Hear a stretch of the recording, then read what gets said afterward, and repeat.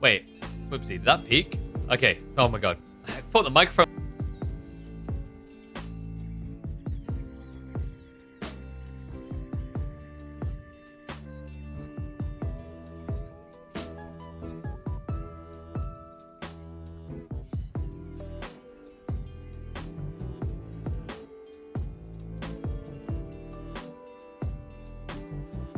Okay, are we good? So, I'm going to let you know a secret. I keep forgetting to buy new plugs. So, I'm kind of doing this myself at this point. I don't know, like, the problem goes away for so long. I'm like, it's fine. What is up, though? Happy Thursday to one and all. Usually this would be our grand finals day, but no grand finals this week. Don't worry, though. They kick up very, very soon. That's right, because tomorrow, midweek muster will return with brand spanking new maps and brand spanking new civs to boot. Be the first official Microsoft tournament on the new patch, on the new DLC. Cell 5. Okay, but what we have today is going to be a fun mix. So we've got a nice little sprinkling of goodies. We're going to have some scrim matches. We're going to have some pub matches on the ladder. We're also going to have some tournament series because I'm trying to remember the name of the tournament now. It's someone who across from Rose. They always are at this point. It's going to be the... Lost it. Trials of the Cross and Rose. So Trials of the Cross and Rose is going to be kicking off today. The matches are going to be happening at sporadic points, so it's not certain exactly when they're going to be happening. We definitely know we've got a series in 5 hours. We'll be able to cast... Basically, we'll be able to do Beastie versus Voldemort, Anatan versus Crackety. I'm quite interested actually in Anatan versus Crackety. So we'll have that a little bit later on live, a tournament series for the one weekend tournament that's going to be happening this weekend, of which we'll be casting a lot of the games for it today, tomorrow, Saturday, so we'll be busy. But I've got a fun one to kick us off, guys. First of all, Red Bull check. Man, I love these. The iced vanilla berries, these are delicious. Vibe is good. And I know exactly how I want to begin this stream.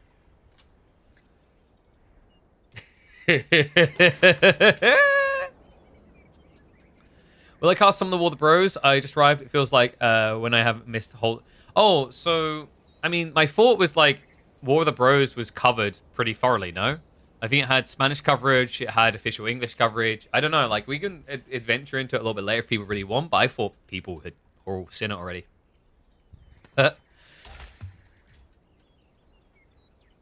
Let's get to it. One and all, this is about to be a showcase of brand spanking new units. In fact, if it's not, I don't know why I'm going to bother to upload it, because we're checking in on good old Fei-chan. That's right, guys. Fei-chan that historically loves to do one unit comps, and 1 second, I just realized I need to put my obsing tools back on.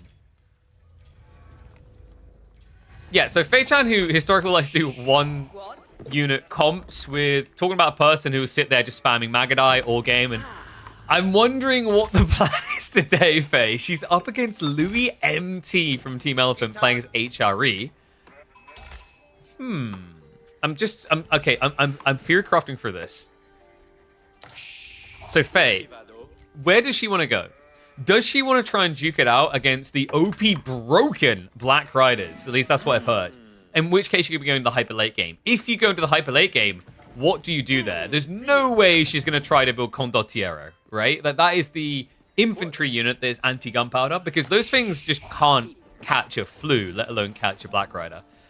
So maybe instead she looks to kind of peek in the mid game. I'm wondering, actually, is Faye an axe enjoyer?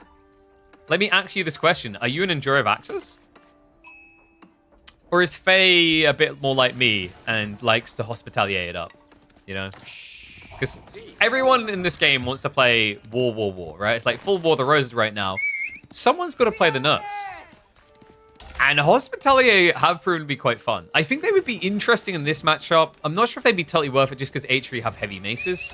So probably what we're going to be seeing out of Faye is either French or axes. Other side, Louis... I wonder, is there a world in which he does mine work? Probably not, because your opponent could have heavy cav. I don't know if you really want to be doing mine work here. The thought process, guys, is actually that mine work is a lot better now, because of the arrival of Cistercian churches, which allows you to turn monasteries into mini Arcan chapels. With that change, you're actually not shackled to Arcan Chapel like you used to be. Obviously, Arcan still has a great spike in the middle of Castle Age, whereas mine work is more focused on Feudal and now far in Imperial. So, like, it's all about checks and balances of where you want to try to peak here. I imagine, given Knights Templars focus around the relics and sacred sites with the timings, Louis probably looking for a kind of a semi-fast... Oh, no, it's not semi-fast castle at all. We're getting 2 TC. And it is going to be a good old Arcan. Okay, so is this 2 TC in reaction to Faye going 2 TC? He did scout it, so I think, yeah, he caught a glimpse of the mining camp play. This is reactionary to the fact that most Knights Templar players right now, guys, are going to be doing the 2 TC opener. There's a very efficient play to go into this, and it makes a lot of sense because when you tech, you are sacrificing 3 villages going into Feudal. It's normally 45 beyond, but Feudal Age techs are 1 minute, and then Castle and Imperial Age techs are 45 respectively. Yeah, so you lose a lot less eco further down the line, but at this stage, 3 villages is just, quite frankly, bonkers. 3 villages at this stage is 15% of your economy. So there's a lot to give up. Okay, I think she's about to surrender it over. What's it going to be? Wait, did she delay, maybe? Oh, you could actually kind of delay slightly. But she is an axe enjoyer. Okay. Something to keep in mind, though, is with 2TC, I don't know if you can really utilize Principality of Antioch well in Feudal Age. Because one thing I've noticed about the Sergeants, which are the axe throwers that you get as Knights Templar, they're very tempo-based. If you don't start scaling them immediately, it's very hard to actually maintain control of the game, it feels like. The other thing to keep in mind here, you theoretically could argue you've got a longer feudal pull when you go 2TC. The logic being you'll secure deer or something else. But I have a feeling that maybe Faye's utilizing Principality of Antioch mainly for the buff. It's not about the unit, it's about the fact that all melee units gain 10% damage, which is very, very handy when you start rushing into Knights Brothers in Castle Age. The Axe Boys are ranged melee, meaning they snipe rams. Yeah, but why does that matter unless you're getting rammed? like I can do you one better, Faye. You don't even need to build rams. You just build more Axe Boys because they can kill buildings. Oh no, they built an outpost? Anyway, frozen axe. And looks like it's going to be straight into safe passage, so no time wasted there at all. Oh, and Freya has brought me a flower. Thank you, Freya. Yeah, you go play now. Honestly, when she opens the door, she's like, Daddy! I'm like, oh no, what does she want half the time? So pilgrims are on the way. Louis does a great job of scouting this straight away, by the way. I wonder if he opens with 2 or 3 horsemen just to shut this down. It's kind of worth it, actually, the amount of denial you give. Because then you force your opponent into spears, and you just play into archers, which is, I feel like, always great for HRE. And you'd think that Knights Templar would be good for an archer race, but it's a bit weird. KT versus HRE, like HRE will have a lot of Arcan buff in the early point. Later on, Knights Templar will definitely feel better for archer spam, just because of the fact they get 20% food when they gather wood. So we are going to get the drop on the deer. Me and Micah tried to ram you and you snipe them. Oh, dude, I don't, like, I think, I'll agree that if someone goes Antioch, they're potentially anti-ram. I don't think they're entirely anti-ram, though, and here's why. If, for example, an English player ram rushes you as Knights Templar, I genuinely feel like going Sergeants is a death sentence. Because longbows will just destroy you. So, you have to kind of see the forest through the tree. That is an insanely tight TC. What? Okay, a little bit surprised that Louis does this. I guess his thought process is he doesn't want to have to worry about his economy because he wants to full aggro. We are going to get a Spitman opening. Faye is not... Stop. No, you stop right now. I'm warning you. Look, Faye, we tuned into your games to watch Memology 101 develop. We want to see a unit highlight. I want to be able to see 100 Sergeants. I want to be able to see 200 Knights Brothers. Like, I want to see 120 Slatshepta cavalry charging over the hill. I don't want to see ATC. This is not an Abbasid game. Oh, for God's sake. She's going to turn it into one. So, free TC. I think this is in reaction to the fact she scouted the secondary TC of Louis, if I'm not mistaken. So, oh my God, is this the meta we're returning to? I will genuinely install Battle Aces if this is the way we're going. I mean, it's good. It is actually good that we got rid of Pro Scouts. I think Pro Scouts in its previous format was way too good.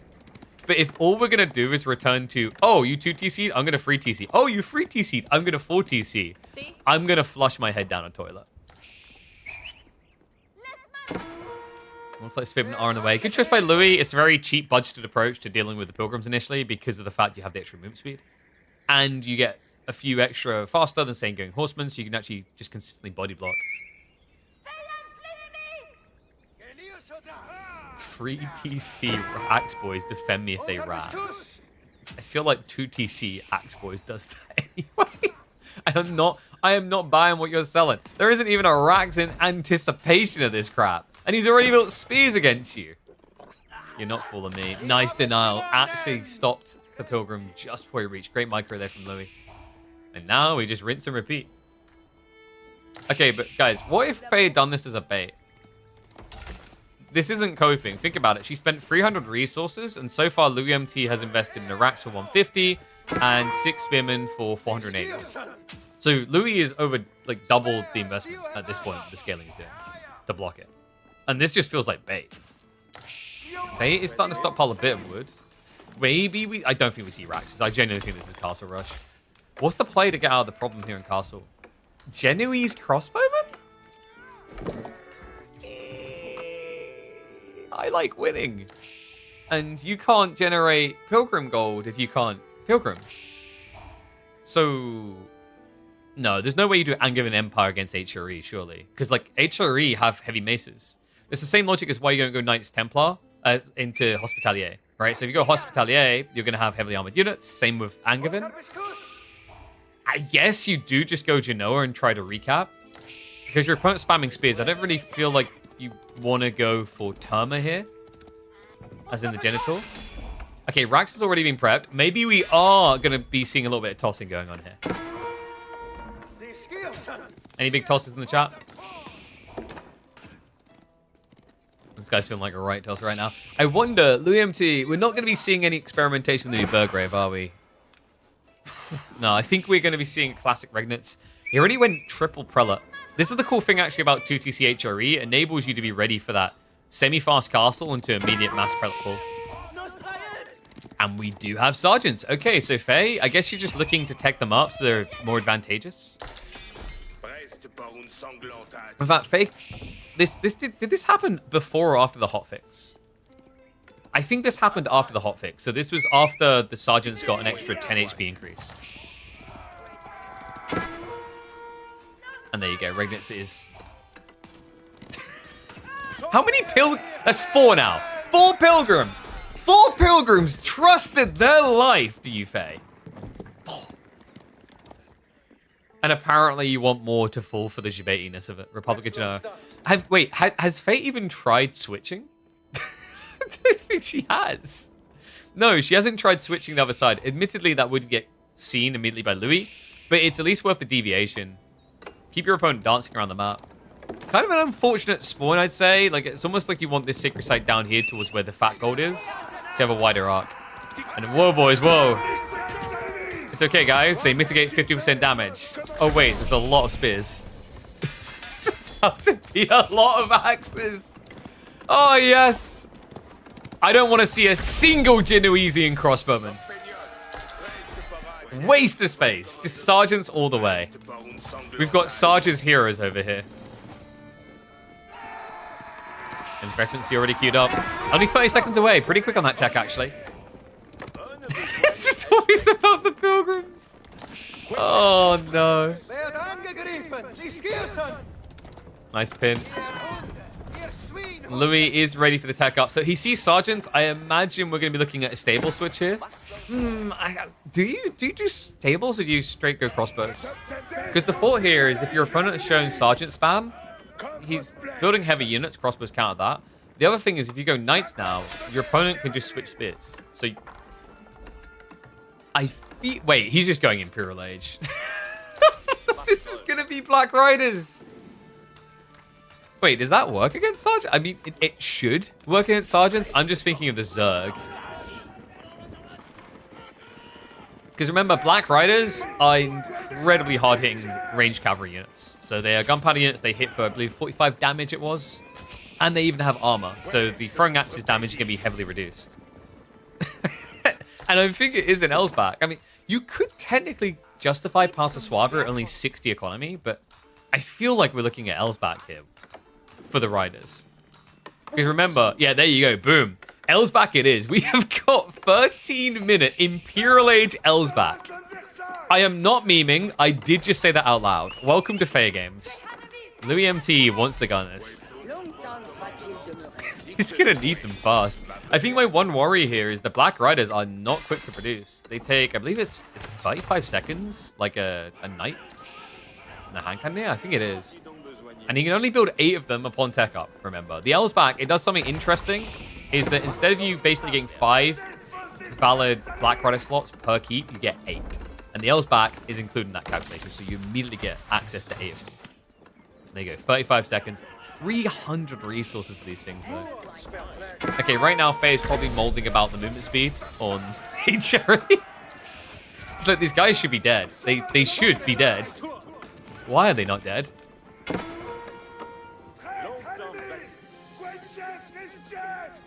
If you go Swabi, you can't train them until you have 1 keep. Exactly.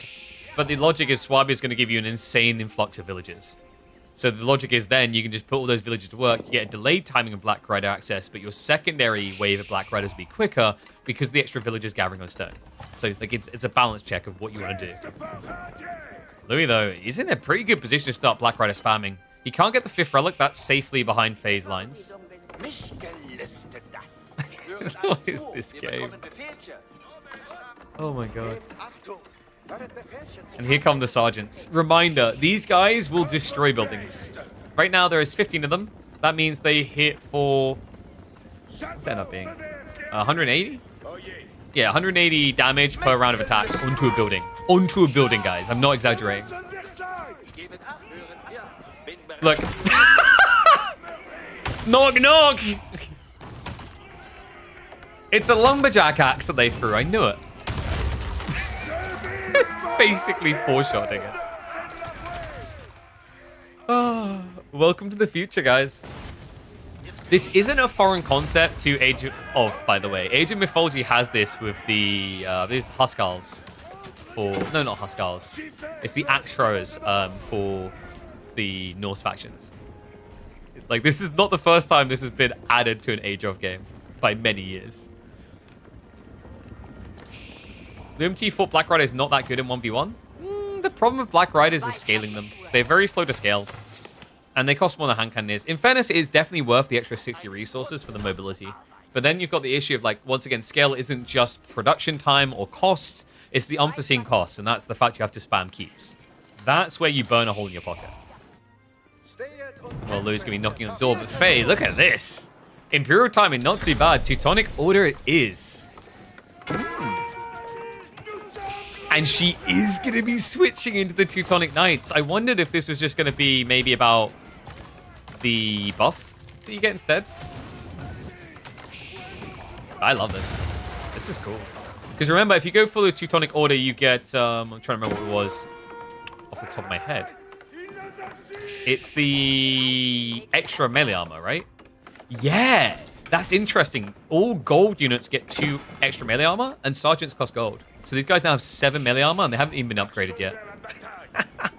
And reminder, on top of that, the Teutonic Knights, they may not be great at chasing down, but the reason why Faye's doing this is by having these chunky boys, it gives you a dive point. But even if they're just standing around getting cut by Black Riders, it's going to negate Black Riders' armor by half. Meaning the axe throwers can more easily kill the gunpowder. Yeah, these guys, only 4 tower range, so you are going to be in range of those axe throwers. Alright, 1s if you think Louis going to win this game. 2s if you think that Faye's going to take it. She even now has fortresses coming in. That's going to start generating a lot more gold. That also secures an insane amount of resources. Nice 12,000 gold as well as the boar. Louis is pretty much unshackled when it comes to economy. And we even have got the Cistercian Abbeys. I love this. By the way, am I the only one who feels like it should have been called Cistercian Chapels? Yeah, this is called Remember. It gives a mini Arcan effect. You can see the difference in range here. It's a teensy binsy bit tiny. So in terms of like I guess like if you want the direct comparison, you can kind of check. This is usually where the Cistercian Abbey finishes, as you can see by this. So it's, I think, about 66% of the range, I want to say, roughly. It's pretty good. And reminder, this isn't just for the Regnates. You can just keep building monasteries. So what you have to think about here is, like, it's actually not that expensive when you are replacing a mill with a monastery, which means you're spending 150 wood extra. But then you're able to buff, what, 12 farms at least? By 40%. Uh-oh. Bait. She goes fishing. Meanwhile, there is an attempt to get through the walls beneath the Teutonic Knights. Oh, man. I am a little bit gutted she didn't go for Condottiero, even though I know they would have sucked. But I really wanted to see them. Knock, knock. Oh, I'm sorry. Is this a building? It just seems like target practice. This is pre-upgraded, by the way. She's still got elite tech to get. Another funny reminder for people. This unit does melee damage. It is a melee infantry, which means that elite army tactics does work with it. It also means that melee techs work with it. So going sergeants into Teutonic Knights gives you a very clear and obvious upgrade path into elite army tactics and mass melee blacksmith upgrades. I do not know for the life of me why Louis MT has a trader. We're going to just call that a misclick. Condottiero actually beat Black Riders 1v1? Yeah, but as you just highlighted, that's without micro. That requires an A-click. Otherwise, you can just caracol and run away from them. Oh no! A building with a cannon! Anyway. I think if you staggered formation, you could probably force the E-repairs. It's just not worth it. They're going to go for more kills. Oh my god. Louis MT is 30 villages behind right now. We do have the heavy maces coming in. This is going to be quite impactful. The problem is these men-at-arms aren't actually upgraded yet. They are still just castle variant.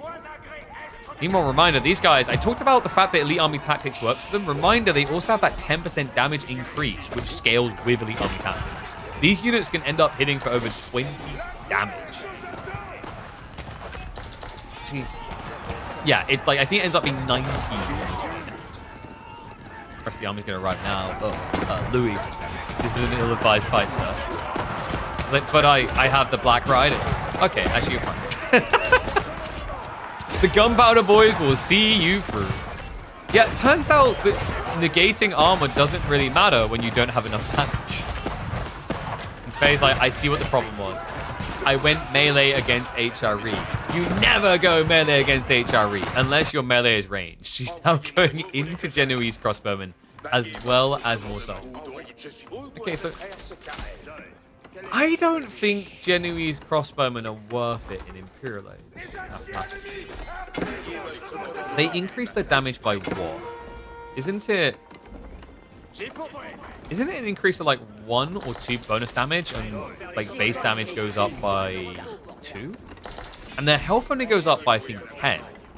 Yeah, Genoese crossbowmen, like, mathematically don't make sense. And agreed, you do have the special tech, the Craniquins, which is going to give you the extra range and damage. But it feels like without that tech, like, this unit feels very hollow compared to standard elite crossbow. It's like a hand cannoneer. Yeah, but it also isn't. It's a situational hand cannoneer. It has a worse attack speed than hand cannoneers, and worse movement speed, and lower damage. Basically, she's doing it to try and solve for the men-at-arms issue. The reason is, like, nothing else makes sense right now unless you want to go standard crossbows. But what Faye's trying to do here is be population efficient. Like, theoretically, you know, yes, these things are better than one crossbowman. But mathematically, cost-wise, is where they suck at it. The logic is, because it's a more expensive, better crossbow in that regard, if you are talking about a limitation of population, it can make sense. Also, I think Genoese crossbow kind of works best with Teuton Order, just because it's such a slow unit, and the other slow unit is one you actually want. The Teutonic Knights are really, really good. Yeah, kind of crazy, actually, what you get for just 180 resources. What's even crazier, Faye, is I did not see any elite army tactics. Wait, why are we proing incendiaries here? Do we not trust in the ways of the sergeant? Why can't they use the Pavis? I think what people need to remember is the detail here is genuinely more of an identifier. They have the shield, so they can be identified. I would say there is a fair argument that like maybe they should have 2 ranged armor base or something. But it's really just so you can tell the difference, which makes sense. What I wouldn't mind is almost like a deployability, I guess. That would actually be interesting. If they had a deployability that increased their fire rate down to, say, 1.62. Maybe that's a little bit too good, or something around, like, 1.9. But they can't move. And they get, say, like, 2 extra ranged armor to stand their ground.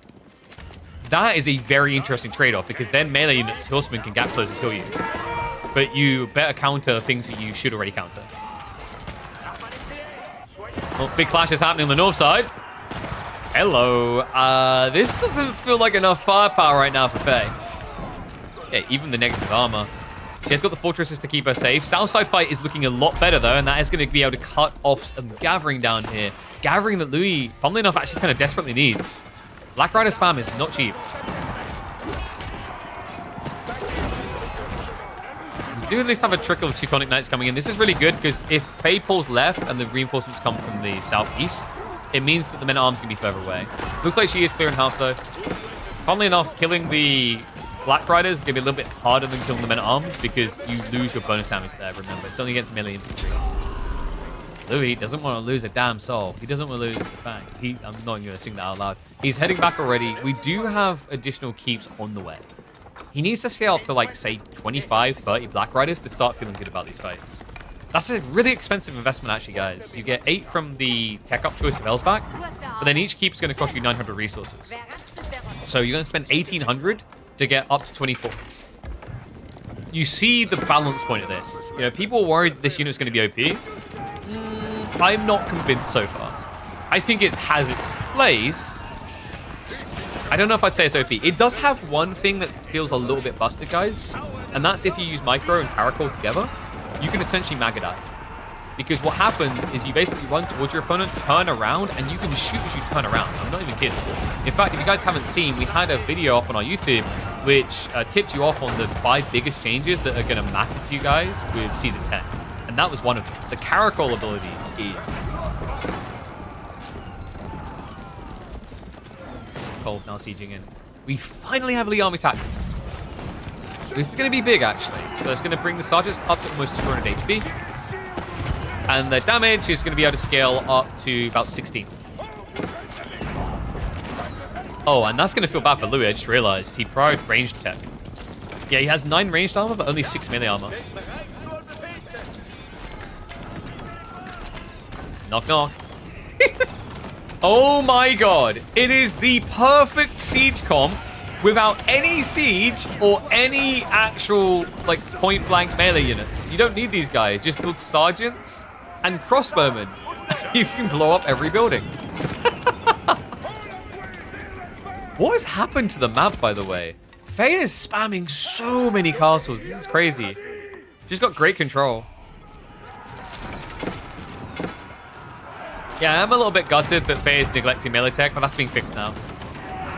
And remember that Elite Armor Tactics is great just for the Teutonic Knights to front line. They've got 350 health now. These guys are up to 16 damage, 190 HP. And Louis... wait, no. But Louis, the mangonels don't work against the Axemen. Oh, this unit is actually a cack. Like, when I saw people saying they think it sucks or it's underwhelming, I kind of, like... I thought, really? I immediately thought, really? This is like a unit that breaks the mold. You can't use it for every situation. But given the right situations, these boys are a bit bonkers. And here's the problem now. Like, Louis relying on mangoes will at least deal the Genoese crossbows. However, those crossbowmen have a lot of range. 6.5, so difficult reach. The sergeants, however, are merely going to get tipped. They still have lower DPS? Sure, but this is a range unit.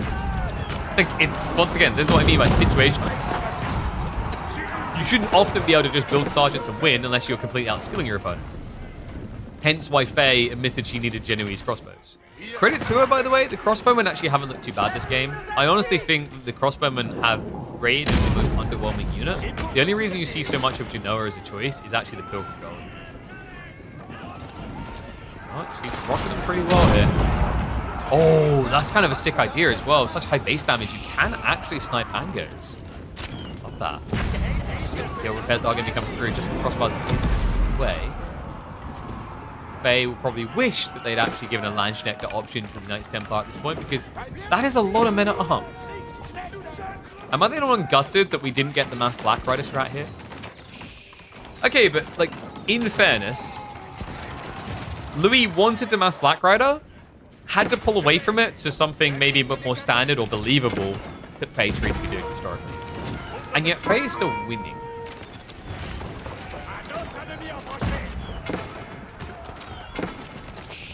Faye should have capped the Sacred Site a few minutes ago. Yeah, about that. Oh my god. Can we respect the Boiling Oil?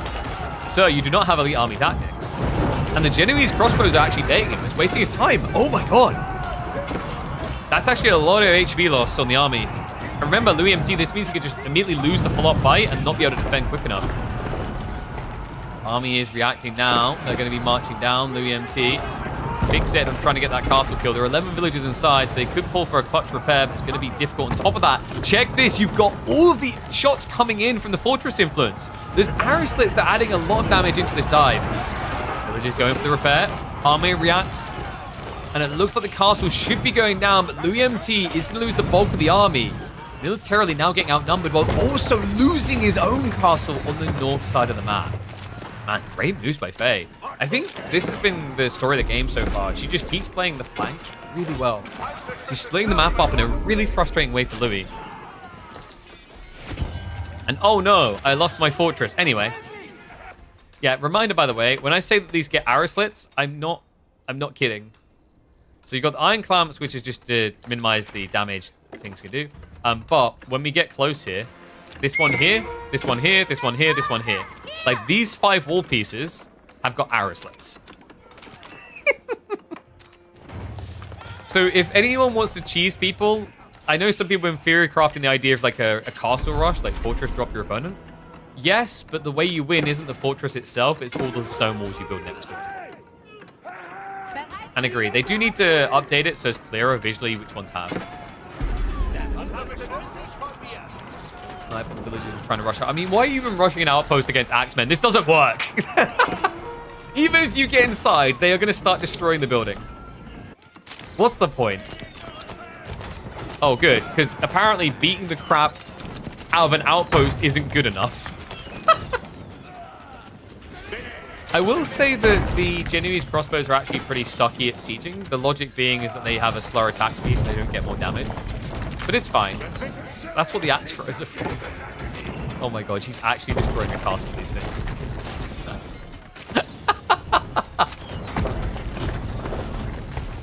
There is only one person with an actual torch out here, and this is working. Meanwhile, Louis is going to be marching up. Yeah, genuinely, the whole point, like, I'm not exaggerating when I say there's no way to tell what has arrow slits other than when you're being shot. You'd have to click on the pieces to see the influence sign. By the way, you can get these emplacements at your TC as well. The influence exists on both both the Templar headquarters town center, the primary, and fortresses. Fortress, we do have a trebuchet on the way. Elite army tactics is finally there. Okay, yeah, Louis, this was a key tech missing for a very long time. Army's getting ready to march out. Wait, no, get them on the wall. Get them on the wall. That's dirty. 7.5 tower range. And guys, axe throwers may be ranged units, but they do melee damage. So they're perfect snipers against mangoes. Oh, this is sick. She's just chasing it as well. She knows that they can't fight. It means the Genoese crossbowmen can win. However, there's a little bit of a muddied affair here. We'll invite them up onto the walls.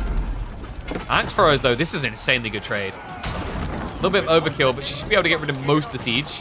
More crossbowmen to follow this up. Teutonic Knights are arriving as well, providing that debuff. Feels like another fight that Louis just can't win. He's going to try to roll his mangoes in now, but it's not a clean target. And on top of that, this isn't even Faye's full army. She's getting ready to dive in the base on the opposite side of the map with one of the slowest compositions you can come up with. Yes, Faye. Freya is disgusted with Faye's strats, as you can hear in the background. There is no throwing in this game, except the axe throwing. She has full control. Louis is just going to kill himself diving this. The boiling oil's adding up. The crossbows are not dying quick enough. Yes, enjoy your crackers, darling. Go sit down and watch and eat them. I mean, I just don't think there's anything left for him here. MT went for a fast Imperial build. Didn't really spam Black Riders and just ended up on classic old men-at-arms spam. Shame on Faye, though. This is more unit diversity than she makes in 90% of her games.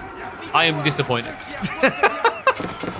In fairness to her, to give her credit, though, she beat him using only the unique units from her landmark choices.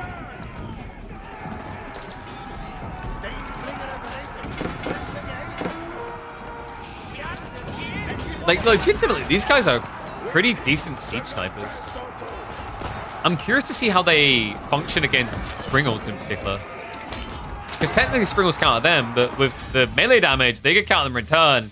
For sure, though, he's been countered and neutered in this game. I have to learn this before I can meme. I'm sorry, was that not memeology? That felt like a light dose of memeology. Yes, Freya, we're working. Why don't you go sit with Mummy? I've got a terrorist in my room right now. Yes, darling. Yes, darling. You go play. You are a mess. Cheese crackers and she sends you into my studio. Freya, go sit down, please. I don't need you putting cheese everywhere. No, you eat it. Oh, for God's sake. Get it in your pig mouth. No, Freya, you're a terrorist. You're an actual terrorist. Ugh. Hello, stream. I love him. You want to go play with Mummy? Oh, alright, there we go. Joke's on you, Mummy. I built that chair for you, and now it's covered in crackers. Yo, what is up, Kent and Brad? Thank you very much. You love the streams? I'm glad you do, man. Love having all the company. Thank you, thank you. All right. I don't know, like, what I'd call that game. Like, is that the one that really shows off the axe throwers?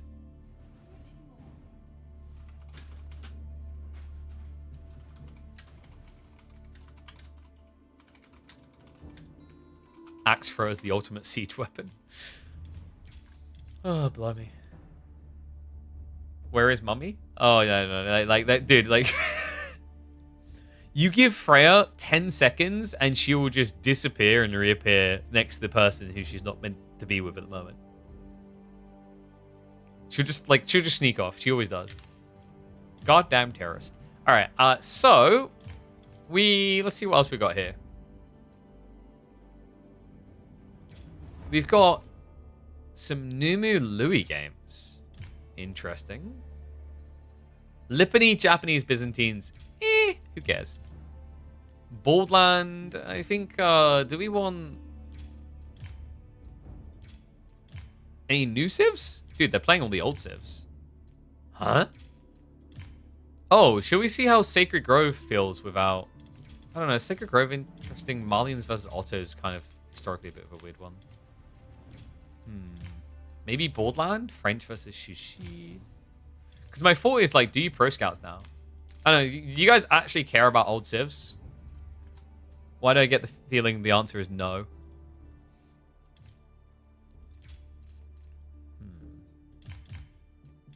We've got Carmel, which won the new maps, but they didn't play a new civ. We have got House of Lancaster versus HRE. We've got Hull.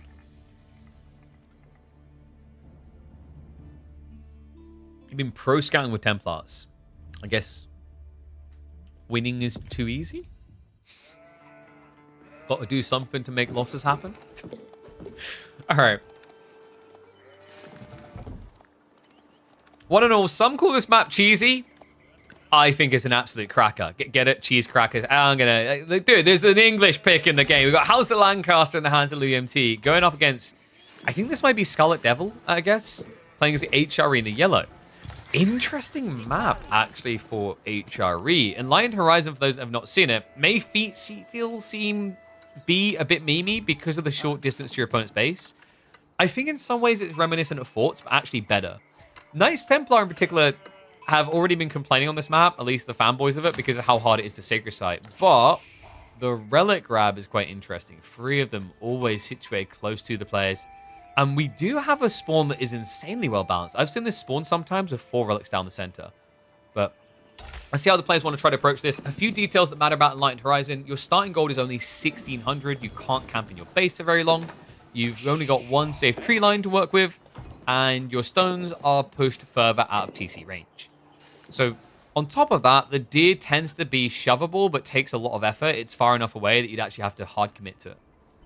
Instead, it looks like Yellow actually hard committed to getting the merchant camp early. Oh, wait, really? Oh, he went double scout. That's surprising. I kind of like the idea of double scout here, though. Multiple reasons. For a start, against House of Lancaster, if you don't go double scout, you're going to lose the scout game because they can be out longer, right? Double reason, actually, because they get 4 extra sheep, but you gather your sheep quicker, which means you have to come back sooner. So that's one big problem. The other reason here, it's not just about the point of interest, it's what HRE does very well. Burgrave rushes. This is a Burgraveable map. Look at it. Look at that short distance. There's no time at all. So by going into 2 scouts, you give yourself the best shot at getting enough sheep to justify the build. Right now, the count doesn't look great. And I think Louis noticed something I did when I played this as well. There are a few sheep down the flanks, but for some reason, it feels like the sheep density is more centralized. So if you look at Louis' rotation, he's just focused on that area. By the way, this point of interest, it only generates 45 resources a minute. It's basically an extra villager, but it's split between the wood, food, and gold. So it's not as if you're just getting gold, which could be useful for some fast tech builds. He's going to be going for the second one as well. Now, this is interesting, actually. Louis can't stop him. Because of the double scout opener, if he tries to stop the scout from doing this, it'll force a fight where the second scout will come in and win. So Louis just kind of has to allow it. Now it starts to matter a little bit. Like, 1 point of interest, I don't think it's necessarily worth the scout play. But if you can guarantee both, it's going to be great. And Louis, oh, you filthy son of a... Is it worth bringing all 6 of your villagers immediately to get to the point of interest? No. I would say a hard no. The problem you have there is it would take these villagers about, what, 30 seconds maybe to walk out here? You'd also then just be probably at a point where you might not actually have enough food to constantly produce villagers. Yeah. It's just not worth it. The only way that type of play be worth it is like maybe if you were walking out to a resource, but there's no resource on the way. If boars spawned here, it could make sense on a delay where you pull 8 villagers, capture, and go boar afterwards. But even that detail with the spawn placement to walk like this and then walk like this would feel weird. Yeah, I think the only way that like this is worth a villager pull is if there is a resource close enough that matters. It might be worth it if I don't think 6 villagers, but less if there was stone generation. But credit to the devs, they actually done a really good job with these things. They do not generate stone. That is intentional for obvious reasons. Stone tends to be the thing that needs to be a bit more finite. Otherwise, static defenses really get overwhelmingly impressive. So check out complete. Lancaster is about to complete as well. I was hoping we'd actually get an Abbey of Kings build. I guess it's tricky though. Playing Abbey of Kings against HRE might not feel worth it. Because if your opponent does rush Castle Age, Men-at-Arms destroy your Lords of Lancaster. Lords of Lancaster play is usually best when you can then lean into Earlsguard on a semi-fast castle. But the problem with that is you're going to be building heavily armored units against HRE. It's a no-no. And this should be a damn no-no. I honestly, I don't know why. So, manas have been nerfed, right, guys? Like, they used to generate 75 food, now it's 60 food. It's still 2.5 villages worth of gathering per mana. It's still very good. The problem is that this is all just too defensive. This Civ is far too defensive. You just sit in your base and let your opponent try to kill you. Because if they don't, later on, you're going to kill them. That's the fundamental design flaw here. It's not really like you're giving up anything by doing this as Lancaster. You're only gaining. And I don't like that. So, for a start, we probably shouldn't be allowed to build more than 3 manas per age, similar to how Ottomans have limitations on military schools for good reason. But the other thing, I almost want to say maybe the resource gen should ramp up per age. So it should be lower at this point and get a bit bigger. So it feels like an investment. The other final thing I'd say, a different direction you go in if you don't want to do that, is riskify it. Why are we able to build manas like this and it be efficient? If you had 3 lords on the same sliver of territory taxing the people, it wouldn't be an efficient system. People would run out of money. You'd basically just have 3 people doing the same job. So why are we being rewarded for putting manas close together? If anything, you should generate less resources for building like this. Pretty much what we already have in the game, actually, for hunting cabins. Like, this is the crazy thing. The concept of a radius to block close spawns already exists. They just need to pull part of the hunting cabin code, and they can fix this thing instantly. Because then if you think about it, like, let's say the radius is this big, so let's say, 3 manas worth of width. Well, I'm going to have to build one here, and one here. Okay, so my first 3 manas are kind of near my TC. But any additional ones, I'm going to have to start moving out to the map. You should take my advice on balance. Yes, make my head bigger. So big, I'll have to have a double door put into my studio just to get out.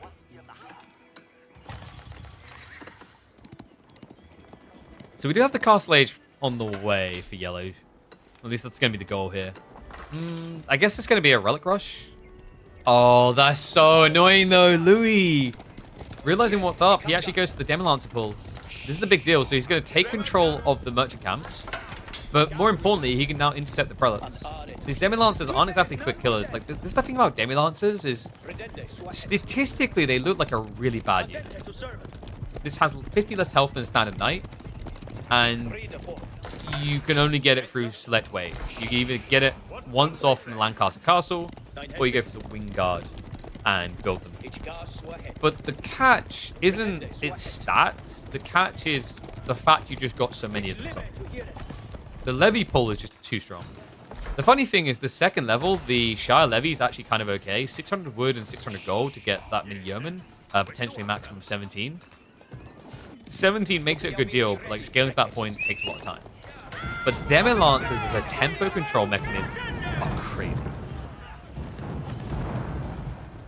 Spearmen are going to try to react to this. Louis is on his way with his own spears though. And he's even going for the Ronin. Okay, so little reminder of the way these guys work. They spawn every 120 seconds, but they cannot arrive until after 5 minutes. But the tickets are shared. They're global. So if you wait to capture this, there'll be however many minutes irrelevant has passed. So if you get it at 9 minutes in, there'll be 2 Ronins immediately ready to pull. That also, by the way, works on switching over. So if I, for example, captured this but didn't do anything with it and it stockpiled 20 Ronin, and you came and captured it away from me, you'd then be able to spawn 20 Ronin. You do have to pay for them, reminder, though. Okay, so guys, it looks like it is going to be the Burgrave. Ooh. There was a big change here, guys. Did you guys notice it? Did you read the patch notes? Burgrave now does something unique. It's not just faster producing rags, it actually has some permanence in this video game now. Your infantry gain 50% more charge damage. That initial run-in attack is going to hit a lot harder.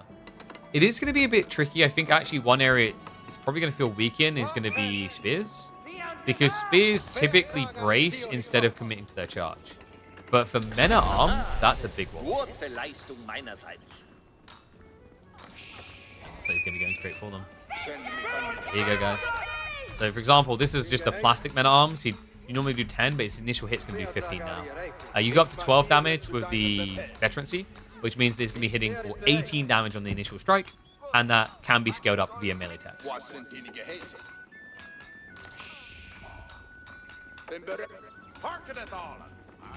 Louis, he even spawns the Ronin. This spearman had a mission to find unlikely allies in unlikely places. Let it begin.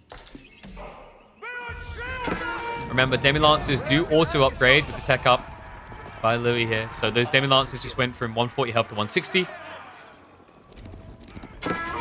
He's trying to force Yellow to commit into spear upgrades, by the looks of it. I think that this is well played by Yellow. He should know he doesn't need to rush into spears. They're kind of a waste to bulk more of. And now, guys, we are going to be getting the dive, but this is a dive underneath a lot of arrow slits. And he doesn't have undermesh yet. Oh, man. On top of that, Louis, he did go for the King's College, so a lot of cheap tech upgrades available. Crossbowmen aren't going to be in the way. Villagers need to funnel into the TC. We do also have Earl's Guards coming, and there are no heavy maces right now. Oh, boy. Louis? Hold on. This may be ill-advised. He's going to try to run away. There's the charge in. Look. Wait, does it not actually show the increased damage? No, it doesn't. But they are doing extra on the initial strike. Okay, someone's going to have to test that. That's a UI bug by the looks of it. This is not a great fight for Yellow. He doesn't have maces. This is actually a really hard to win fight right now. And reminder, Yellow done Burgrave with 5 farms. He's got deer in the corner, but it's fair to say that his runway here is extremely short. Like, anything bigger than a remote drone trying to take off that runway is just going to hit the trees at the end. We're just also now just getting harassed, but they'll have to kite away. Reminder, only 1,600 gold on each vein, which is why Lou's already pulled this far out. Running out of resources fast. However, not as quickly as Yellow is in a different way. I mean, this is crazy. I can't believe I'm even acting like this game is even right now. It's a 12 villager deficit right now. Yellow's killed 13. But all I can do is stare at this and be like, oh, it's not too bad. That's why he's trying to stop him getting him up. Has Yellow done it? I mean, is this the end of the road on the Burgrave pull? Final Deer is now being exhausted. Sheep have ran out. This is it. This is all they get. So this needs to be enough to win the game now, or they're dead. Because the other crazy thing here, guys, is that Louis MT, that greedy mother ducker, rushed the relics. What? And not just that, he's holding on here. The Demilance is just too tanky. The Heavy Maces is finally coming in, just too late from Yellow. Unbelievable. And reminder, by the way, this was not mass manas. This was just free manas. That fourth one didn't come in until the last dive, until the end of it.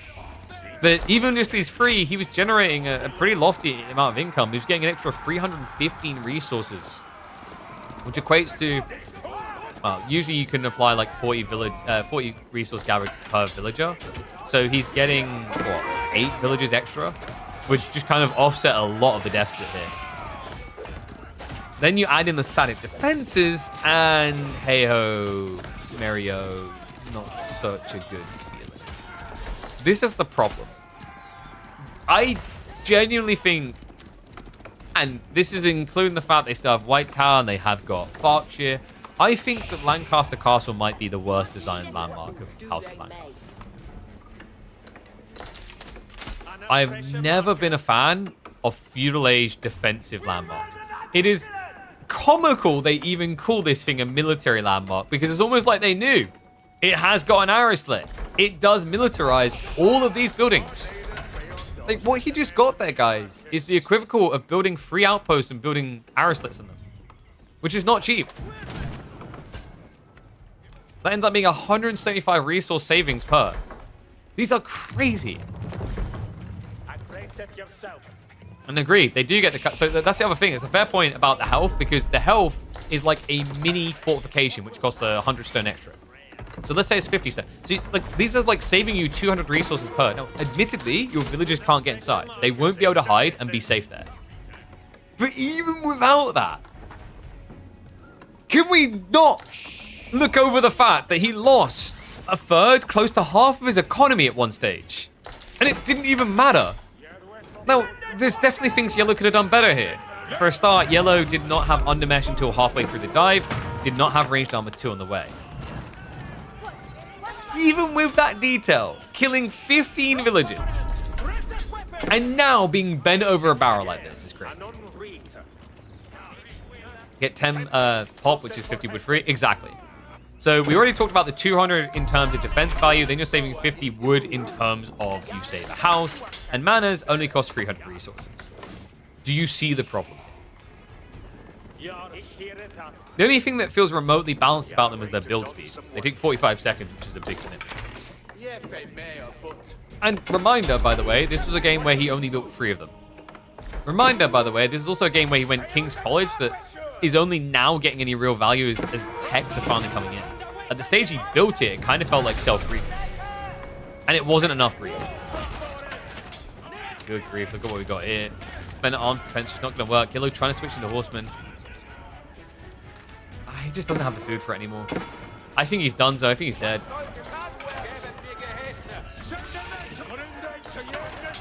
House of Lancaster. You know, and by the way, I know someone's going to bring it up, but I've highlighted that I think this Civ is really cool. I do. I actually really do. I think this Civ has a lot of cool, unique things that I like. If you minus the manners. If you took the mana element away from them, there's a lot of cool elements I like. I love the Yeoman synchronized shot. It sounds really cool. Billman, a very unique direction to go in. Hobbies, the Hobilars don't work very well, but the concept is intriguing at least. Earl's Guard, really cool as well. But sadly, no matter what I try to tune into, it always becomes this. These toxic buildings that make the game way too easy. We should have learned from the Malians that you should not be allowed to build that much safe economy that easily. I'm hoping the devs do a full rework on it. I think the idea of them generating passive resources is fine, but it should not be in your base. It should be out on the map. Almost like your lords are having to stake their claim on the countrysides and deal with the bandits. Then I think you have a really cool thing. But as it currently stands, Civ feels ridiculous. So Yellow just trying to raid here. But look at what's happened to Eco. They're neck and neck now. Freya seems to be back again. Just yelling daddy, which is exactly what Yellow's about to call the MT. Freya, I'm working. Calm down.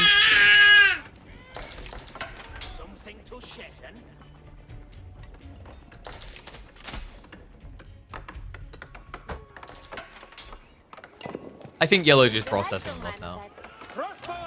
Any advice they had is completely gone. What do you guys think, though? Are we on the money with what needs to be changed about the manners? Is there something else you think needs to go that is not right, that is not reasonable in its current form? Do you think House of Lancaster can actually be a good positive addition? Conceptually, I think it brings a lot of unique units I want to see more of in the future.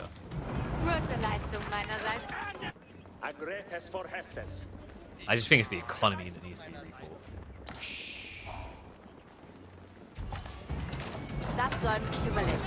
Thank you, Freya, for handing me rubbish. Which is what it kind of feels like Louis handed Yellow in this matchup. Alright, we're going to speed up now for the end state. I just don't see a comeback here. Yeah, GG comes in. Let me know what you think in the comments, and I'll catch you in the next one. Freya, Daddy's working. Daddy, I'm wiping you. Yeah? What about your Bluey?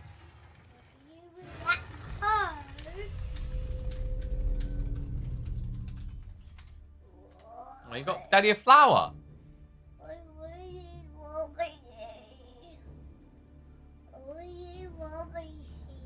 What do you want?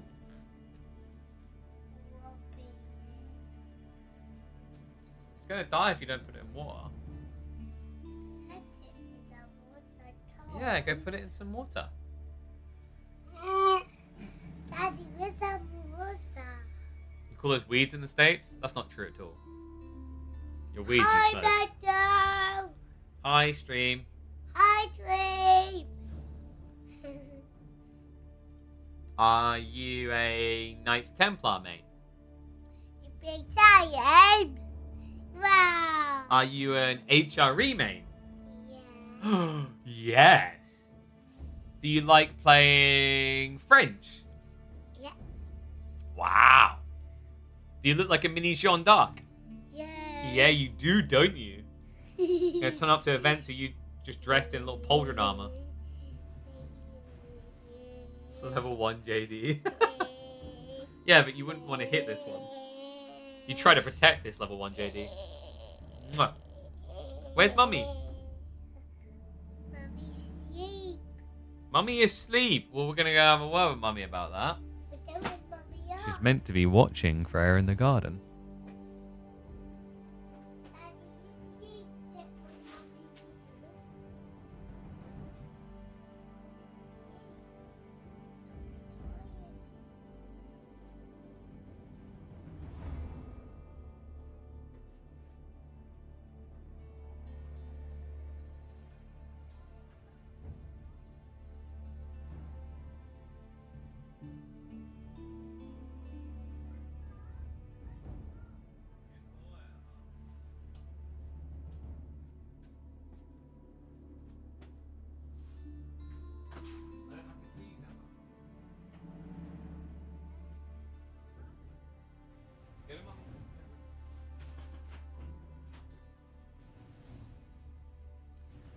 Oh.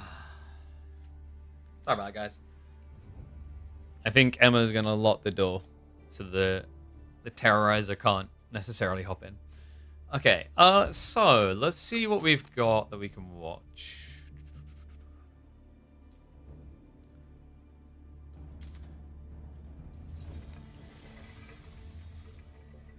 Ooh. Numenor versus Vortex. Knights Templar mirror, guys. When I leave, the whole screen gets so bright. That's because my darkness brings the whole world down, you know?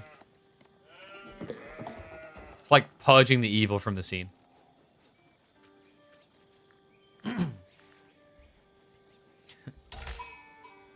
Alright, hype it up. It's the fun mirror that we get to watch. Knights Templar versus Knights Templar and two of Age of Empires 4's finest. One and all. We've got Vortex going up against Numenor. Ooh. Okay, so this is going to be fun. We actually watched Vortex versus Lucifron on Highview with a Knights Templar versus OTD matchup. Really cool to see the way they kind of just leveraged around the sacred sites, especially the vision camps. Because reminder, this Highview has been changed. Sacred sites are now central. Abandoned outposts are there. There's even trade here. This is going to be a fun one. I think Knights Templar is, to me, a very, very interesting mirror. It is probably the only mirror that I see, and I'm like, ooh, let's watch more of this.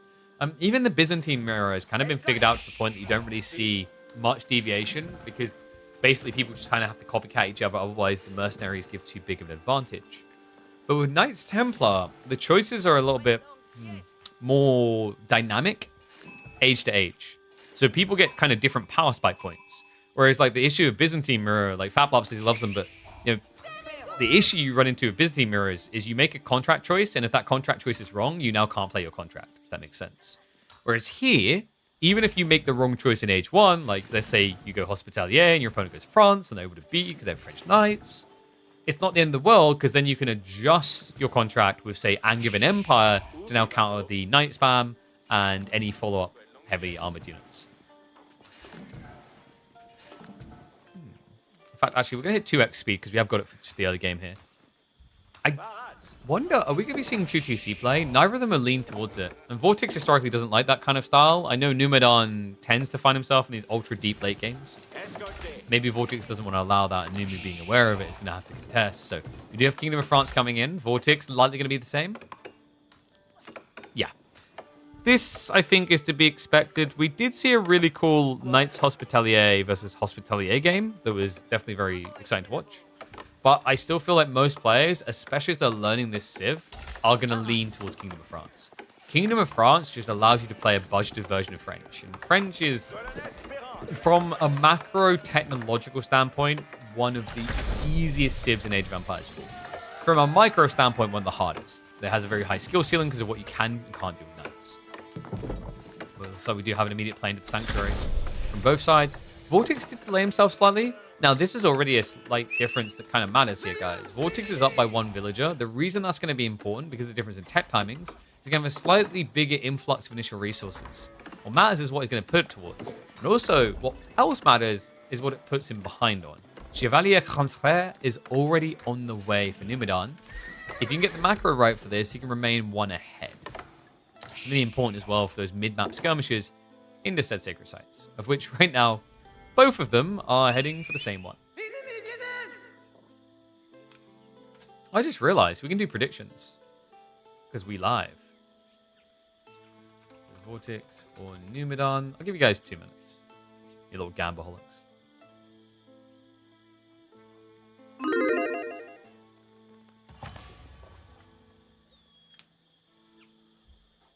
So, other things that matter on this spawn? Relic spawns are interesting. Vortex got more flex to where he can go for relics than Numu did. That could end up being important here. It means that, you know, Vortex can more blindly punt for relics safely than Numu, because you can only guard so many options. Right now, though, Vortex is kind of worrisomely behind. Third Chevalier Confrère is already on the way. Numenor has gone double stables. While Vortex, yeah, he's only 1, and he's moved down to the deer. Okay, so this is going to give him an inflation down the line. And correct on the golds, we have got a forwarding back gold spawn. In fact, both options for Vortex are forward spawning. I'm a little bit worried, actually. Vortex is playing a mirror French knight spam situation. He's just playing on the idea that he'll out-micro Numu. Entirely possible. We know Vortex is one of the best micros in the game. But Numidan has been kind of blazing a trail, it feels like. He's been on the rise again. I still believe, like, Numu, each time we see him, the feeling is that if he just didn't take a break and committed, where would he be now? You know, because we saw it in previous Road to Red Bull World Lows, for example, where he first made his appearance, and then he just disappeared.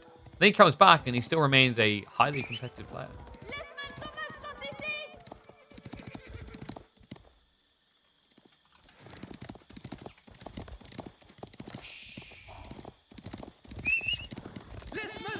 Do we have a capture on the... Okay, only on one of them so far. These are really important, guys. The abandoned outposts are going to give you vision in the area.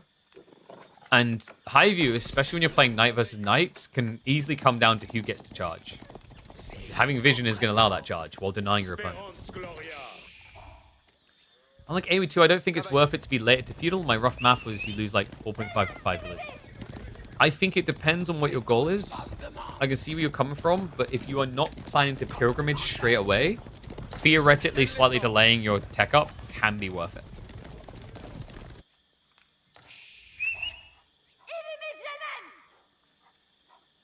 So, for example, I think against French, Knights Templar probably benefit from waiting a little bit. Hard to say, though. Like, Jean most definitely, but I think the issue with French I could see there is obviously France gets more villages over time. So, it doesn't really solve the problem. Pilgrimage is working out quite nicely already for Vortex. Numidan did not actually rush Sanctuary, so no level 2 Pilgrim. Steady focus on the Knights. That is going to be now. Could look to dive in here. Might be able to get the body blocks, but Vortex quick on the fingers. Oh, Focus Fire is going to go on the Scout. A little bit risky here. Will he actually be able to defend this? The Knights are coming in right now. He has to switch into Spears.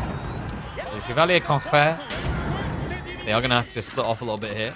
We'll try to deny some of the villager repairing. Instead, he's going to commit on to the blue cavalry of Vortex. But Spearmen are starting to come out. Numidan just feels like an unnecessary press here. Obviously, he didn't know that Spearmen were coming, and I think that's why he was gambling on the play. He knew he was ahead in Chevalier Confrère. But even if you're ahead, if you're only ahead by 1 or 2 Chevalier, your opponent's going to have Defender's advantage, and there's also an outpost shooting you.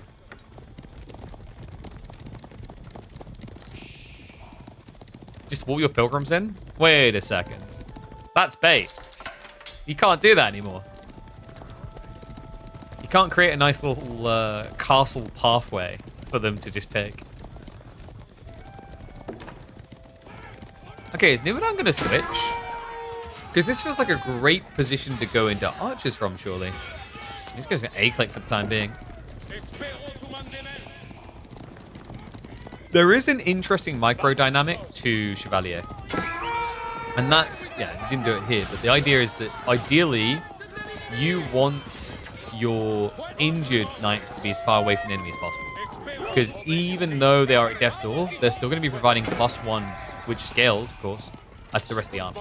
So if you have like 10 knights that are 1 hit from death, that's still 10 extra health on all the other knights. It is so difficult to milk that for value, though, because of how slow it scales, and also the amount of micro attention it requires. Nice hit here by Vortex. It's a good denial on the gold so far. I mean, Numidan, the whole lead is just gone here. I thought he was going to switch up into archers. He's doing it now, but it's very delayed at this stage. I thought the moment that he saw the first spear, he'd be like, immediately double archer range. Instead, there was a bit of a delay, hesitation. The reason why archers can make a lot of sense for Knights Templar is that they get so much value out of the wood gathering. There's no walk time required, so even if you don't have wheelbarrow, you don't care. You get 20% food while gathering from wood, and you get the techs included for free. So, the more you can lean into actually wood cost units, the better you kind of feel at this stage as KT. It's interesting as well because when I played Knights Templar first, my instinct was to just try and not build archers. Because my thought process is, right, this isn't unique. This isn't something that's good for me. But it's good from an economical standpoint. Like, even if Achery didn't have march drills, in theory, scaling archers would be great for them still because they have a 40% better economy at an early stage of the game.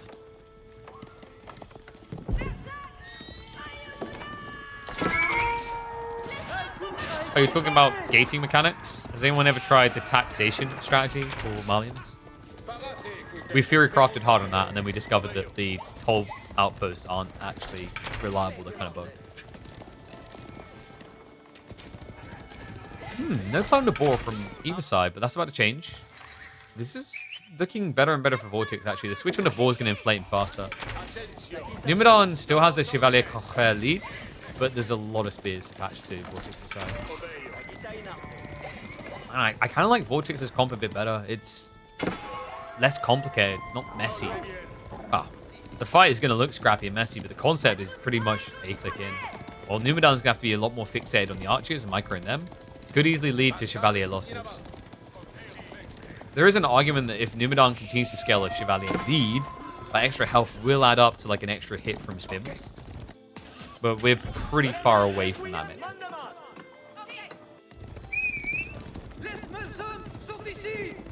How do you guys gamble, by the way? 90% for Vortex. Poor Nunu. I wouldn't fully cash him out just yet. Oh, okay. May have spoken too soon. Yeah, that's death. That is actual death. Another difference between archers and spears. Something that spears can do that archers can't. Catch your economy and snipe the buildings. That's 5 villages down. The eco lead begins to build. Vortex now got to feel confident in a dominant position. A 4-villager lead. Numidan needs to try and sneak some return kills. Unfortunately for him, Vortex does a phenomenal job at dodging death here with the Ring of Green Roses. Might be able to snipe a few pilgrims, but the pilgrims aren't the permanent value you're looking for here. It does still matter. This is the thing that I think makes this mirror so intriguing. You play the map, you're actually denying equity. You deny the pilgrims going in, you're denying like 4 villages worth of gathering per minute at this stage. It matters. It's actually a really big deal. Actually, it's more than 4. It's more like 5 to 6 villages. So that's a really cool dynamic. Compare it to, say, both H3 players just fast casting, that's boring. This is active engagement on the map. And wow, it looks like it's going to be a bit too much engagement for Numidan to clash with. He calls the GG. Vortex, that one snipe on the outpost just seemed to be too much. You're absolutely lost. Give you a rundown of everything new and keep it short. How's the Lancaster OP? Concept of units really cool. Economy is not well balanced and needs to be reworked. Knights Templar, huge amount of diversity, very intriguing to see coming. We also are Giga Chads in Proving Grounds. Our Agincourt medal didn't come across Sag, but we are dominant here. Oh, by the way, I got scammed on this. Apparently, you can get 100% record, but for some reason, mine bugged. But yeah, overall, like, historical battle is really good. Hopefully bring more of them in the future. New maps are really cool. I'd say about half of them are competitively viable, and half of them are really good for team games. DLC, worth it. Yeah, guys, so I checked with someone else. Someone got 100% on this. We got scammed. I wish I'd been recording it. Basically, the way this one works is you have to repair a keep, and you can only repair a keep if you've got stone. I killed all the siege at the end, and I still had 92 stone. So my guys were capable of repairing, but they didn't repair. You can get 100%. I don't see how, because the Treb hitting instantly brings it to 99%. But it repairs, right? That's the idea. So something, like, I think there's... What's probably happened here, and I've already informed the devs, so they should be looking into it. I think there was a rounding error, where it's rounding down instead of up, and that's why some people aren't getting 100%. Haven't tried Montgisard or Tauton yet.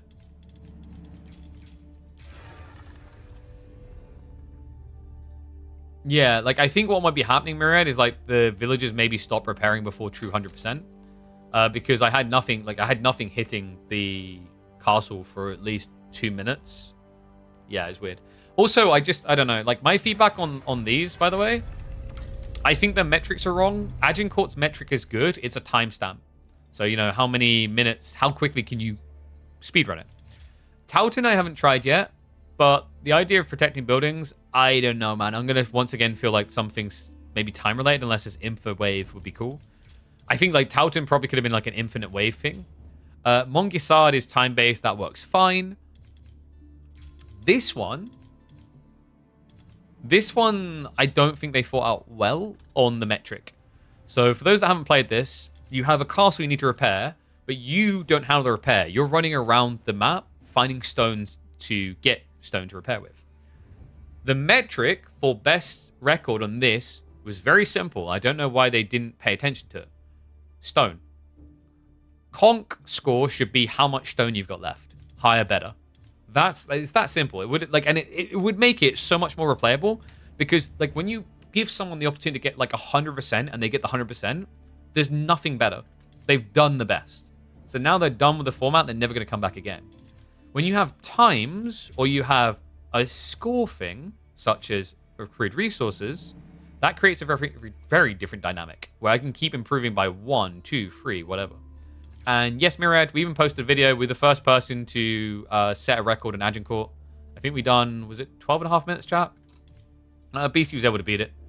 But we didn't check the flanks, and then I never got around to going back and trying to improve, because we basically done it without getting flank resources, so we missed out on, I think, like 3,000 resources. Maybe 2,000. Agincourt will be affected by the nerfs now? Quite possibly.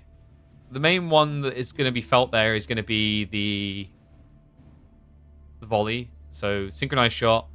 Mana's not so much. I don't think you have enough time. Like, if you're trying to set a world record or anything, Agincourt is pointless to build manas on. Manas take 3 minutes to return their investment. It's closer to 4 now, I think. And by the time you're building them, like, you can build... Technically, you could get away with building 3 straight away, but you're not going to build more than that. You start with 1, you can build 2 because you've got the surplus stone. But, like, after that, there's no value in prepping extras. You're just too late in the game. Yo, is that Iaguz? What a legend, he's returned.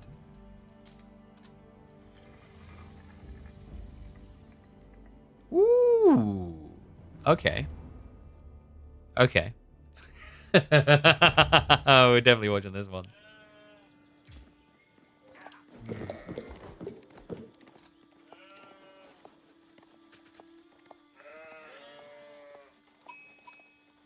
Let's get predictions up for you guys.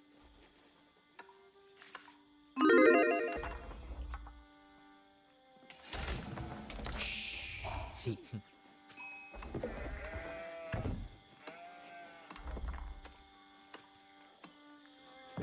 One and all, we had to check in on this. 2 of the most aggressive players on a cheesy, aggressive map.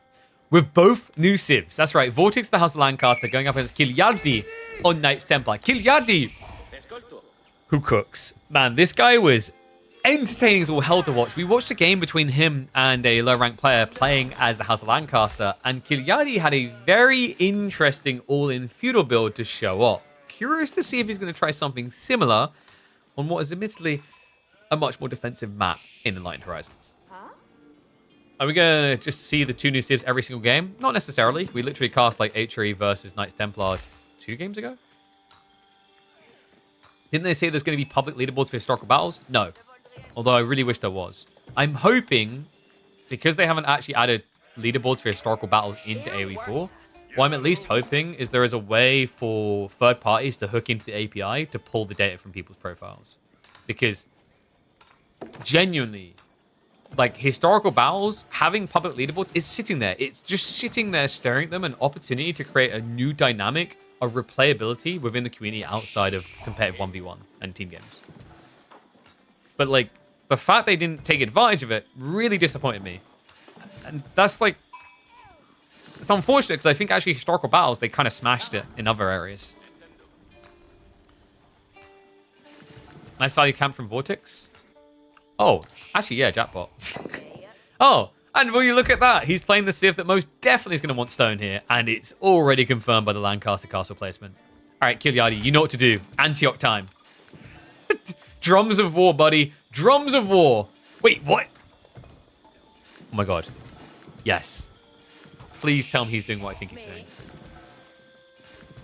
So, a little bit of interesting math for you guys. Knights Hospitalier can heal. That's not the maths. We're going to dive into the maths, and you might be intrigued. Default healing on Scholar-type units, same as Hospitalier, is 7 health a second. That number gets half when you're in combat. But the interesting thing with the Knights Hospitalier is that they increase all healing sources by 30%.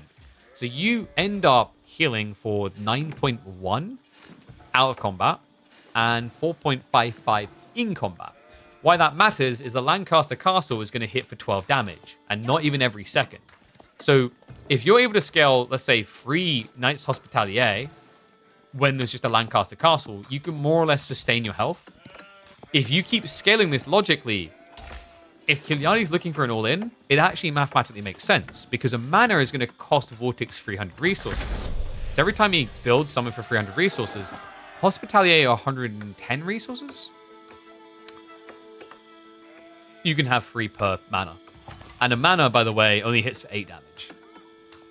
I hope he's doing this, because genuinely, like, it's definitely hard to thread the needle, because you also have to consider that your opponent's building manas and getting extra resources to build extra units alongside this. And the Hospitalier strat is definitely very high micro. Probably the highest micro build I can think of right now to execute, because you have to keep healing the correct units while fighting. But all this strategy, I don't think he's going to do it. No, come on. He's just going archery range. It's a lot safer. So what we're probably looking at here from Kiliadi is kind of like a delayed, maybe a handful of Hospitalier for healing and ram play. Because when you're playing against manas, it's very hard to just ignore manas. It's bad manas, in fact. No, you have to kill them. They scale way too. I do like that he's at least gone straight into Sanctuary, so we are going to have the pilgrimages on the way. In fact, I think he might be rushing both tiers? No, he need more people on food. This is going to be a archer into ram rush, I think. Look at that. He's already moving out to get the points of interest. Remember, the merchant camps are going to generate 45 resources a minute. And now, because there's anyone building actual units, you'll be able to get access to them. Oh, yeah. There's someone asking what the caves on the map are. The little icons, these are points of interest. There's a few different ones in the game. So you've got the merchants camps, which generate 45 resources a minute. You've got the Ronin camp, which allows you to conscript Ronins. One will spawn every 2 minutes after 5 minutes. There is the abandoned outpost that is just an outpost you capture to get vision. There are the wolf dens, which if you burn them down, you get 150 gold. And they keep spawning wolves which attack people. And then the final one is Forgotten Runes. I don't think there's any competitive maps that use Forgotten Runes currently, but actually I think it will offer up some insanely cool competitive maps. Because what Forgotten Runes does is it requires you to put a villager inside it, and for 6 minutes, every minute you generate stone. But after that, it excavates a relic and disappears. Wolf dens are really annoying. What wolves should have been.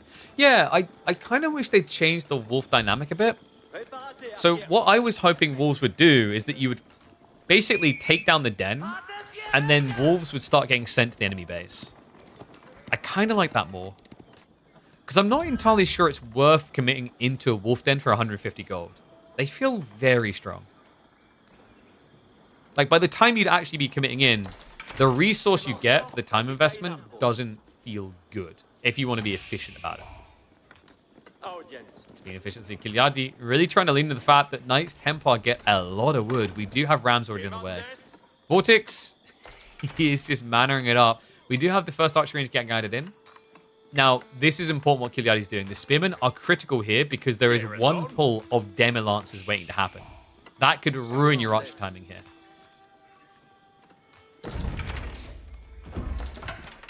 This is cool, though. We do have Knights Hospitalier getting queued up.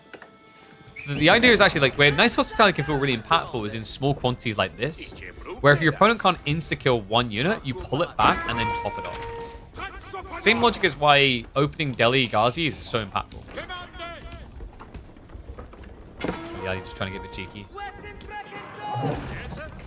He's trying to bait the villagers, but Vortex, credit to him, he did get textiles ahead of it. What does he do with all this gold? I think the idea is definitely just going to be the Hospitalier. Like we talked about, the math definitely supports this, only 110 gold per. Meanwhile, we do have Yeoman coming out. Is he going to snipe the injured ones? Nope. Looks like he clicked the half HP one. House targeting is smart. Unfortunately, it just doesn't really matter against House of Lancaster because the manas are also houses. They are so frustrating. Oh, Kiliadi. We watched him the other day, and the Ram micro was a bit questionable. He kept, like, griefing himself, but he switched on here. It's Old Man Prime time. You know how you know it's Old Man Prime time? turn on your TV right now. If old cowboy westerners are playing, it means that Kiliardi is fully awake.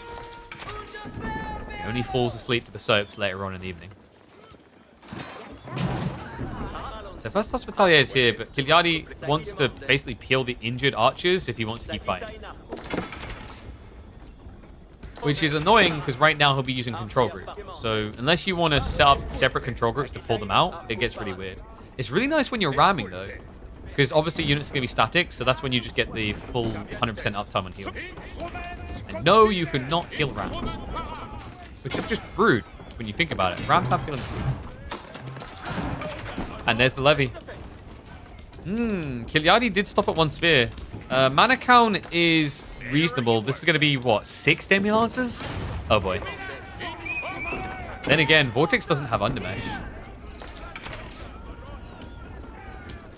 Why not Lancaster Castle rush your opponent's 10 villages? Because we like winning games. Reminder, you cannot garrison the Lancaster Castle. Oh my god, it'd be so toxic. And he's knocking at the door now, going after it. Nice dive in, clears the yeoman front. Hospitalier are getting targeted. Reminder, this unit has less ranged armor than melee armor. And the Rams, I don't know if it was actually worth going after the Lancaster Castle instead of the manors. I mean, mathematically it makes sense if you can get through it. It makes all the manors less chunky, but he failed to. The Demi-Lancers counted him out. He was not counting on this whatsoever. And look at the lack of damage now. 140 HP on the 2 ranged armor units. Archer mass not big enough. Kiliardi obviously didn't want to go into spears because Vortex played the yeoman so well here. The timing. Read this defense well. So Kiliardi is going to be booted back. Archers. Ooh. I mean, he could actually snipe out villagers, but the Demi-Lancers would just rip through him. Now, good news for Kiliardi. This was a one-off. A one and done. He can't do it again. You only get to levy once. So unless Vortex wants to add in cavalry for your stables, he's stuck on just yeoman. Other good news for Kiliardi, he still has a lot of archers. I'm a little bit surprised he's building spears here. I think it's probably just better value to build Hospitalier. Logic being is it's only 2 Demi-Lancers. Going Abbey of Kings with House of Lancaster should help with early ram push. Yes. The Lords of Lancaster are actually really, really good. They have 230 HP in Age 2, and they cost 160 resources. They are really, really, really, really good. And he only has 1 Pilgrim. You can tell because it would be showing a second dot on the map. Remember, Kiliardi hasn't really been focusing on food much, at least earlier on.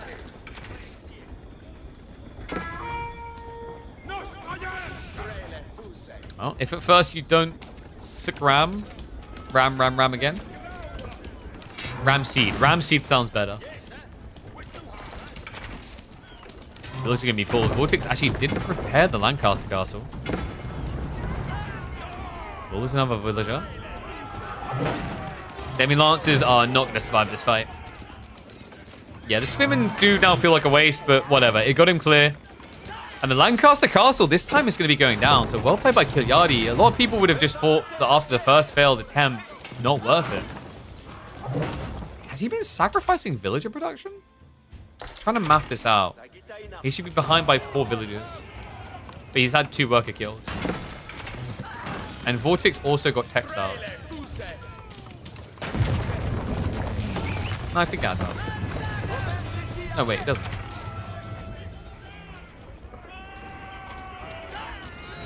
No.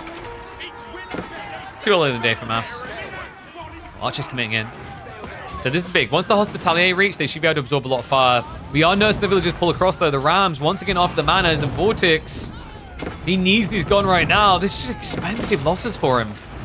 Kiliardi is pretty much throwing away everything for this. Archer Clump is dead. Handful of Hospitalier remain. He didn't kill that many villagers in the end for this. Although in a way he did by removing the manors in the Lancaster Castle.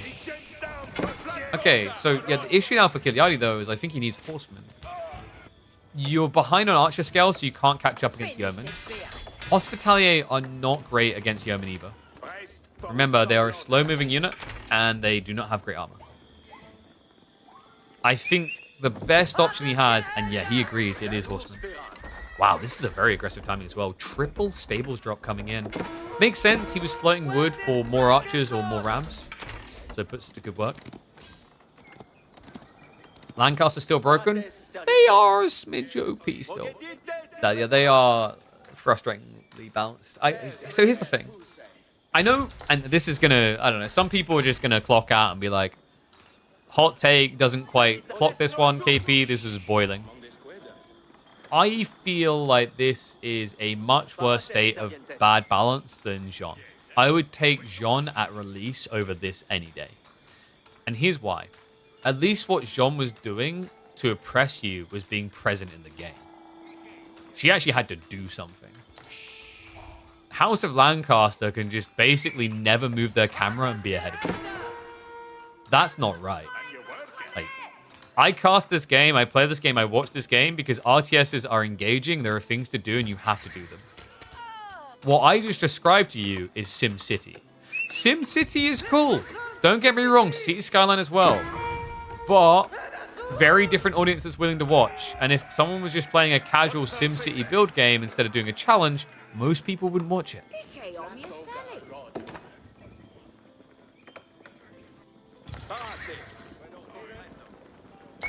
Now, what's interesting about Kiliadi's comp at this stage is actually with Horsemen, it's more easy to microweight injured parties. So you kind of get like a pseudo Abbey of Kings effect with the Hospitalier. So you just keep them in reserve. Yeomen have proven annoying. Horsemen are now going to reveal themselves. So Vortex knows what he's up against, but he's not going to directly engage with it. He's looking for Castle Age. Likely going to be a white tower just because of the dive threat. I think if you go King's College here, you just die. And there we go, white tower it is.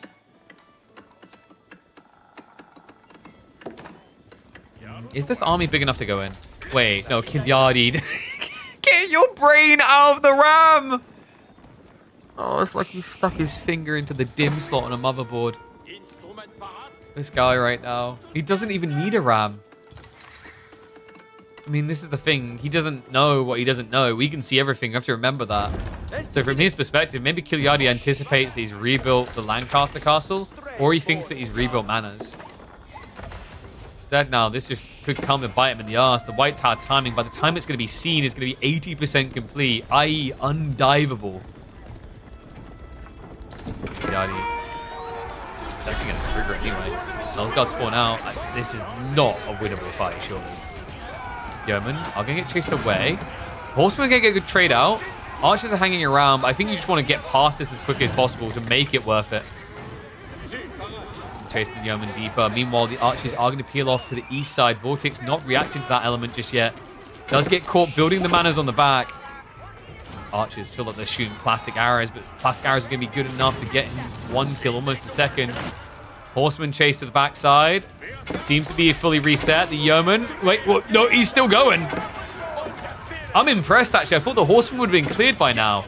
But the Yeoman upgrade is only now coming in. 52 seconds away. Archer's still chasing again. And I think the thought process here now in Kiliadi's mind is he can stop all gold production. Then again, I just don't think you can stay here with such a small army. Yeah, something I have noticed about this map is you will see the players haven't actually adapted how they play a 1600 gold spawn yet, aggressively. There's an argument that Kiliadi didn't really need to commit into the white tower at all, when he could have just went for the gold. Because if you go for the gold, Vortex has nothing. He can build Yeomen, but he can't even upgrade them. And you can build Horsemen anyway against the Yeomen. But there'll be no Olsguard, there'll be no Threat Knights, no Threat Crossbows against your Hospitalier. But it's very hard to kind of like switch your brain onto this, because normally at this stage in the game, someone's still sitting in their base with, what, 1,000 gold left over maybe? In this map, remember, just like Carmel, a bunch of the new maps, you start with 1,600 gold, your secondary 1,600, even your territory, I think, on the... Oh, sorry, this one is 4k afterwards. So there are some maps like Carmel where I believe everything but the central gold vein is a 1,600. But this one staggers it. So your corner, 16, mid, 4ks, and then you've got your 8ks beyond. Okay, so Kiliadi, most people would have just tilted the hat a little, said Milady, and went Castle Age. Not Kiliadi. No, this madman is still looking to send it with a Feudal Age force. Do we expect some new patch in like 2 weeks? I don't know if we'll get it in 2 weeks. I'd hope so, but maybe a bit longer. Sometimes people want an immediate reaction like, House of Lancaster, OP, do a million things straight away. The problem is you need to source data first. It's also kind of another reason why developers of games in general prefer to make new additions slightly overtuned, if not overpowered, instead of undertuned. Because if something is undertuned, nobody is going to bother. So you might get like the hipsters who are bored of all the other stuff, but like people who are trying to play optimal game strat, which is most people in competitive games nowadays, will just keep playing the thing that is OP.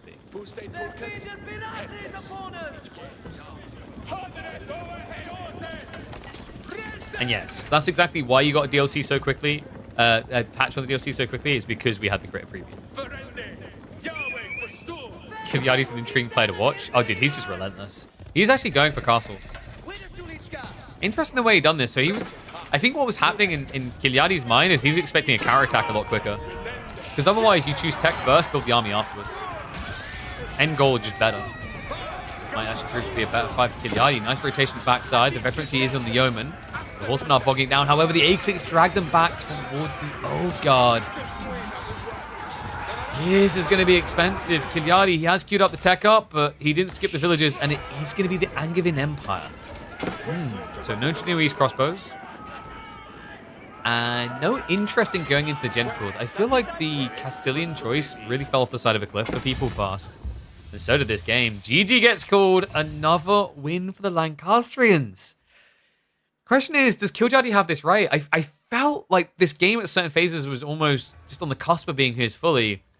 Maybe that White Tower commitment cost him a bit too much. I mean, do you guys think that if he just adjusted, went on the gold, it was going to be good enough? Or is Lancastrian eco just too good and too OP to stop ever ramming them down? I think it's too much the yeomen off so fast with everything else they have. I think I said the thing I'd rather they do is bring the range down to 5.5. And then I think they're fine. Because they are a standard archer damage unit. And they would barely have any extra range. They don't have extra movement speed. And I think that's not too much. Because there's only 0.06 extra over standard archers at that stage. And you're paying 90 resources. If you want to remove the speed, I legit think you'd have to buff their cost.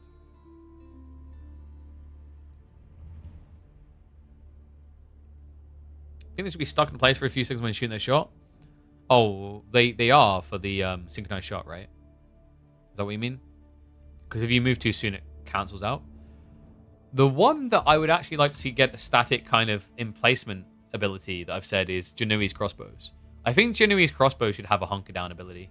In fact, I'm quickly going to message that to the devs.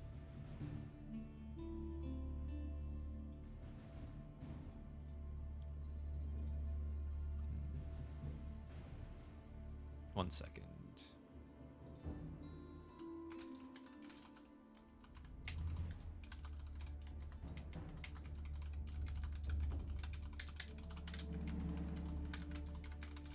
If they had an activatable mechanic that puts them in a hunker down mode, where they can't move, but they gain a bit of armor and an improved attack speed.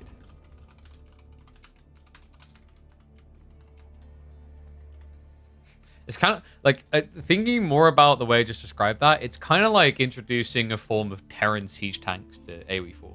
I think it's reasonable. What if you force Manus to be a certain number of tiles away? That's literally what I've been saying for like the last several days. So yeah, we even said it this earlier today.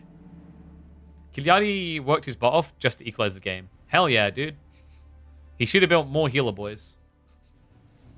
Shooting the synchro is so quick that you can almost consider it kiting if you shoot and scoop. So I think maybe it's different in the campaign, because when I used it in Agincourt, I noticed that if I pulled away, I missed out on extra shots. But I think sync shots are a very interesting ability. You could have it charge up, but I think if you have it charge up, you shouldn't be able to see where it goes. Does that make sense? Like, once again, trade-off if you want to rebalance it. So maybe it takes 2 seconds to charge up.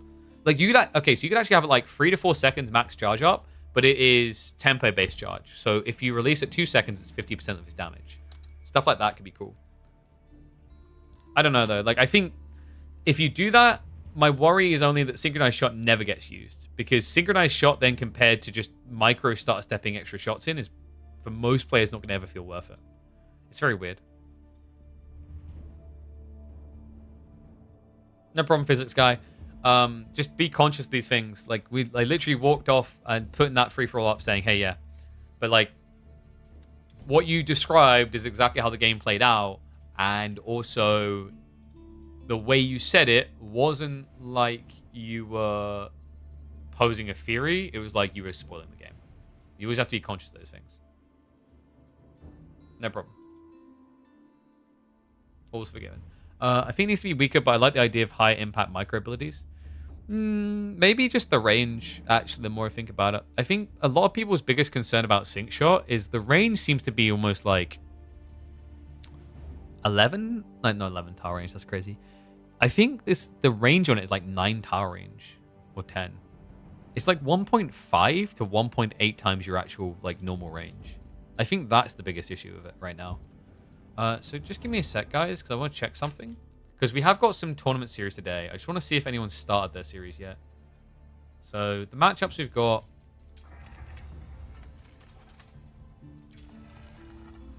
Yeah, so Puppy Paw hasn't started his yet. I don't think Sass has either. Of course. I mean, they've been told they need to open their data and prep for this tournament. Of course. But I think Sass... Is he showing here? Yeah, he's online but not in game anyway. So we should have Anatan versus Krakody in about, I believe it's 3 hours live. We're going to have a tournament series. But we're just keeping an eye out for those other ones in case they start sooner. So, with that in mind though, I guess we'll catch some more ladder games. Kiliadi again. Chinese! Wait, what? Oh, is he going to Barbican block the Pilgrim? Is Sync Shot a better tech than Arrow Volley? I'm not sure it fully is. It's easier to use well, is what I'll say. Much easier to use well, because you just like click once versus Arrow Volley to be optimal. You have to keep A-clicking to the right target. Do you volley less damage, but you can cancel it. Oh, so you mean like having it be a channeled ability is what you're describing. That could be intriguing. Nice to trade off. Aussie missed the majority of the midweeks. I'm sorry, bud. Do you upload the tournaments on YouTube? We do, yes. A lot of our content gets uploaded to YouTube. We've been uploading 1 to 2 videos a day.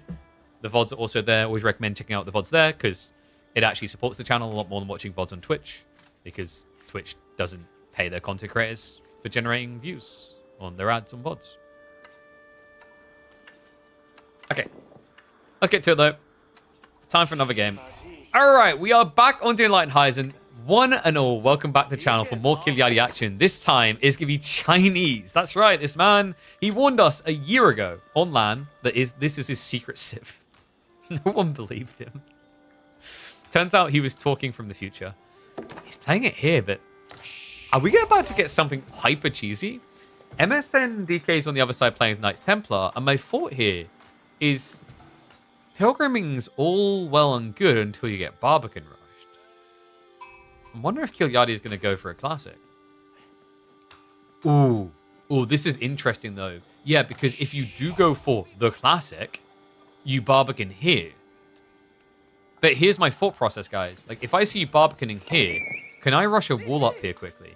Because if I can force the pathing behavior to go east. Still not fully safe, because then I'm running right next to Kiliadi's base, but it would give me a bypass on the Barbican. I don't know, man. Like, I think the layer of the cake of the big brain there is, like, not going to be an MSN's thought process here. Because obviously I'm in chill mode. I'm not having to think about like different builds I want to do, etc. Like playing the game. I have the time to speculate. And a Barbican rush on a new map causes one hell of a panic. Looks like it is going to be Imperial officials though, at least to begin with. You can tell by the fact he didn't build any IO at all. So Academy is going to be the priority. I think he's got just enough room there. Okay, it has to be up here.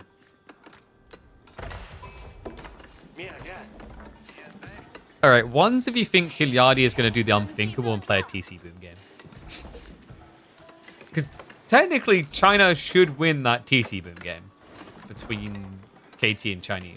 We haven't seen it before, but like mathematically, you know, if you fought the civs in the game that you don't want to get into a town center race against, China has historically always been, like, I'd say top 2. Other side, we have got Kingdom of France coming in. This is going to be more about protection than diving. I find knights are a little bit awkward to use on Enlightened Horizon because it's just such limited angles of approach. You have to remember that basically 50% of your opponent's angles are covered and protected by the cliffs.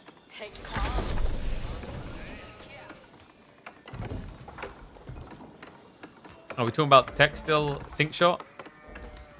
It's not better than the English one. Yeah, but like the difference is volley comes in Imperial Age, so it should be better. But once again, I'm a really big believer in more micro abilities. And that might be polarizing, because I think Age of Empires 4 has historically done a good job of attracting non-micro players, people who prefer macro games. Now, why I want extra micro shots in is you can have your macro and enjoy your macro. But it doesn't mean that people who value or love micro-focused gameplay should be punished, if that makes sense.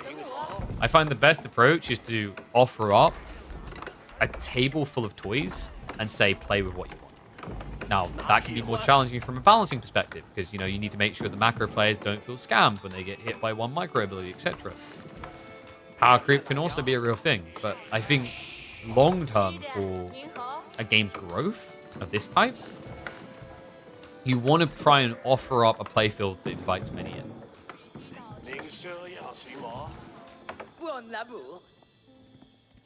But once again, when I say it's difficult to do, I'm not exaggerating. Just look at how polarizing Jean was to a lot of people. Like, Jean's a micro extreme.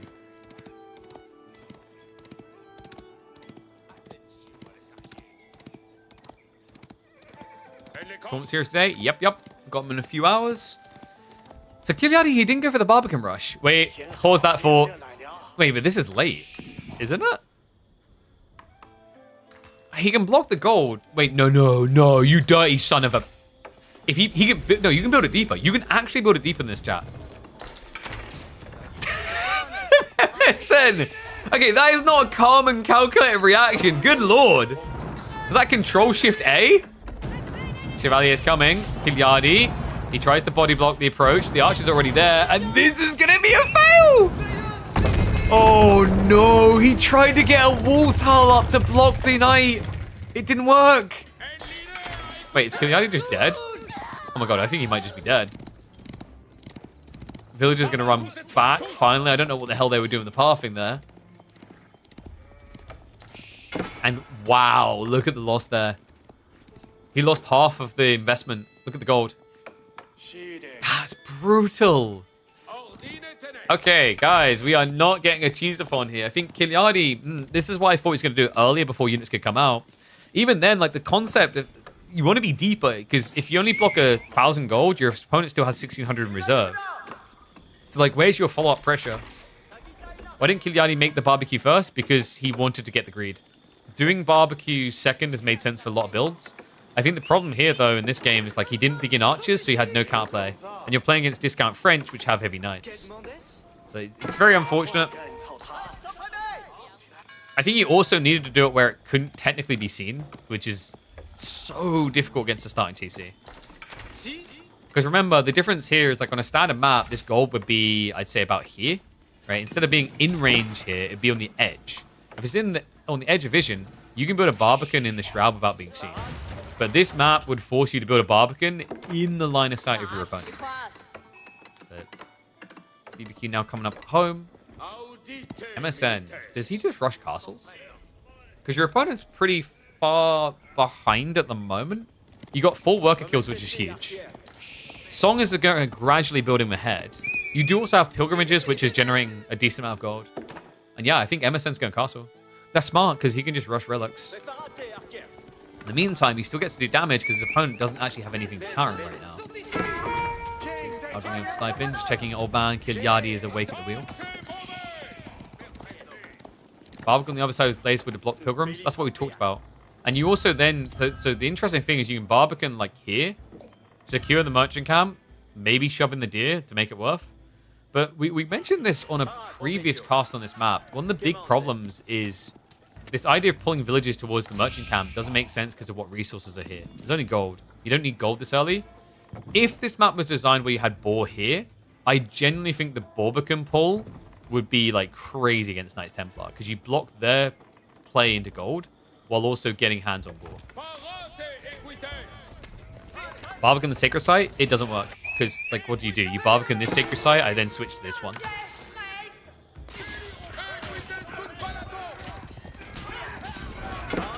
Nice hit. Archers are getting cleared up. Kilyadi able to clean house. Unfortunately for him, MSN has no interest in this age. This guy's going to get denied as well. Wall it? Yeah, but the problem is walling is very expensive and slow. It takes so long these days. It's what we talked about before, because actually MSN has a counter to the Barbican play here. I really want someone to test this so I can kind of prove the counter. Because there is a counter if you get Barbicaned on the forward here. The counter is if you see this Barbican coming, but it's too far away for you to rush, you just build a wall. You build a wall near your TC to a tree line, and then cover the back piece. And then it pushes your pilgrims in the center. Now, yes, that does mean that your villagers, your pilgrims rather, are going to walk in dangerous locations. But your opponent's just pulled, say, 8 villages into no man's land. What have they gained from it? MSN looking for the big boy gains. We have Angevin Empire on the way. Reminder, that's going to give him access to the heavy spears, which will counter everything Kilyadi's doing. It'll kill the horsemen fast, it'll beat the spearmen, courtesy of just how tanky they are. And honestly, quite reasonable on the expense. They did recently, just the other day, get nerfed actually, guys. The cost got increased. People felt like the heavy spearmen were maybe a little bit too good for what they were offering. Kilyadi, this is the tough part now. If he stays in Age 2, he has 0 counters to heavy spearmen. Because heavy spearmen have 4 melee, 4 ranged. And they get classified as a heavy unit. There you go. Increasing cost on these bad boys now. A reminder that he is actually saving 2.5 gold per, because you get a 5% gold discount on all your units by picking France. So yeah, these units now cost 110 resources. Used to be 100. Kilyadi, full catch-up mode. Horseman raid on the backside. Looks like MSN is going to dodge the death. No wheelbarrow means that is painful, though. Are you kidding me? The Paws of Steel! He just waited there. I cannot believe that. There was a glimpser on him. The heavy spearman is now arriving. I think if you just get shivs out, you should be safe. Carry across to where the spearman is located. Looks like one of the villages does actually get separated, though. And MSN... Is the play not here to get your knives out? It kind of feels like it's costing him more to actually dodge this. That's going to be 3 worker kills for Kilyadi. No small feat, considering the difference between the two. Even when you negate the Imperial officials, that is now a healthy 10 eco lead. That's crazy, actually. How is he 10 ahead already? Well, you lose 3 on tech up. Pilgrims is another 1. And then you lose 2. So that's a 6 difference. But Song is still kind of the other element that's going to be kicking MSN in the teeth here. And this, by the way, is exactly why so many people playing Knights Templar immediately think 2 TC. See what 1 TC can do. Heavy Spear boys are on the way in. Kilyadi, probably going to be a switch into crossbows straight away. And there we go. Archer ranges are up. Ooh, this is tricky. You've got a very small window here as MSM because of the supervision. Kilyadi can get those crossbows out fast.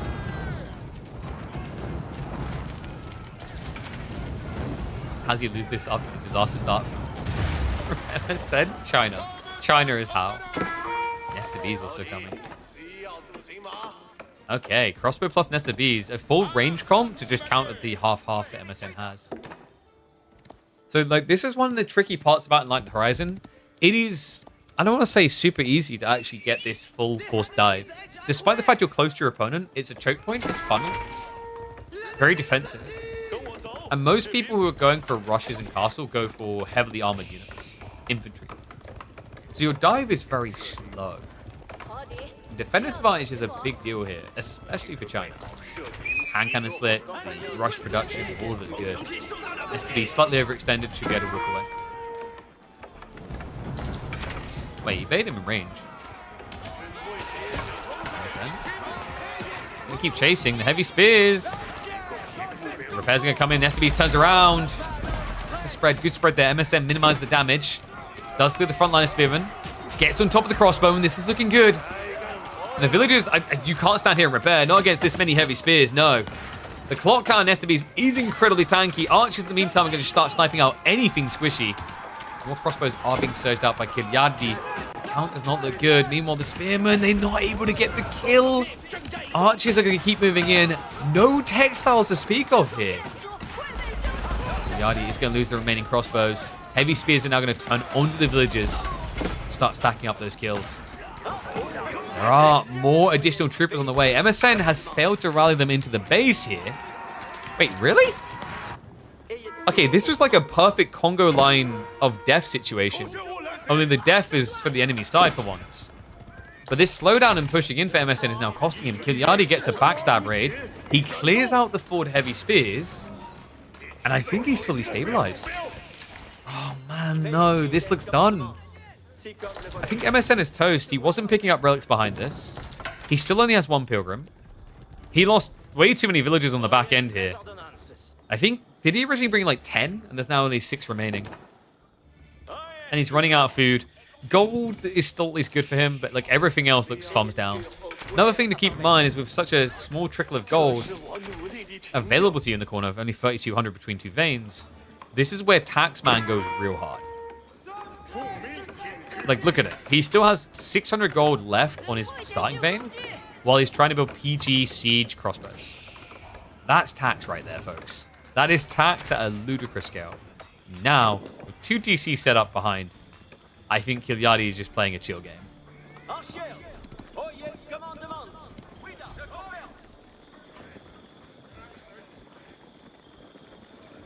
So the people talking about House of Lancaster still.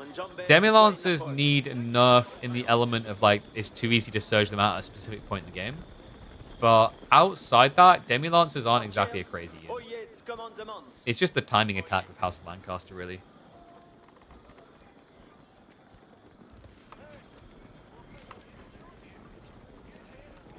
So Emerson. Ooh. If he'd been just a bit quicker. Sadly, he stops off the point of interest. The scout. He's going to see it, but... Wait, is this too late? This feels way too late. Yeah, he's going to dive into the base instead. I feel like we've been here before. Anyone else feel like MSN just looks a bit stuck? Looks like he's now reacting with stone. TC catch-up's kind of rough here. I don't know if you can really fortress rush Kilyadi at this stage. Because your army, I don't think, would be able to stand its ground against Nesta Bees. And where would you build that fortress anyway? Maybe here? It doesn't really do anything. So your fortress would have to be, I think, almost immediately on top of the TC. I'm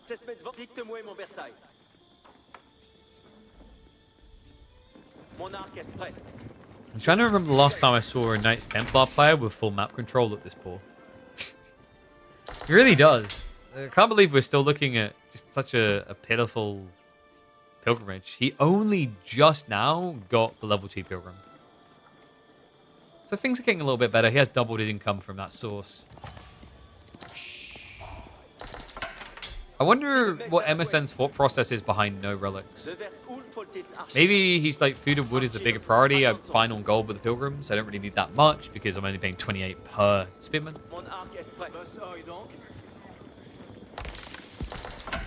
Kilyadi feeling a little bit ballsy. He's going to start adding in lancers. This is probably just about raiding. There's no way he thinks that the Angevin Empire has stopped.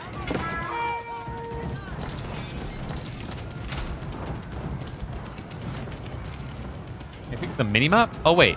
Is it doing something weird there? You're right. Good eyes. What the hell? I didn't change my sizing. Did they change something?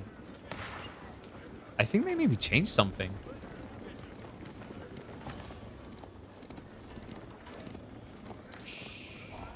There we go. Did they slightly alter the UI size? Kind of feels like it.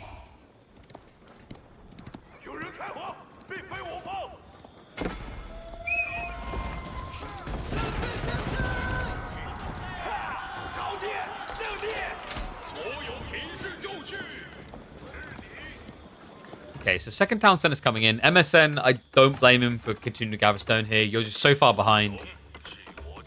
Dare I say you just pumped free TC. Kilyani has got claustrophobic farms. Fab has like no space in the back of your base. I love it. And the distance on Sacred Site only matters once you're at 130 gold. Pilgrim's cap at 130 gold. So he's getting maximum now. However, it's not 130. You can get more than this. So if you go Genoa, you can get an extra 20%, putting you up to 156.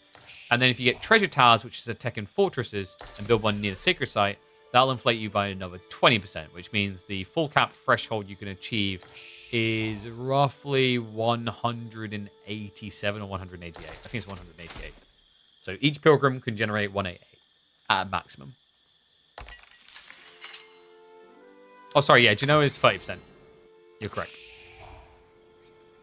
Genoa is 30%, Treasure Tower 20%. So you do... Oh, God, you're going to make me math again. 169, nice. And then you get an extra 20% on top of that, which takes you up to... 200, wait, is it 200? 203, right? Yeah, 203. Pilgrims are kind of crazy.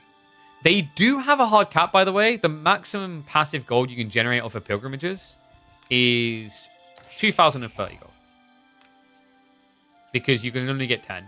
We saw this in a free-for-all where a player had built over 10... I think he built like 15 fortresses. But he was only spawning 10 pilgrims. And reminder, it is kind of like an accurate term to refer to it as not exactly 2,030 gold extra, because per minute, like, it's going to be lower. You spawn pilgrims every 60 seconds, but their run to the sacred site might take longer. Hence why new ones come. So it's kind of like technically you're getting that rough sketch of around 2,000, but it usually is slightly lower.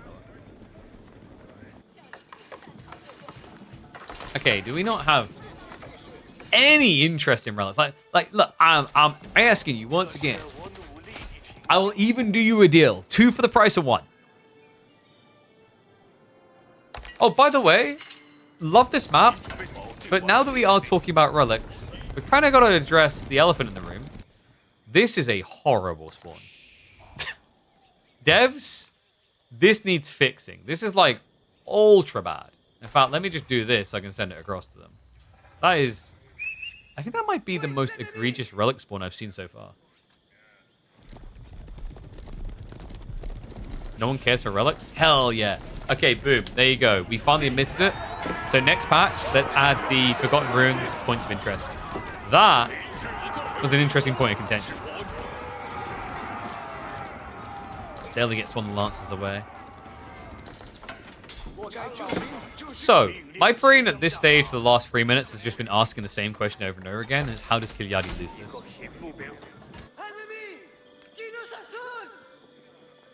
If Emerson can start spamming fortresses like crazy, he can sneak up on him. Because KT can be quite hop efficient in the late game with mass fortresses. But that's a big ask. There's an argument by the time you have, say, like 6 pilgrims, your opponent's going to be Imperial Age. In fact, he's almost done with his farm transition. Kilyadi going up to 27, 28 farms soon.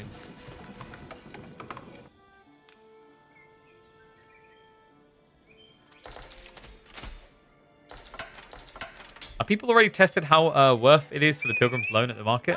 Honestly, I've shown no interest in the Pilgrim loans. It feels like they're going to be very situational.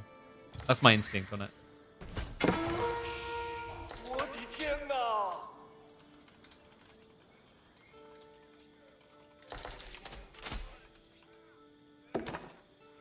What do you guys think, though? Who do you think is going to win this? Do you think MSN can actually pull it back?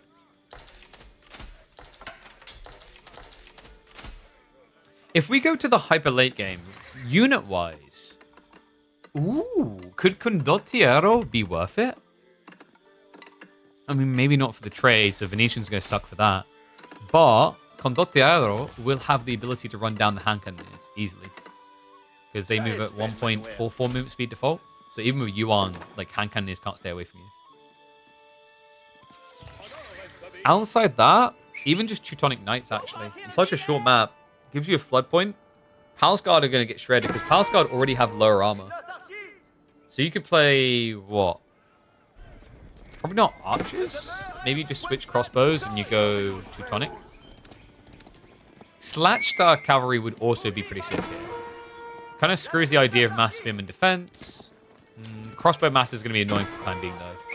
Like, I think the crossbow issue is the biggest one for MSN to kind of overcome right now. Like, right now, the only thing that feels like it's a counter to them is the archers.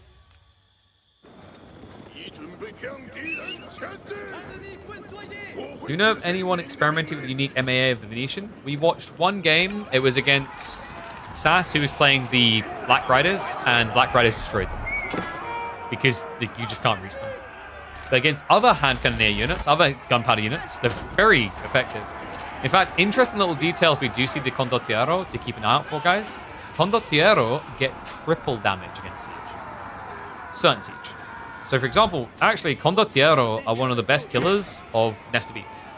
Because they get, I think it's 15 base, then an extra 15 against gunpowder units, and then an extra 15 against siege. So they hit for 45 damage. But we're a long way away from that yet. MSN is being forced up to 200 pop. He's got a long way to go. And meanwhile, Gigliardi feels like he is already first-class train tracking it across the country here. Great Wall Gatehouse on the way. Possibly the best Great Wall Gatehouse we're going to see all week. Just defends all of his food economy perfectly.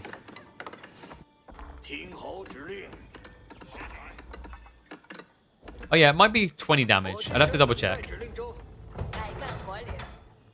You might be right that it's 20 damage instead of 15 on Condottiero, but they do, like I say, do triple damage. Was it 16? Okay, it's somewhere between 15 and 20. The point is, though, like, your damage output is insane. They also have a better attack speed, if I remember correctly, than, say, Horsemen. The reality check is they are super situational. I don't know. I think in general, Venetians are going to be hard to justify out of water. Because on water, they get the unique units. Black Rider reminds you of Spanish conquistadors. Black Riders remind me of the Dragoons from Cossacks.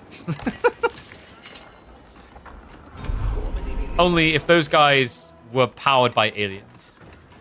Because, you know, the Dragoons could run and gun.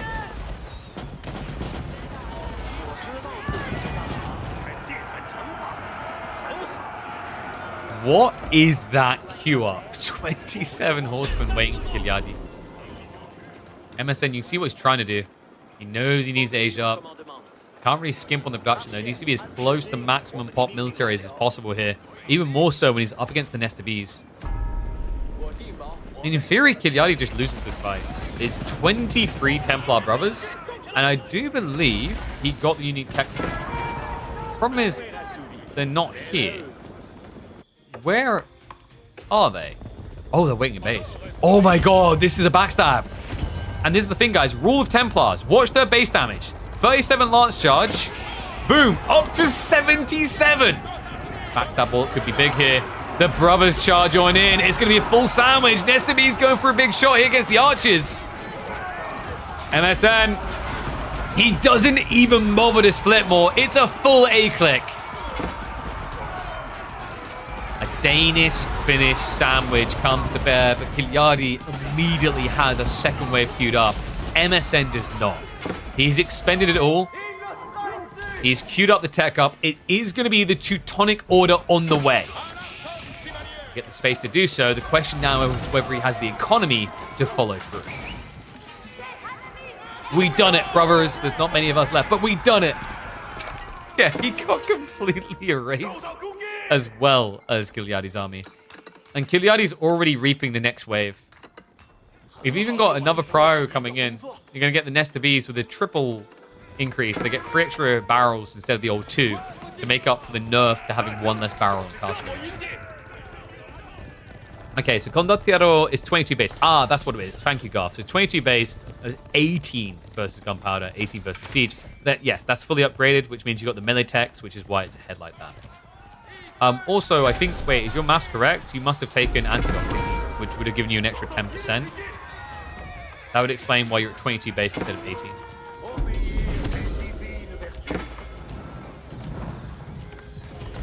Okay, Horseman, I'm going to play blocker. We do also have ancient techniques on the way.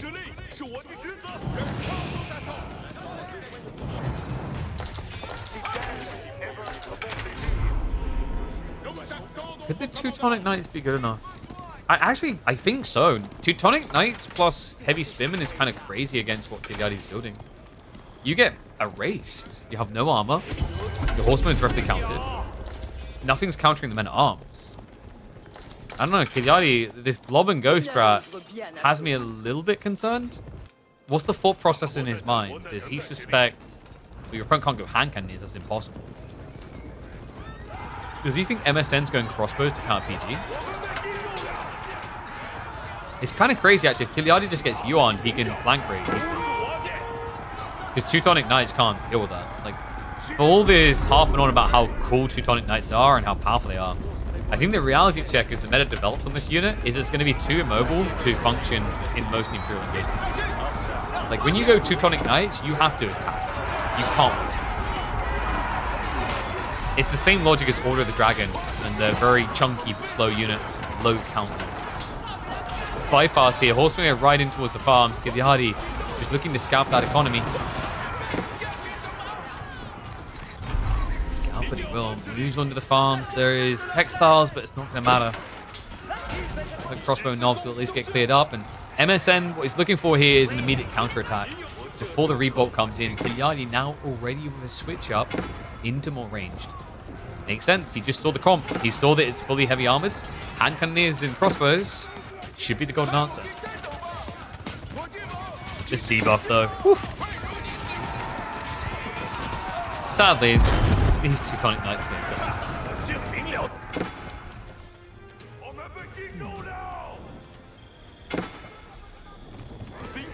It almost looks like Kiliadi needs to fight even more. Because ideally, like the way China usually plays this comp at this stage is you gradually build an hand cannons, and then it becomes unkillable. But you can't really fulfill the gradual part if units aren't dying. I don't feel like he's losing enough yet. Templar brothers are going to be coming in the back. We're going to be coming in the back. Seems like he's got bigger problems. I mean, the pilgrimages don't really pan out here, surely. Yeah, no, he's seen. I'd be surprised if any pilgrimages get through anymore. Kiliadi will be looking to deny the fortress. A very tanky fortress, remember, with the Angevin Empire. You get that 30% increase to health. A very chunky, almost 8,000 HP on these fortresses. Villagers pull for the repair, but that is not going to work out in his favor. It's too much denial. Bombard does try to snipe it, but the horseman able to chase that away. It's going to flop dead. Villagers an ambitious effort here, but always a difficult one. And this also kind of impacts your economy in a different way via the pilgrims. Even if they could get through, it'd be less of them now. Go, Knights! Go, go, go, go! Please, like, at least kill something. So freaking slow. They look as threatening as the Teutons did in Europa Universalis 4. That's all I'm going to say on that.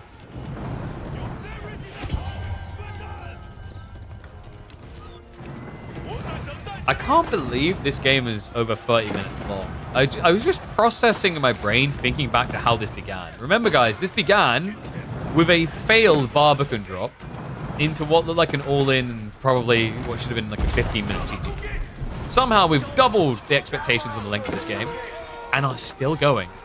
He actually pulls the Ronin. Okay. I don't really know if they're needed there. Oh my god, MSN now to 32 Teutonic Knights. Now, once again, this is great if he can find a fight. But if he's as good at finding finding fights rather, as I was at finding Wally/Waldo when I was 2 years old, then guys, like, wasn't underdeveloped. I was 2 years old. Shit.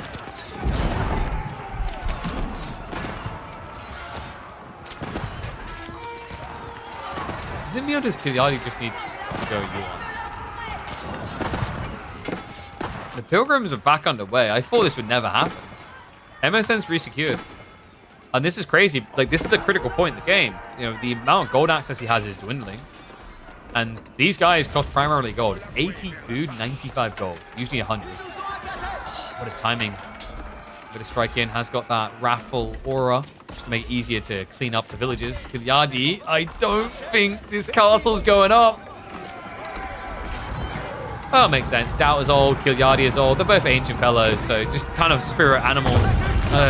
Familiar kin, shall we say, as the castle does get denied. Kiliadi's eco lead starts to shrivel up. This is crazy. MSN's economy is looking pretty good at this stage. But pause that thought. What did we say the weakness of Teutonic Knights was, guys?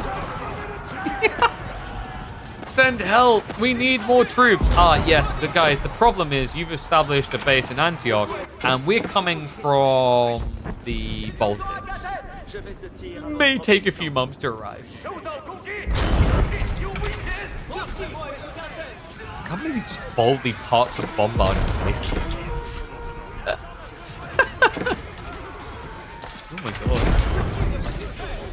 I mean, he could... Guys, if he goes off the TC, he could landmark tonight. Reminder, the fortresses are pseudo-landmarks, but they're being erased. Ramsey moving in. Looks like he's actually griefing himself now. Can't actually drop the keep he wants. Town center is down. Bombards are now dead. Oh, yeah, you guys are here now, right? Like, did you enjoy your stroll through the park? Okay, I'll be real with you. The way these guys look, I wouldn't stand in front of them to say that. Hospitalian Knights and Teutonic Knights are a good comp. Maybe. So the thing I'll say about that is the late game. I know what you're going for. The idea that you can keep perma healing, so they keep stat padding.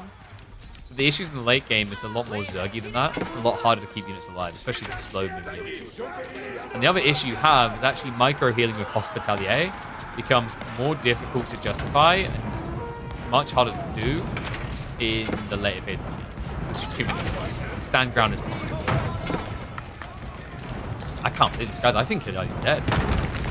Oh my god! How in this game did... I think Kiliadi just didn't respect the raw math of army value. Or rather, army health.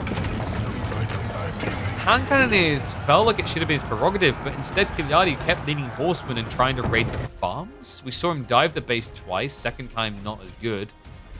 He was blocking out the pilgrimages, but that doesn't really require an overextension ever. Now Kiliadi gonna need losing the center base. I don't know what you're meant to do against this. I mean, it's kind of comical. Like, some people looking going, ha, trash units. Why are you building elite archers? You can't build hand cannoneers of the Civ. Knights Templar do not have any gunpowder units because it would be dishonorable. They don't even have cannons. They don't need them to blast away Kiliadi. By the way, this is pre-elite army tactics. He never got it. He never got Incendiary either. Like, there's actually barely any university text that MSN has picked up. It's kind of surprising in this game. Where are we? Yeah, okay, so he's fixing it now. We do have Brigandine on the way. That's interesting. Wait, is he going to switch horsemen? I guess it deals with the hand cannoneer threat quite well. Yeah, no elite army tactics, no incendiary arrows. Wouldn't really benefit from going Chronicwins because he's not playing crossbows. Silk bowstrings would be pretty cool against hand cannoneers.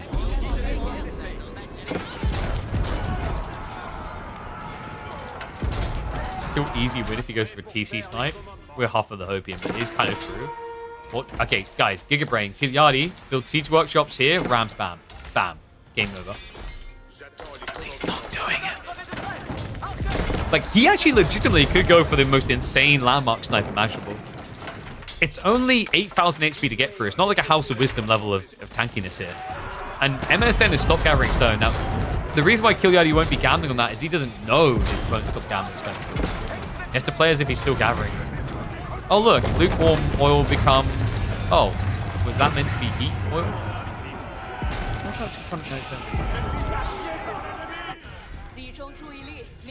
MSN's going to be scratching his brain after this one when he thinks about all the techs that he could have had to make this even more dumb. Gold's definitely been a bit of a struggle. Theoretically, though, there should have been room in here somewhere for it. Looks like Heavy Spear's going to be able to guard against the PG raid.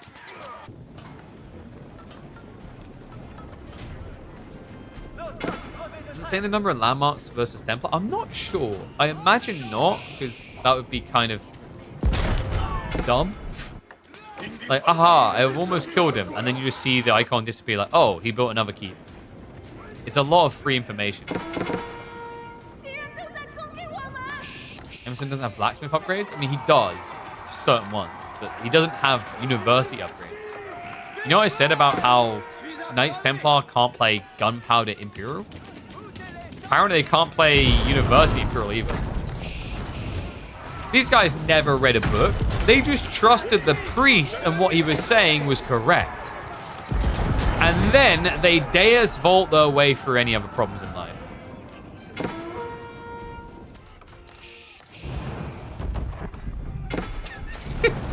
I mean, I'm just scrambled at the fact that this has flipped so much. Kiliadi still has a decent amount of gold access, although the central now seems to be locked in for MSN.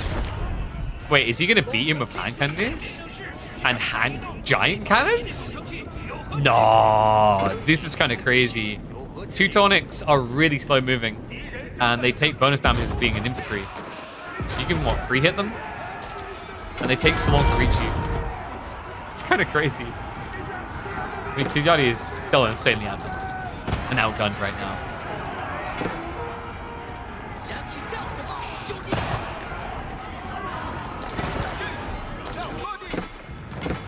We've got flank raise now, starting to shut down the economy. Kiliadi not with much to work with. Probably really needs more wood. It feels like he needs more pump right now. MSN is losing a lot of mass here, though. God, he's losing the bombards. He's legitimately losing mass here. And he's going even harder into Teutonic Knights. but it doesn't work. They can't get close enough quick enough. They're just getting gunned down here. The hand cannon is now even standing their ground. And reminder, these are clock tower bombards. Almost 400 HP. He erases the wave. It feels like MSN can wave goodbye to any lead he felt he had here. Hand Cannoneers now the extra range to be able to combat the archers. MSN, his own worst nemesis, still does not have the gold to get into Unitechs that matter. This is crazy. How can Mass Bombard be more effective than Knobs? Because Nesta Bs are designed to count ranged, and MSN went full melee. Never go full melee.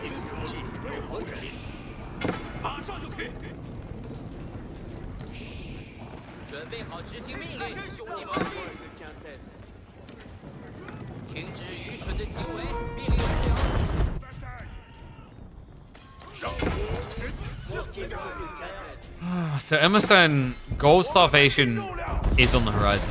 Once these pilgrims get blocked out, it's going to be like someone ate 15 Taco Bells and invited themselves into your bathroom. Like that type of blockage is never getting removed.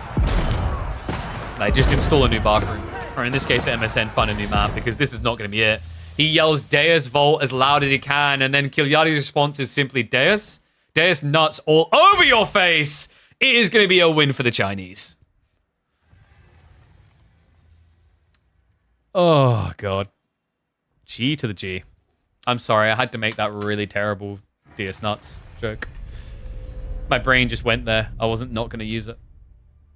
Thumbnail 110 military versus. Oh, dude, I don't even know where to begin with that one. So like the key fix. So here's a little thing we've noticed with YouTube videos. You almost feel like you have to... Alright, it has to be something focused in the beginning of the game. So it's probably going to be about the Barbican rush.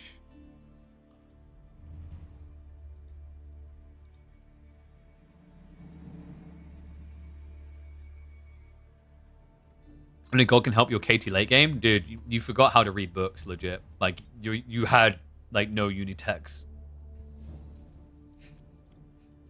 110 melee units. Versus 2... I don't know, maybe. 2 hand cannons. I'm just going to put it in there for the time.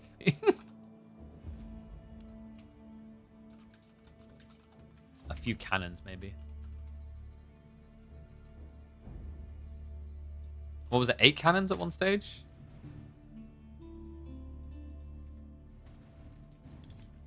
We haven't gotten to books yet. Oh, that's true. That's true. They still have to read them to you, right, MSN? Or are we on the pop-up pictures? All right. Someone asking when the tournament games are. So we know guaranteed a series should be starting in 2.5 hours. We're keeping an eye out for if any of them start sooner. Also, MSN, you had like the most egregiously beneficial relic spawn. It was crazy. Did you clock that in the end? You had a very, very, very, very friendly to you spawn for that.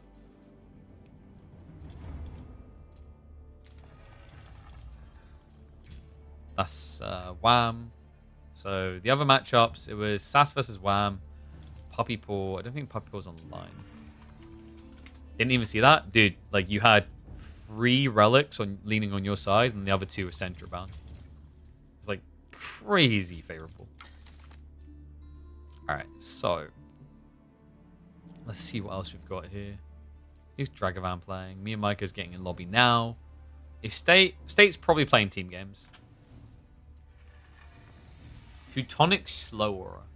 Dude, I feel like a Slow Aura would be giga busted. Yo! State and Iaguz playing together. Guz is back, but he's also a dirty House Lancaster boy.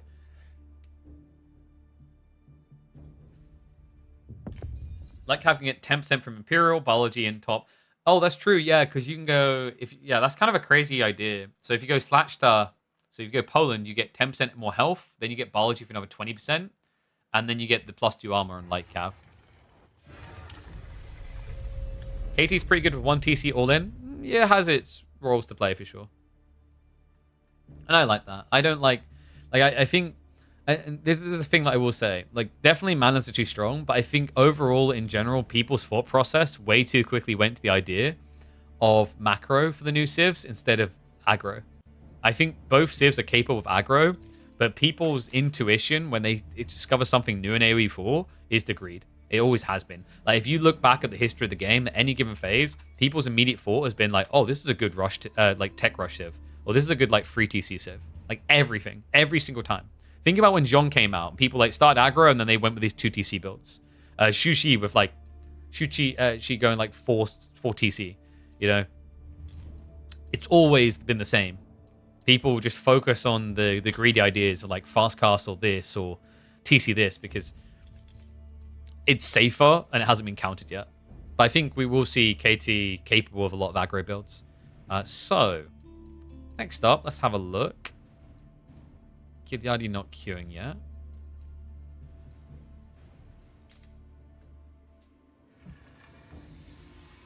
Who is Vortex's opponent?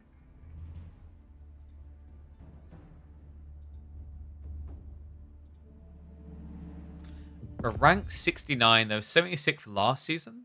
You guys want to see this one? I actually think Byzantines can be giga busted on this map, by the way. Like when I had my game against Warman with the Fast Castle Lancaster build that like beat her. Sorry, let's put destroyed her. No, so like when I done that build, the thought process in my mind is I want to play feudal, but I can't play feudal against Byzantine because of the javelin throws. It's such Enlightened Horizon is a really good map for like the aggro timing of Byzantines.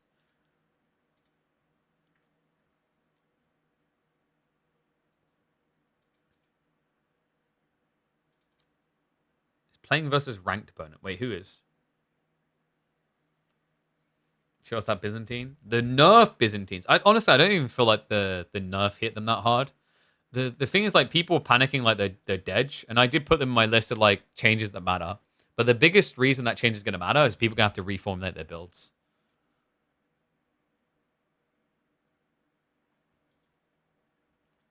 Like, I think you semi-early pull 2 villages onto stone, and you just keep them there, and you just scale into your systems over time.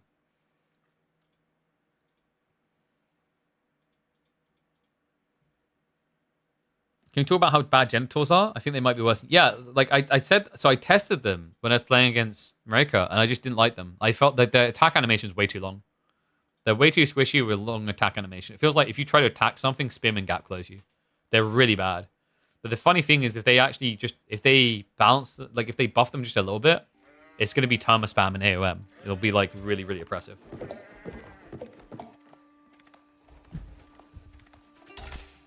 All right, let's get ready to hype it up, though. Whew. All right, one and all, this matchup actually has me really excited on this particular map. Byzantines on Enlightened Horizon. This is the map where you spawn very close to each other. We were just talking actually live on stream. Definitely check us out if you haven't before, twitch.tv/killerpigeon. We tried a matchup against Wam and Cutie on this map where we played House of Lancaster and she played Byzantines. And the concept there was that I wanted to rush her, but felt that I couldn't because I think Byzantines actually have the rush timing on this map against almost any Civ. The short distance, the easy wraparound unless you wall this backside, and the premiums of Javelin or Lombo should actually give Vortex an insanely aggressive timing, something that we know he loves to do in as many games as possible. And we were just talking about this in the lobby. If you checked out my video, I highlighted the system changes as one of the biggest iterations in Season 10, the things that you're going to have to get used to. The way you're going to have to get used to it isn't necessarily that it's an outright nerf per se, as much as an adaptation of build. You're going to see a lot more people pulling 2 onto stone almost straight away to set up the systems. And wait, where are the berries? Yeah, you're right. What the hell? Okay, this map. Did we use this map? No, I think this was the map that we avoided using in the end because I had some concerns, and we are seeing them here. This map seems to have quite a few weird spawns. I'm just going to pull this for the devs. They should pay me at this stage because we have got bug spawn. No berries.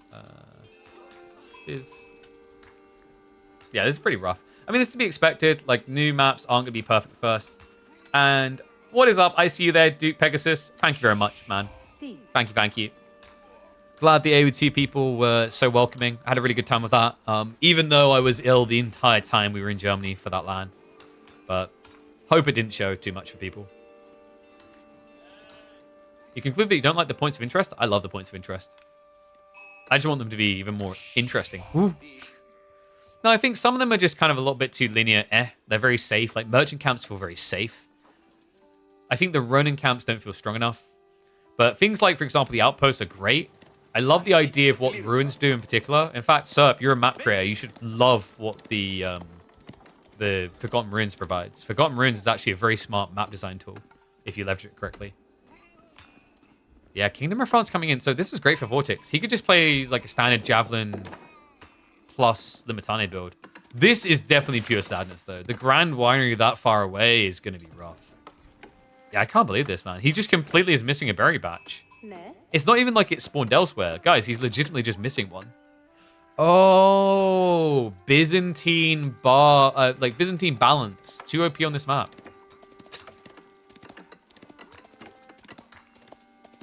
Yeah, like, I actually feel really bad for Vortex. This is a scam spawn. Okay, so tech up complete. And we will immediately see Safe Passage on the way. I wonder if he does Safe Passage Sanctuary Rush. Macro doesn't feel right for it. This is going to be a rush into archers. Oh, that's good. That's great for Vortex then. I mean, his timing's definitely going to be rough on the Grand Winery because now his villagers have to run really far out to gather. Also, correct me if I'm wrong, but yeah, that's not in range. His system placement is not ideal. Why didn't he lean it more to the east? Yeah, I'm not sure actually, like why he didn't just bring the system over here. Because that would have actually been able to clip the berries and would have buffed the tree line as well. I don't think it matters too much because remember, Vortex is rushing 8 in the tier 3. Reminder, systems no longer scale per system built. They are a static 125 stone every single system now. So his thought process is, screw it, I'm just going to add in another one. I want the extra buff level quickly anyway.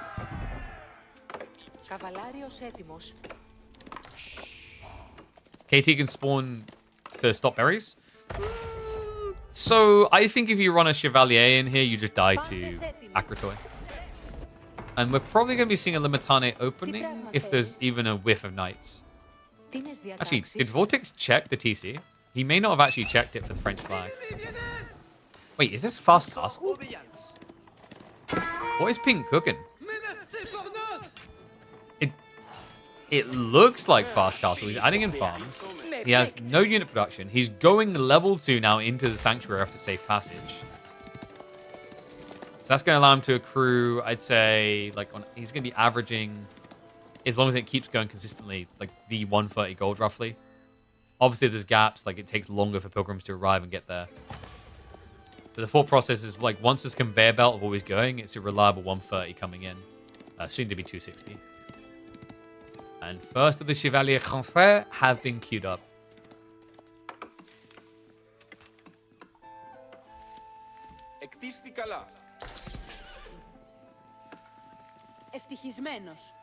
Nah, he's getting all these levels. Oh, this is sick. He can actually complete the circulation onto the deer. Tree efficiency? Wait, who? Oh, what? Because pink... Wait, why would you do that? Walking north? I want to walk south.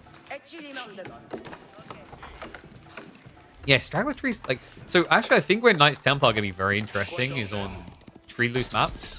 So ones that, for example, do not have a lot of wood, but a lot of straggler trees and stealth forests. KT's going to be pretty sick there. I actually think Knights Templar is going to be maybe an interesting proposal on Prairie. Because the tree lines are so small, like you actually feel like you spend a lot to do lumber camps. You can just skip on them all. Highview's OP for KT? Oh, 100%. Like, actually, I think, like, no, it's not just Highview. It's the other new map, the one with all the thin choke points. I've forgotten the name. We watched Kiliardi play it the other day. Is it High something? Because the idea, like, where Knights Templar are going to be really good as well, is they don't leave a trace of where they gather wood, really, unless you look at the tree derelict. There's no lumber camp, is what I mean. So when you're doing all these things, you look on the minimap, you're not going to see a lumber camp. When you glance over, you're not going to see a giant derelict lumber camp that got deleted. Now, that's very good for stealth tree gathering. I don't mean the stealth forest, I mean hiding your tree line. So Confrère are on the way. We do have Vortex going to Limitane. First Javelin's just got queued up. He's going to have that timing. Like, there's someone I warned about. I said that, you know, technically there should be an impact on your 9-minute timing for Byzantines, and I stand by that. But the difference isn't as much that you can't hit the timing. It's more that I think your 6-minute timing is weaker with this build, but your 9-minute timing is just as good, if not better, because you've buffed so much your economy already, and your javelin push rate is going to be technically better than the old build. Because remember, you've got Conscriptio. So you can see it only takes him 45 seconds to get those jabs out. We are going to have Daisy chaining the final one out here. So he didn't actually go for the deer. He's proing the javelins. I think for Vortex, the mindset here is you want to try and contest the Knights Templar from basically trade. That's what pilgrims are. They're basically free traders. So with this type of economy, things are going to scale really nicely for him, like towards 15 minutes. Because of the percentile effect on gathering rates. The more villagers, better it is. And what is up, Aaron Paul? Thank you very much, mate. Appreciate the resub, and welcome back to Swarm. Corvina said a really strong option against Knights Templar is to go Jeanne d'Arc and one Knight and farm Pilgrims for XP. Wait, did the Pilgrims should not give XP? If they do, that's really bad design. They shouldn't be giving XP at all, in my opinion. They're a free unit. They're technically a free unit. So I got one other fun build for you guys. Vortex could actually add in stables and go Expilatores. So when we were playing in the free-for-all tournament, turns out Wama was my neighbor and she was playing Knights Templar. And I went Hippodrome into Expilatores and I just kept eradicating her pilgrims because they're work attack. So you kill them quicker, but you also get paid every time you kill them. And because your opponent can't stop them from pilgriming once they've started, you always end up every minute getting at least 20 gold. Other thing here is actually that going into Horseman feels even better because your opponent is going archers. Wait, they have a destroyed value of 120? Okay, yeah, that needs to be patched. I think that's like... That makes Jean one of the... I feel like one of the hardest counters, maybe. I mean, you wouldn't be able to save passive. Literally or figuratively. You'd have to skip your Pilgrim tech. Which heavily cripples Knights Templar.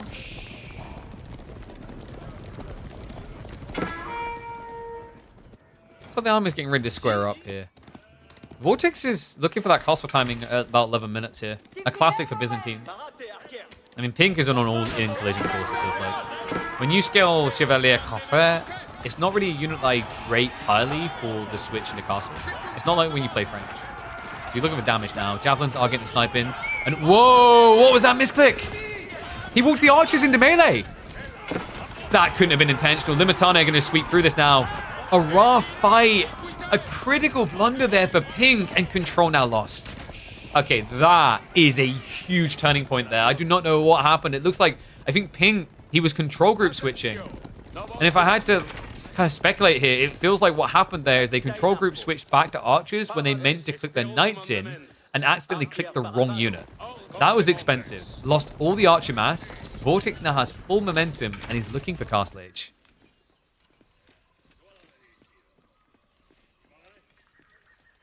Anyone else notice that sometimes villages wander too far when they finish gathering the resource? Huh. It's possible that they can see the underlayer that you can't see. I can imagine that.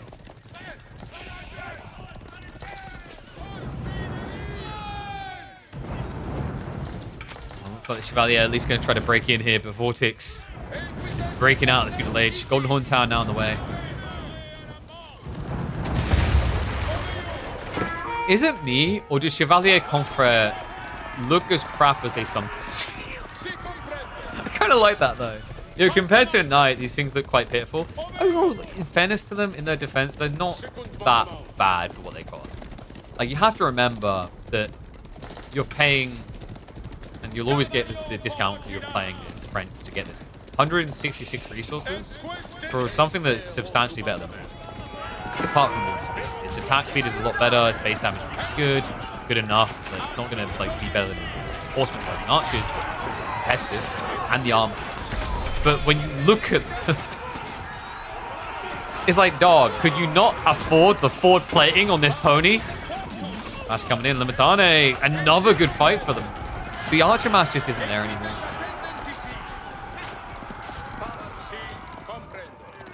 Chevalier Confrère have become Chevalier Confrère.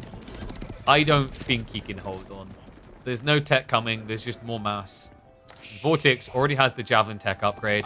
Limitane is the next priority, but even without it, the Javelin should dominate this fight.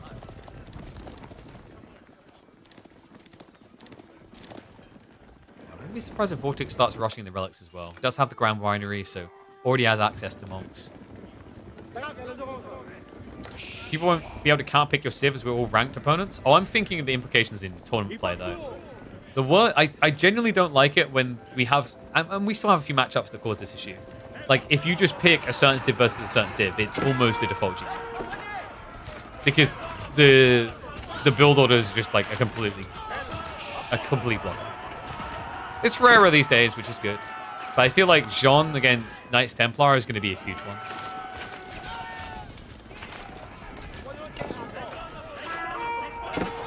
Angevin Empire now from KT.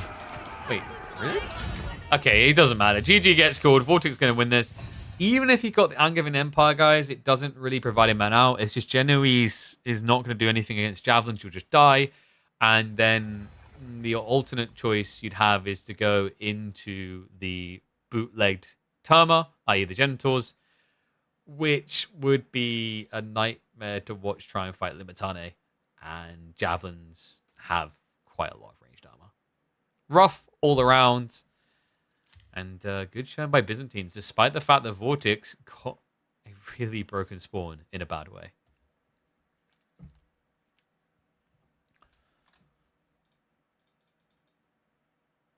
Bit too much focus on genitals there from Farm Man, especially for a guy who's had kiddos.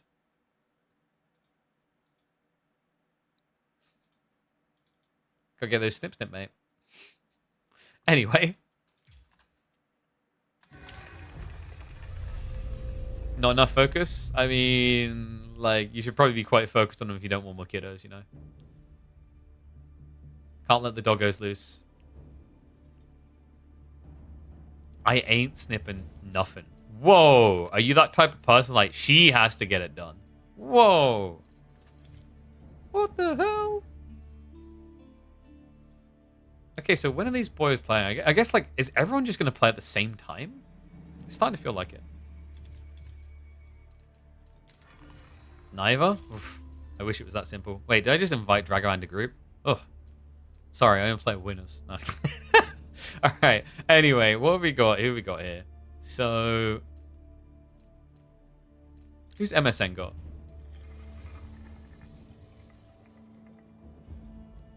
Why? Why?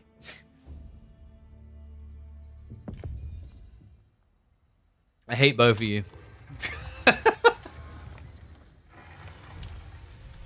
Can't give me. Yeah, this is the thing. Like, when people try to convince you of, like, hey, you've had your kids, maybe it's time to get snip. Calling it snip doesn't help. Describing it doesn't help. Like, yeah, so okay, so they cut you open and then they, like, cut the cord. Oh! I've been joking to my partners, like, they want to castrate me. But, like, so do you guys know how, like, most of them do it now? All right. Don't tune out. I need to, because I need your opinion on this. Like, if this just sounds like a... So what they do, it's technically not a scalpel or a knife or anything. You ready for this? So the way that most of them do it now is they make an incision using a laser. And then they will, like, cut the cords there, right? And then tie them. Oh, sorry, it's technically not cutting them, they're burning them. So they're burning, like, so for those who don't know what we're talking about getting a vasectomy. So they burn the cord so that you can't, like, shooty the boys, you know? You can't purge the world of 1 million children, unborn children. So I don't know if that sounds like, one's if that sounds more comfortable than, like, the idea of a scalpel or something, or two's if that just sounds more worrisome, because, like, we've gone from they're going to stick a knife inside you to they are going to laser your balls.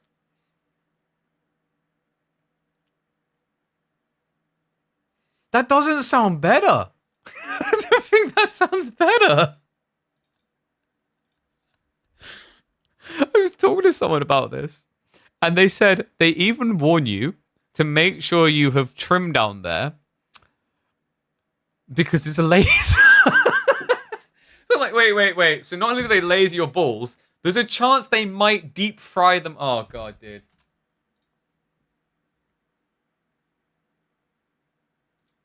Takes 15 minutes max to do. It's not even comparable to what women have. Yeah, but, like, if you think about it, the women one is, like, they're basically just taking the whole thing out. So, you know, it's like, it's a cheat sheet for weight loss, really. How do you know all this? Dude, when you've had 2 kids, you're like, okay, we only want 2. You like, explore the options. If you don't want more kids, just do what most grown-ups do and get divorced. That's wrong, Nick. That should have, like, you've done that the wrong way. Like, type that again. It's like, if you don't want to have more kids, just do what most grown-ups do and don't get divorced. Get it? Because you don't get sex in marriage. Ayo, done it. Boom. Reversing that is probably worse. What, like the burning of the... Like, I don't know. I don't imagine it'd be worse. High tech, if they make it sound futuristic enough, people will do it. Dude, like, you're not wrong. I mean, and by the way, we're just waiting 2 minutes to get in game. Like, we have got a game coming. Just look at laser eye surgery. Laser eye surgery sounds really fancy. But I don't know if you guys have been hearing, like, the nightmare stories about people who, like, it ruined them. Like, the one I used as an example was a guy called Dan Bull, who, like, he does rap songs about video games. And he's been very vocal about how it ruined his life. Because his eyes the hurt, they burn all the time.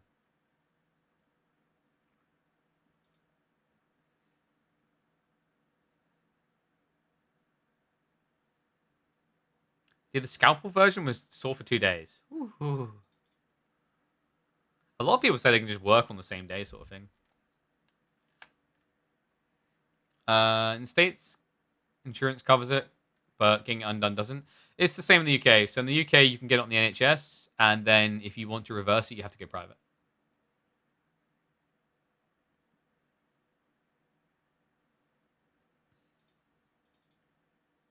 And also, people talk about, is it hysterectomy? Is the one where the girl does it? The other thing to keep in mind is that has unforeseen side effects, or like hard to measure side effects. So what I mean, a classic example is like one thing it can end up doing is it can lead to early, I forgot what it's called. Women get it in like their 50s, 60s usually.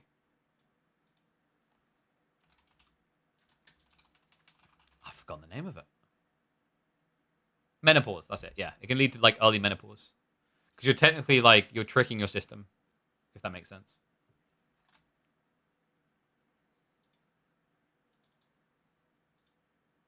I did, you just can't lift anything? Got it. So she's on top. Hey, or no.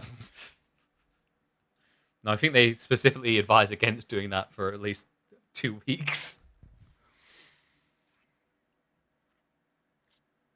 Remember that guy? Not heard anything about it? He talks about it occasionally. So like, I noticed because like someone I know called Rage, she was talking about her experience of it, and then he commented on her like Twitter thread saying like,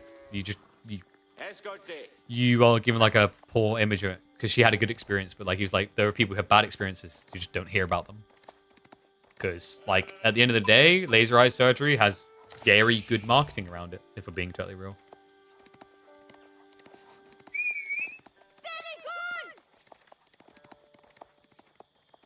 Your first comment here discussing vasectomies? Dude, there you go. There you go. Welcome to the community. we bring out different sides of people. Yeah, we bring out different sides of people. Usually ones that involve lasering your testicles. Oh, right. That's one hell of an intro. Welcome back to the channel. It's time for some HRE versus some holier Knights. That's right. Knights Templar going up against Holy Roman Empire here. GIF music with Knights Templar in his hands. Vortex on the HRE. So right now, everyone already is like, put Gamba up so I can put all money on Vortex. Vortex got this. Guys, chill. I wouldn't discredit GIF music's capabilities. You want to know why? This guy right now is third on the leaderboard. And that's not like a one-off meme. This guy does reasonably well. Last season, he was frequently in the top 50. I think he finished season 9, 83rd in the world. Really capable guy. Has expanded quite a bit since his days of just spamming English. And has even started to appear in the Killer Pigeons midweek musters. So let's see what we can do here. We are in high view of all maps. So far, we've like actually found this to be one of the more intriguing maps, I think, for the pilgrimages, just because of all the subtleties of the stealth forests. Those stealth forests feel a little bit light for a majority of the parts of the map that matter, which is the path towards sacred sites. So wouldn't be surprised if GIF leans to the west side one, just because he has the safety of the trees. Vortex. Is it time to become a Minework gamer? You have to remember, HRE received actually quite a few buffs. And one of them that enables Minework play more was the Cistercian Abbeys, which is a way of creating mini Arkans. But Vortex doesn't desire it. It's just going to be a standard Arkan build coming in here.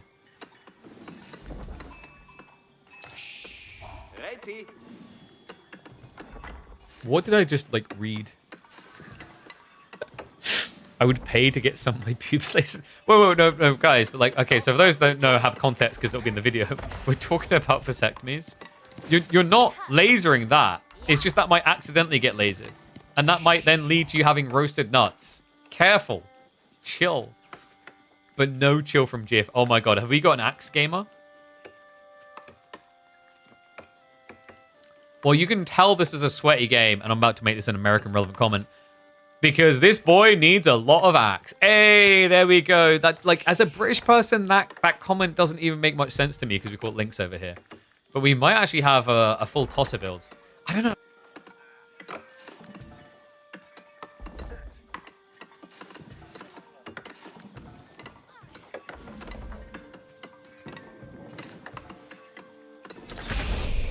Okay, we're back. I'll double check the wires after this. I think one of them came loose. So it's a bit risky to do.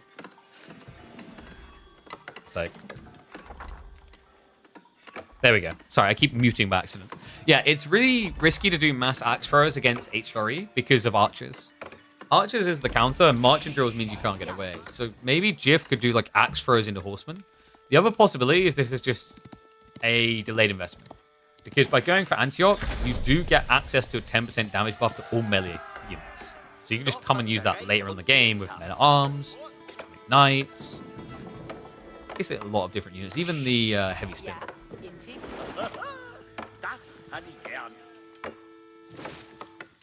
Oh, wait, are people... so yeah, this is, by the way, why people should definitely watch live, because then you get the full breadth of conversations. Because, you know, most people definitely come into the Age of Empires 4 directory to learn about vasectomies. Makes sense, you know, given the average age. Most of us have already had our kiddos or just don't want them at all. And I don't want that. What pro scouts in my games? Okay, this is nerf, guys. This is hard nerf. Huge movement speed malice, now from 40% up to 55% reduced speed while moving. If Jiff sees this, which I think he just glimpsed it, he saw the gold. Did he see the mill, though? The mill's really important. If you just saw the gold, you might suspect fast castle. Jiff hasn't gone on the stone. Dude, he knows. He's going stables. And now we get our own pro scout. No, guys, he's not going to get pro scouts. This is just a denial. He can go into horseman and block you. You could even just try to rush out a few scouts, but like horseman obviously better because it has versatility down the line.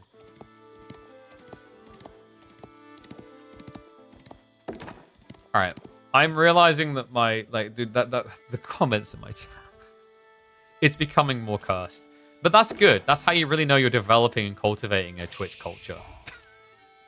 I look across at YouTube, and YouTube's just a lot more chill. They're just like, will Japan into TK be one of those matchups? Ooh, that's an interesting thought. So we're talking about like hard counter type matchups. Japan into Knights Templar. I think Knights Templar will be fine because you'll get the initial pilgrimages for free. I don't think Japan is too much of a threat. And we've already seen those first ones generate for free we talked about. So Jiff, look at this guy. Look at the emotion he extends here. I made it! I made it! Wait, what is that beam and why is it taking me up? Let's see if Vortex can make it. He is playing out now for the Pro Scouts. He already gathered 2 deer back. Wait, Jiff, where are we going? Wait, I don't think he actually did see the Pro Scouts. No, we talked about him going deep enough. He walked in. It looked like it was going to be on the edge of seeing. I don't think he saw the mill. And in fairness, unless you hang around, you might just think the mill is wheelbarrow. YouTube algorithm's gonna start proposing my video to doctors instead of gamers. I mean, those gamers are like those doctors got to level up.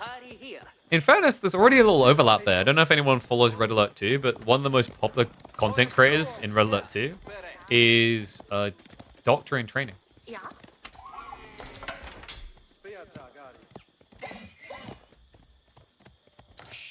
Okay, so the horsemen are at least rotating around now, but so much time has passed. Vortex is now building up counter units. We do have sergeants on the way. Now, this is interesting because technically, sergeants in Feudal Age of generic units, their best matchup should be horsemen. Because horsemen can't like easily kite around you as your ranged unit, but you aren't doing range damage, which means the pierce armor is worthless on ponies. Interesting thought process. We'll see if it actually works out for him, because Jiff is leaning decently hard into it. We even have undermesh on the way, so maybe he's looking for that dive point. Meanwhile, Vortex is looking for an out of the age. Just look how slow these guys are. I think it's fair to say that Pro Scouts is now balanced. Toss them! Toss the axes! Yo, that was quite the punt, mate. Okay, get that guy a promotion. Actually, yeah, this guy should get a promotion because he's a sergeant. Alright, is Vortex going Burgrave? I could dig a Burgrave here. Regnance is a bit risky because you just don't have good map control right now. And Burgrave did just get buffed. Plus, you have got Pro Scout, so you have a long pump. Ah, it's going to be... Come on. If there was any player on the ladder, there are 2 I would expect Burgrave from. It'd be Kilyardi and Vortex. But it looks like we are just going to get normally Regnance. Vortex seems confident enough. He's got enough pressure on the map to secure relics.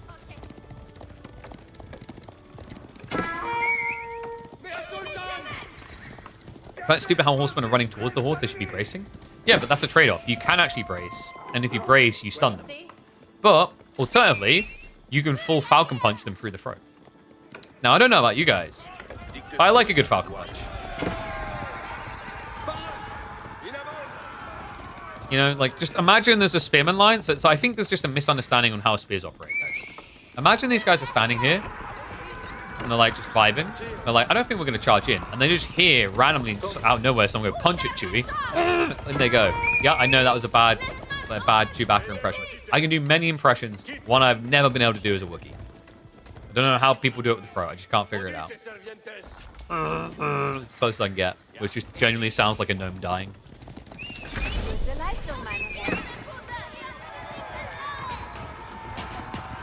Poking. No hesitation, Vortex just keeps committing the deer hunt. I don't feel like Jiff has done enough here. We've got more sergeants coming, guys, but sergeants are going to get neutered by the knights. Oh my god, I brought it back around to the vasectomy talk. Like, seriously though, like, you don't really do much for knights here, and you can't stay away from them. And this counts everything that you're doing right now. In theory, you can switch over to spears because you have Raxes. But the scale points are debatable. I think Jiff is probably going to have to look for an age up. But what's up, Packer? Thank you very much for the sub, mate. Appreciate you. Welcome back to Swarm. Can Jiff swarm hard enough himself, though? He is double Rax. We've got Pro Scouts yoinking now from the enemy side of the map. That's pretty expensive for Jiff. Your nursing is already going to farms because he hasn't got the deer to play with. We do at least have the pilgrimages continuing, but that's not going to scale anytime soon. No doubt in my mind that Jiff can't really afford to build fortresses in the Imperial Age at this stage. That's what we talk about the Axemen. They'll eventually kill the knights. It just takes so long. In theory, if he loses 2 sergeants to kill a knight, it's actually a decent trade, because sergeants are 110 resources. Sorry, 120. And knights are 250. So you'd be beating a unit that's an age ahead for the same price. I think if Vortex just slows down a little bit, though, he should be fine. The issue for him right now is he's rushing out the knights, but for good reason. Your boy's bringing the goodies now.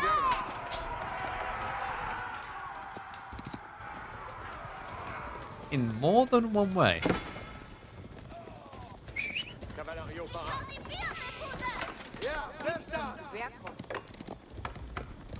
Alright, ones if you think Jiff's going to win this, twos if you think Vortex is. Jiff has made his goal clear in this game. He has shown no hesitation, no debate on it. This is all in, he's not leaving. Like, if I covered the name right now and told you to guess, you'd think we're watching Kilyadi. I kind of like that though, because Jiff, like, when we first discovered him, was an Englishman. So you can already imagine how he'd normally play the game.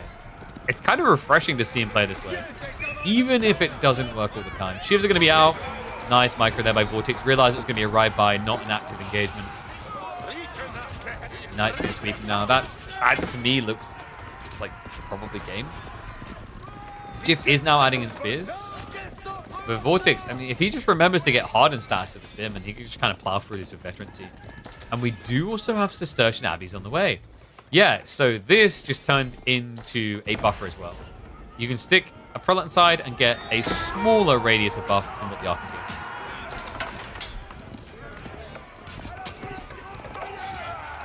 Blessed Jiff. We keep asking him to pump more, and he keeps saying, I'm giving her all I've got. It's just not like I think it's going to be enough. Night count, soon to be at 10. At which point, these sergeants are going to start flopping dead quicker than flies.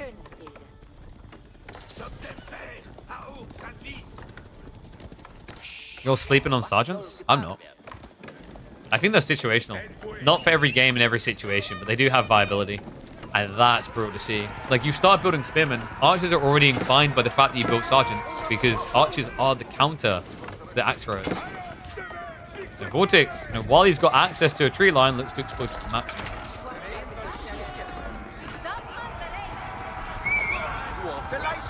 They buff Atri the Mad. Yeah, Atri, it's such a polarizing decision. I think I've talked about this before, where you could technically just...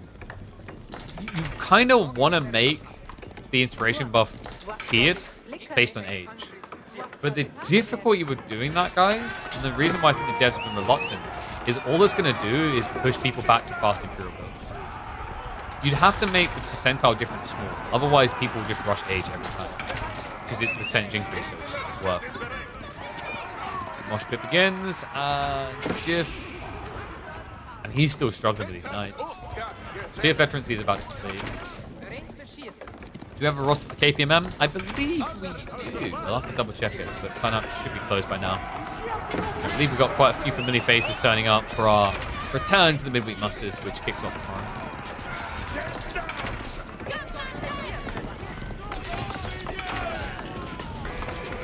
Good. He has to fall back from his power. I don't think he can come back. Right? This should just be his last stand, though. I think he knows that. I mean, the outpost itself isn't as important as the fact it's a symbol of your defense. And you have no defense anymore. Archers just too strong of a counter, especially the veteran team. Remember the marching drills? There's no running away. GG's going to get called. We will not have a big surprise upset for people here. The axe thrower is just not throwing hard enough. Or rather, Vortex not throwing hard enough. Yo, what's up, Serge? Thank you very much for the sub, mate. Appreciate you. Welcome back to Swarm. G to the G. Whenever there's siege sergeants, hell yeah.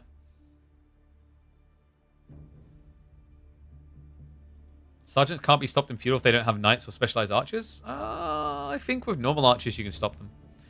The problem with what you just described there is conceptually, like, it doesn't make sense. So what I mean by that is, like, when you're playing as Knights Templar, for that comp to make sense, like, if I just build archers, your comp actually is, like, meant to be horsemen plus sergeants. That's a lot of food and not so much wood on a civ that actually benefits from wood gathering immensely. So it kind of contradicts what you want to do with your economy. I feel like most of the time for a long feudal, you feel good when you find a way of layering in archers as Knights Templar. Maybe you could do archer spam to beat. I think it comes down to economical differences, though. Like, if, for example, you're up against Roos, I feel like Roos would be able to just out-archer you, and you'd lose.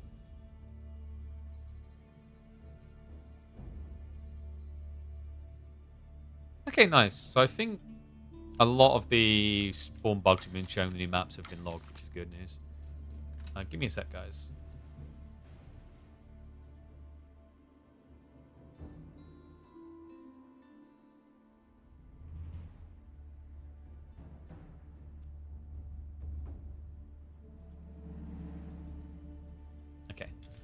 Hey, what's up, Mum? So I think we've got, what is it, 2 hours? I think what's going to happen is all the series are going to be played at the same time. Which is good, because it means tomorrow we can cast the series that don't get cast. So for those that don't know, we've got a series coming up for the Trials of the Cross and Rose. We're going to be casting Anatan versus Krakody. Interesting format. Basically, the way it works is that you... Game 1, one player plays Lancaster, one plays Templar, and then they swap for game 2. And then after that, it's any old Civ versus any new Civ, and then swap that again. And then final game will be any Civ that hasn't been played. So very kind of quirky format. So that should turn out to be pretty nice versus opponents who ram push against 2TC. Yeah, I think like they're very good aggro as well. You can kind of use them to assist a ram push quite effectively. So, let's have a look and see who we've got.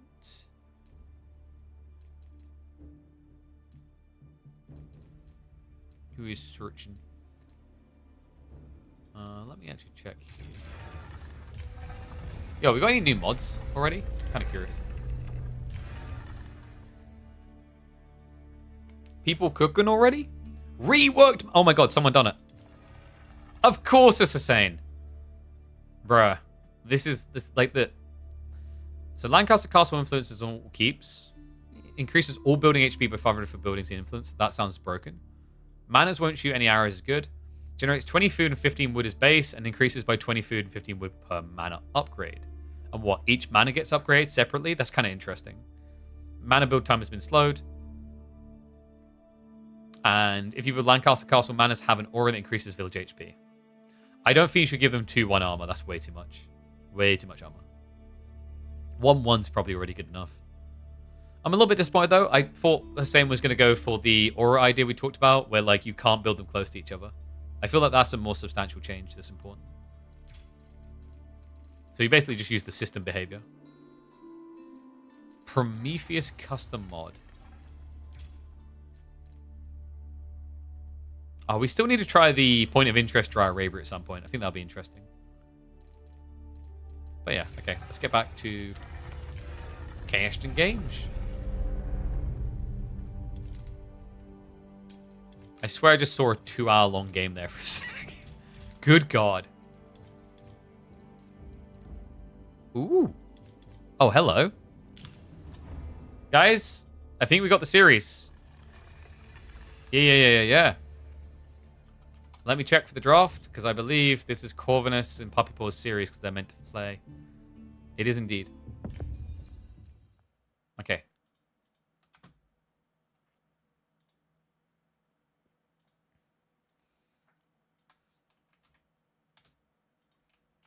Live, Puppy Paw versus Corvinus. Let me load the draft in. So I got Puppy Paw.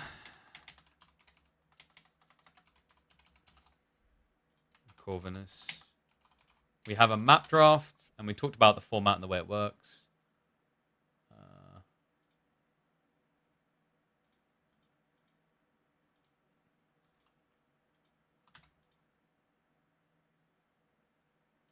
Okay, so if I switch over now, should be good to go. Boom. Okay. I don't know if I like this UI. The maps feel really far away. So we have Relic River, which doesn't actually have an identifier yet. Bit unfortunate. But you've got Borderland, Relic River, Holy Island Gorge, and Carmel. Okay, yeah, this map draft is actually like borderline useless. Because it hasn't had them added. The icons didn't get added to AoE2 CM, which is bad. But in terms of civs, the way this is going to work is that the players are going to switch through. You don't really have a traditional draft here. It's just like process of elimination. So what I'll do now is I will... Oh, how do I manually add to the draft? Cal has created a new one, and it's kind of funky. Okay, I think we can do G1 here. So G1 is going to be House of Lancaster versus Knights Templar, and then they'll swap around for the next game. Okay, but that G1 doesn't show. Okay, did that work? Nope. Cow, your system sucks. Ah, there we go. Boom. A little bit weird. Just bear with us. Yeah, so like Cow... Let me quickly feedback him here.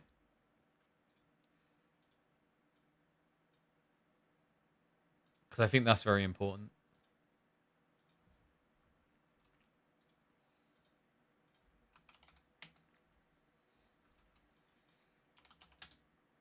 Map alignment should probably always centralize and then push out as you add more. Yeah, because we're losing a format that's probably quite different as well for what you've seen before.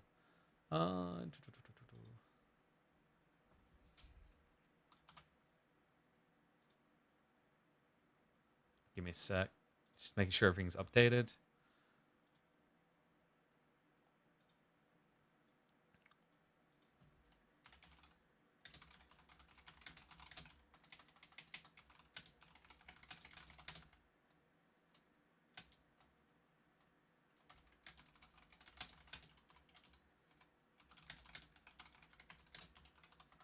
Features, new saves. Doink.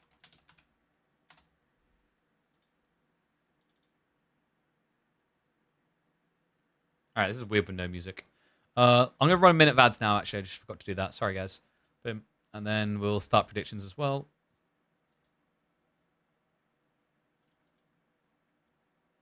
Who will win game 1? Puppy Paw or Corvinus?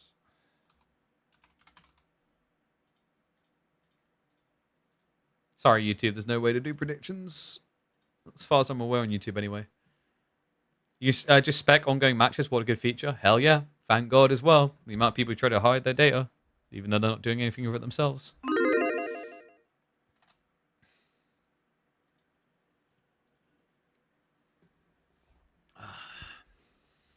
So we should have this series into Anatand versus Krakeny. All right. Let's crack on. Hestes.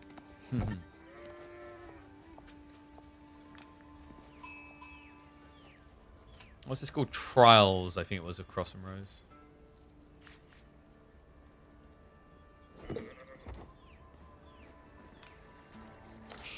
Okay.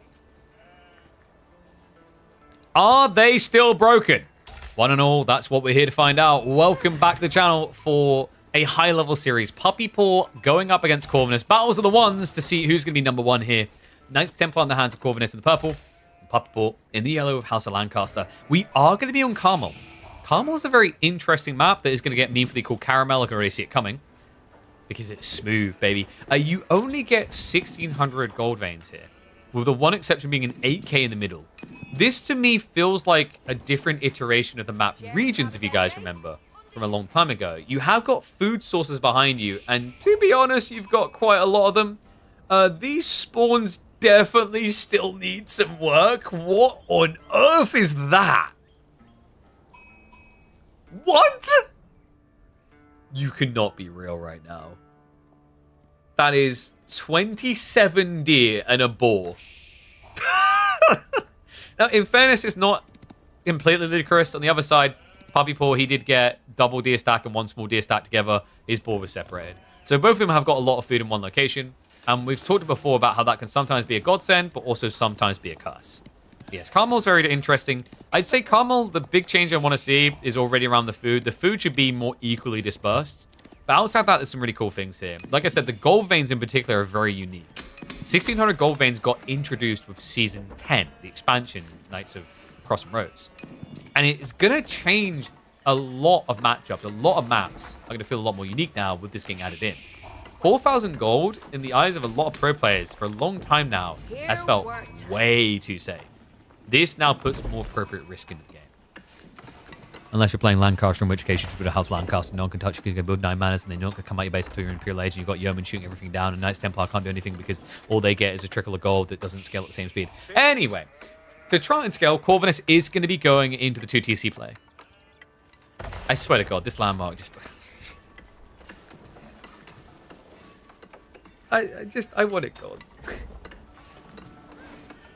It's annoying because of the castle landmarks the English has. It's the only real new unique one. The other ones are just White Tower, Berkshire, that's slightly different.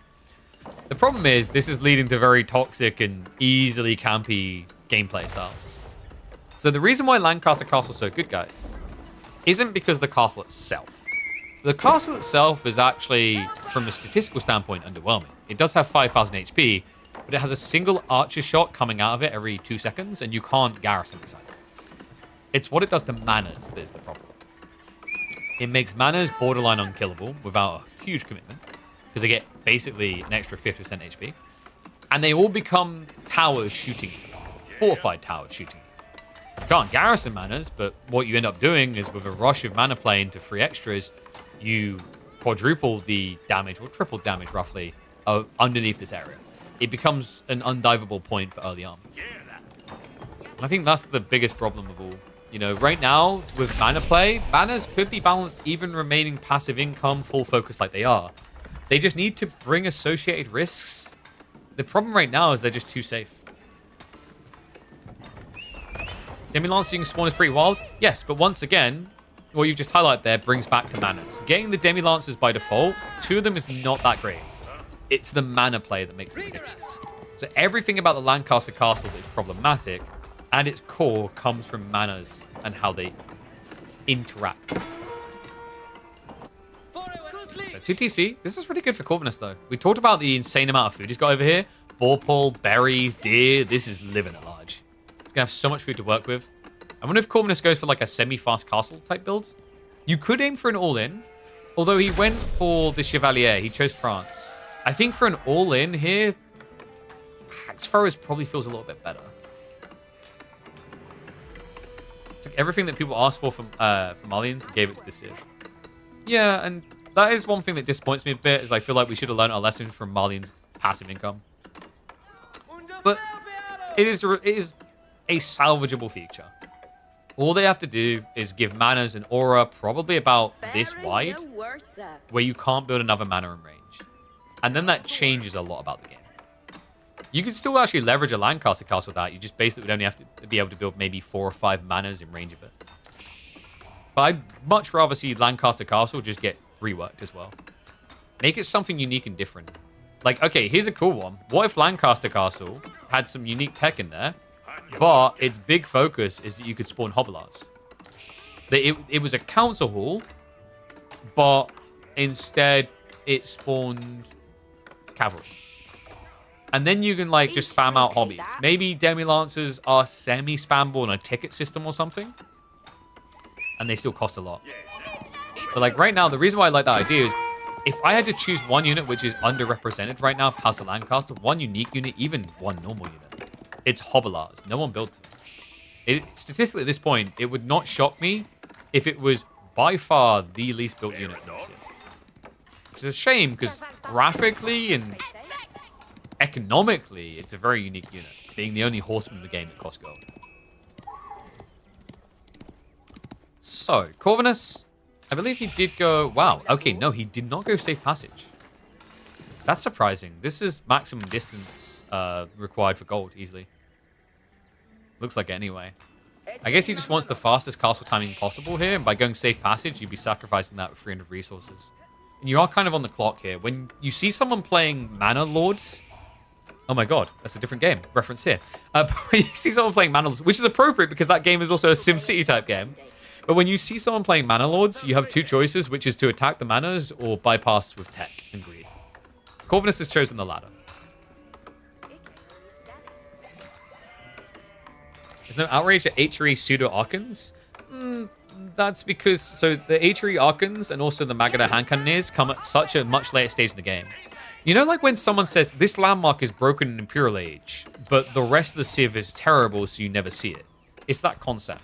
Now, I'm not saying H3 is terrible elsewhere, but I'm saying the things that you're highlighting come much deeper in the game state, where, while it's good, its overall impact isn't as egregious.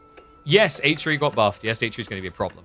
But compared to what Lancaster Castle does at the stage of the game when it does it, and what it forces you to do in response, Cistercian Abbeys and Black Riders are nothing.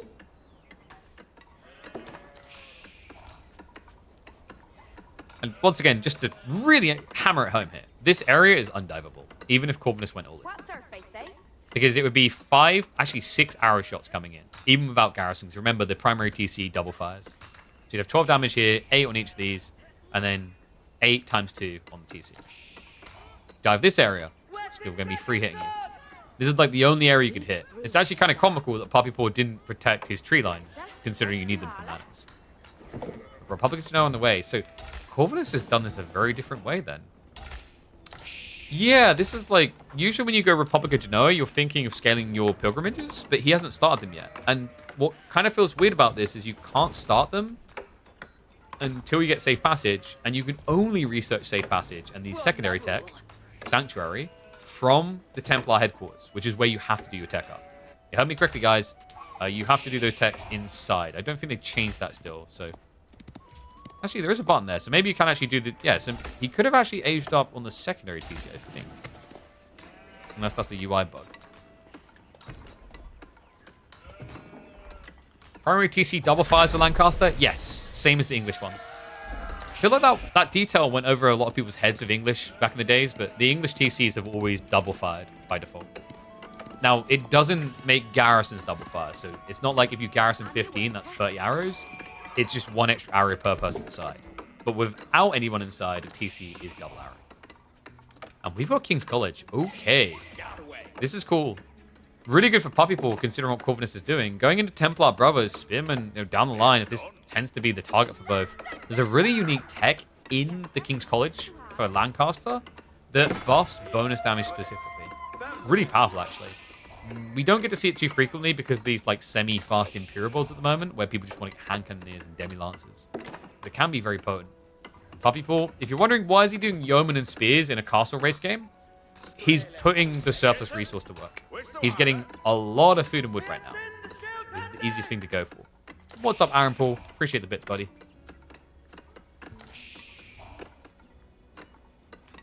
You think manners are fine the way they are? They're pretty good. Pretty good is an understatement. They are too good right now.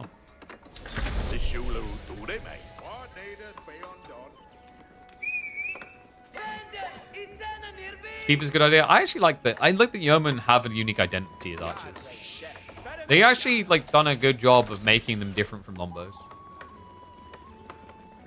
I said you could probably just decrease their range slightly, and I think they'd be fine. Because you're paying 90 resources instead of the 180. So it is a premium unit.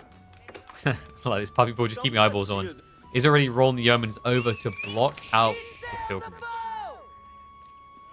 Corvinus, he actually is going to be going to Genoese crossbows. Good way of trying to clear out the spears.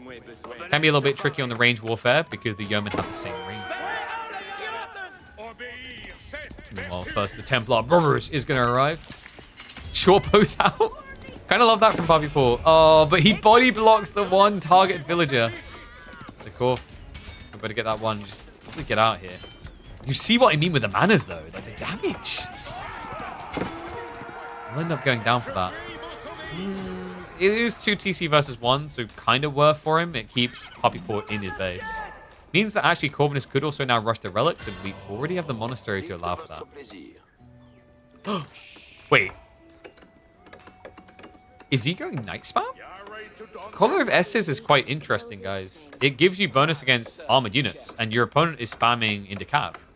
So if you go Knights here, the Genoese crossbows do not get bonus damage against you. You would then be getting bonus damage against Templar Brothers, which offsets their extra health. What a unique idea. I haven't seen much use of Collar of S's so far. I'm still gutted we're not going to be getting hill training. Hill training would kind of be good here. Hobilars against Genoese crossbows sweeps.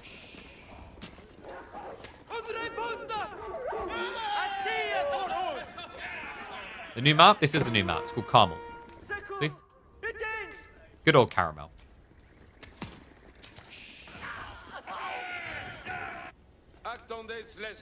So one issue that Corv is going to find quite quickly here is his army is going to become very immobile. This is one of the odd things usually about going knights plus crossbows is crossbows can't keep up with knights.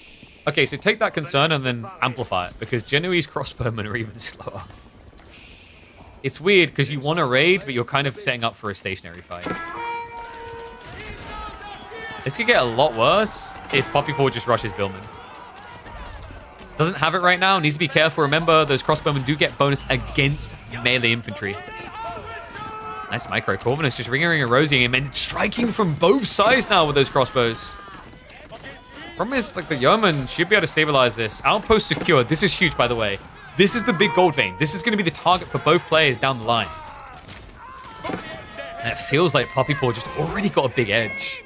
Despite the fact that Corvinus has got pilgrims going, has got almost a 20 villager lead, he does not have manners. And if there's something that an Englishman cannot handle, does not accept in life, it is someone who does not have manners. And we're very picky on that detail. Manners maketh the man. And Puppy Paw is full manning up here. The yeoman now sending it. Oh, going back for the Chevalier Confrère. Yeah, because he needs mass. Templar Brothers are way too expensive by comparison. And he knows that like having a few really chunky boys doesn't matter if he can't reach a target. He needs gap close.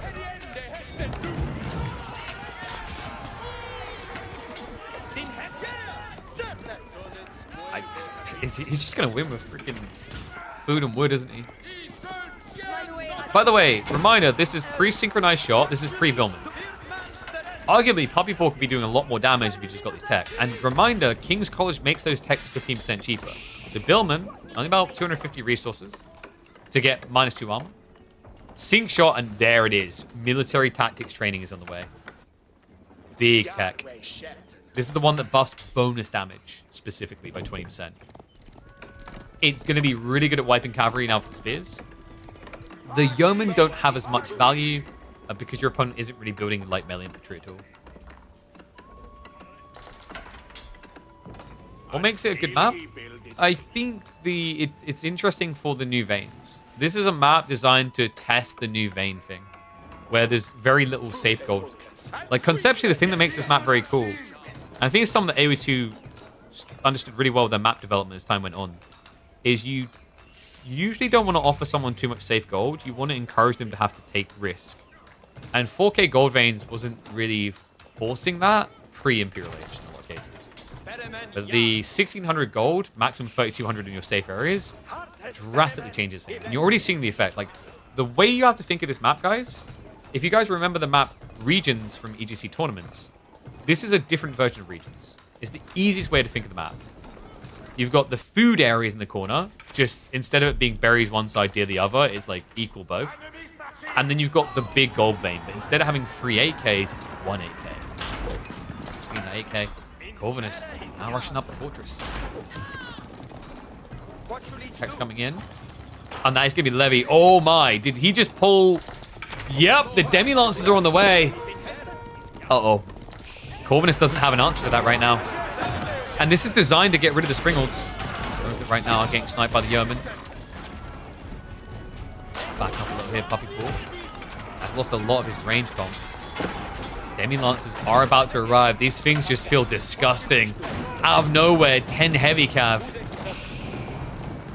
A reminder, he went for Esse, which means they're also going to be an answer to Chevalier. Notice Puppy Boy is just going to forfeit the area. The reason is this. If it wasn't for the fortress, he would have taken that fight. They're weak as hell. Sometimes, really, you need to understand that sometimes in games, it's not about the stats of a unit, it's about the number. This is too many units for you to block or kill before they reach your siege. And also, with the Esse tech, they're doubling their damage against weaker French knights. Nazis do get mopped up. Puppy Boy, I think, didn't quite get enough snipes in there. The fortress, I think the fortress is actually making a big difference here. Because the initial wave, like the Genoese crossbows are hitting from really far away. Kind of feels like Puppy Paw maybe...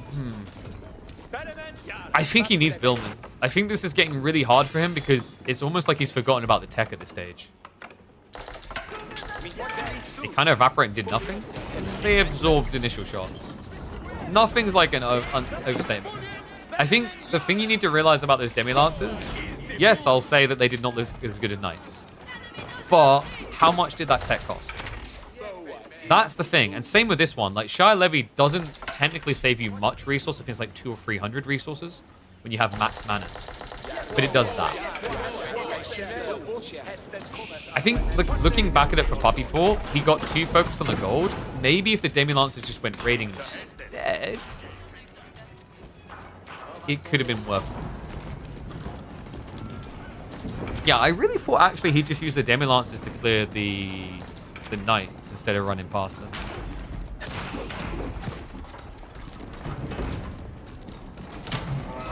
Also, Springwalls have been nerfed, but am I the only one who just watched that last fight and feels like they haven't? Okay, he has Billman now. So this is big, guys. This is what we've been waiting for. Because actually now, Yeoman can carry everything. I'm not even exaggerating. So Yeoman will be hitting into Knights that only have 2 armor. Well, 3. The Templar brothers, the more tanky guys, are going to have 4 armor. And you'll be hitting for 9. So this is where Yeoman actually gets scary. It's not as much Yeoman themselves, despite what people think. It's Billman with it. The spear tech is huge. Nice attempt at the synchronized shot. Does snipe out 2. He's going to try to snipe out more. Yeah, interesting. So Puppy Paw just basically wants to trade range for range here. Wait, but isn't this setting him up to lose on the second part of the fight? Because Corvinus has Genoese crossbows.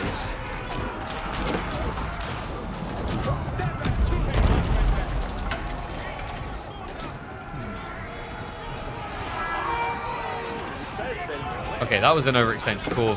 Finally gets punched in the back. Guys, can you figure out what Puppy Paw's probable answer is here? But I don't think he realizes it. because it's probably the weirdest unit that House of Lancaster has, and that's probably giving it away. If you look at Corvinus's comp, theoretically at least, the answer's meant to be Hobblers. And he's got stables coming. This will be really good, because if you go for hill training, you double the production rate, and they get a really powerful charge.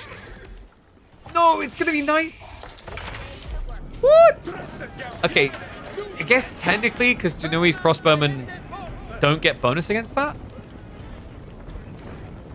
I think why Puppy Paw is doing this is because he already took S's. So that means that he's going to get +6 against heavy. So he should be able to kill the Chevalier. And for those who don't know, the Hobblars are the Lancastrian horsemen. They are very cheap. They only cost 90 resources. They cost gold instead. Okay, there we go. Dude, yes! Yes! It's hobby time! We must help Harry Potter! I'm never going to stop doing that.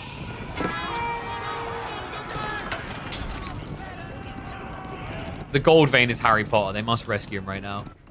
Meanwhile, the main arm... Are you kidding me? Oh my god, he's turning it into a trade. Genoese crossbows get 7.5 power range near keeps. When you get the Imperial Tech, yes. They get 6.9 otherwise.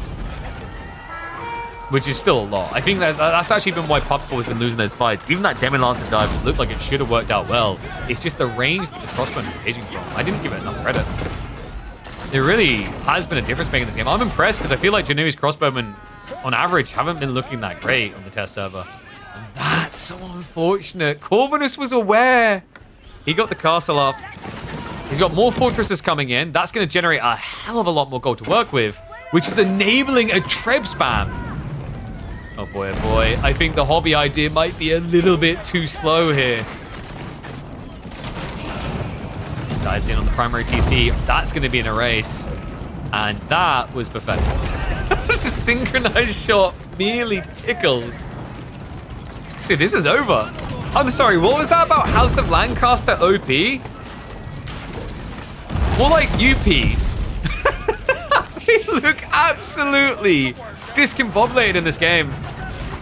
I mean, I wonder where Puppy Paw would change things if we go back. Would it have been the Billman tech timing? Maybe military tactics wasn't worth it because the way this played.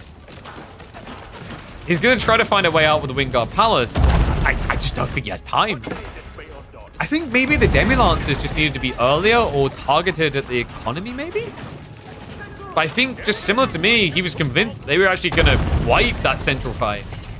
I did not give these guys enough respect. God damn, this unit that is just, look, trash. But the difference here, guys, what Corvinus done so well with Genoese crossbowmen, he turned it into a static fight. Once this fortress went up, the entire game state changed. It wasn't just a defense. It was a buffer for every fight to follow. It's like, oh, need to wine. Shoot. You really capture the full picture these days. Okay, so Puppy Paw, what's the goal now with this? It is going to be Earl's Retinues. Okay, so he's going full Demi. Demi-Lancers auto-upgrade. You don't need to buy their elite tech. And Hobblars is the other part of the solution. So getting 2 of those alongside 6 Demi-Lancers is theoretically good. The problem is that contract takes 50 seconds. I can't believe Puppy Paw's army has just been circling this long, and Corvinus has just been ignoring it the entire time. At this stage, his siege army is big enough he can just take out all the landmarks. Let it begin. Reminder, these things hit twice, not once. A lot of burst damage, and the dude is going Imperial. Kingdom of Poland on the way. Slash the cavalry a possibility. I'm not even sure if we can beat them. The game just kind of feels like it's done already, despite the tech up. There's only one more landmark to find. I think Corvinus has a pretty good idea of where it is. If it was a Berkshire, it would have already been shooting it. What? This has been the state of this army for the last 8 minutes. They've done nothing that has really mattered in Corvinus's eyes. Oh, come on. No, not like this. You just shoot the monk. Well, we can at least deny the relics. If Puppy Paw somehow comes back in this, he's a miracle worker. Corvinus know exactly where the landmark is? That's the question. That is really the struggle right now.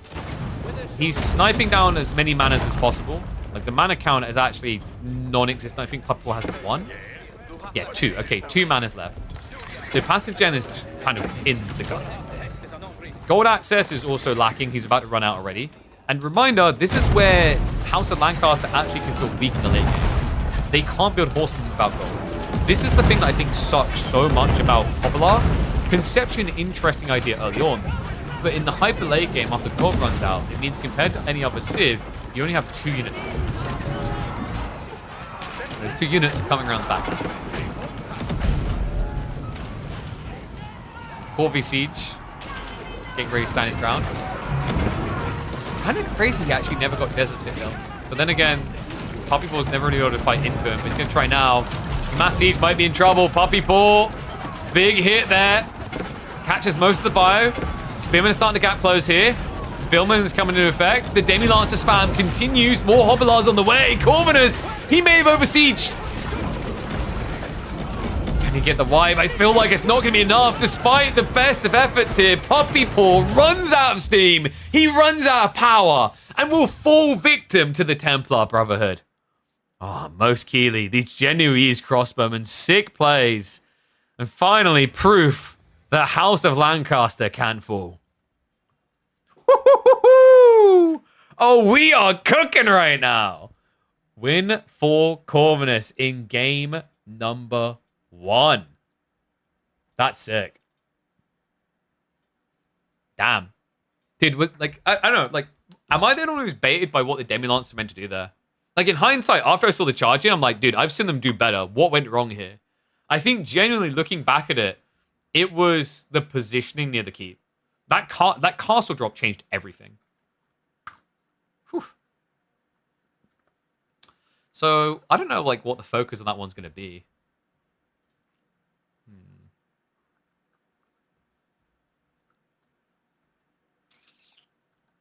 Is it about the Genoese crossbows? Lack of resources? The manas?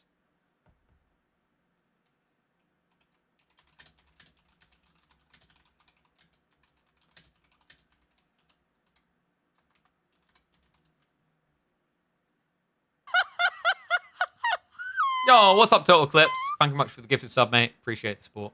Thank you, thank you.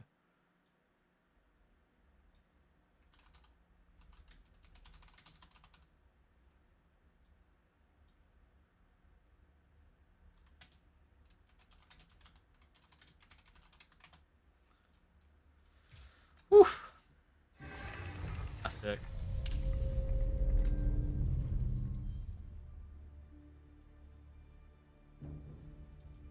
I don't know, like, I'm trying to think what Puppy Paul could have done different. Maybe it was the I don't think the military tactics done anything. Because he could barely touch the horsemen. The knights, rather. Billman maybe would have changed things. Maybe not, though. I think it was the castle. The castle changed everything.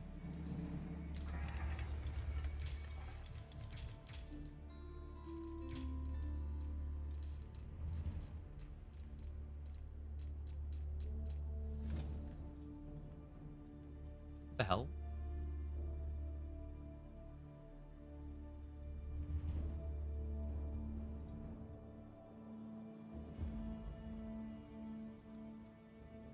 They forget to make game 2 spectatable. I think they did.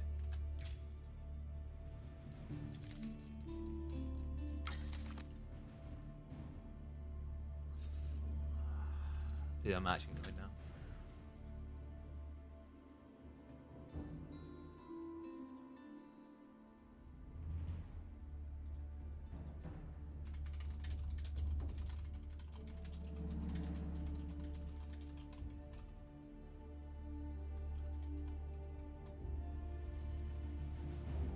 I played that kind of weird. He had a giant slow army, went to raid with it. Because coming home would take too long. Like, the fortress drop carved up the map entirely. Actually, the focus point should really be that central gold.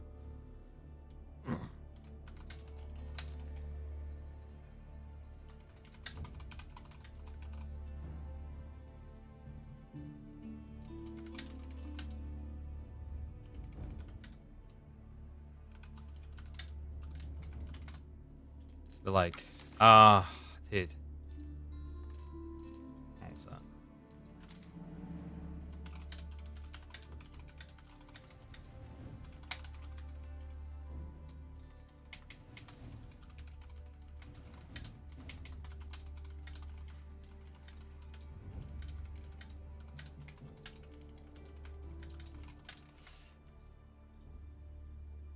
New DLC is score out of 10. I think the new DLC is like probably an 8.5 out of 10. I like the concepts of what they're bringing. Not everything's perfect, like around the macroeconomics, especially for Lancaster needs rework. And I wish they had more elements to the historical battles. Like the replayability value could have been better on a few, but like overall it's decent.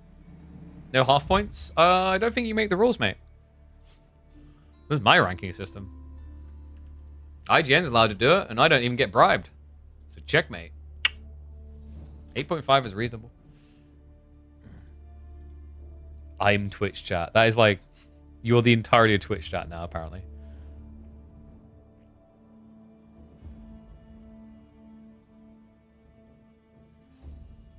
So I'm just seeing. I think we're literally stuck waiting for the game to finish.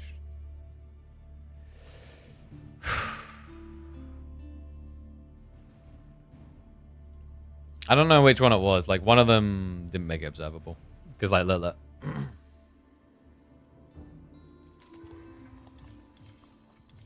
So I guess we have to wait. Might as well watch a pub game while we wait.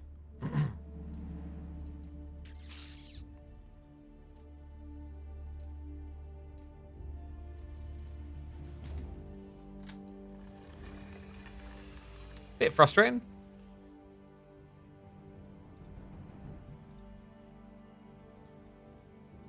Oh, did I pay out? There we go, pay out.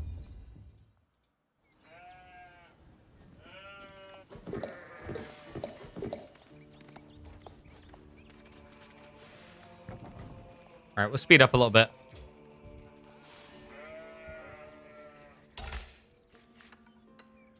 Alright, just a little intermittent break in the middle of a tournament series because we basically have to wait until Puppool and Corvinus finish game 2 because they did not make it observable after an epic game 1. Instead, we're going to be hopping in for some HRE versus Lancaster on Gorge. Lash with the House Lancaster, Vortex HRE.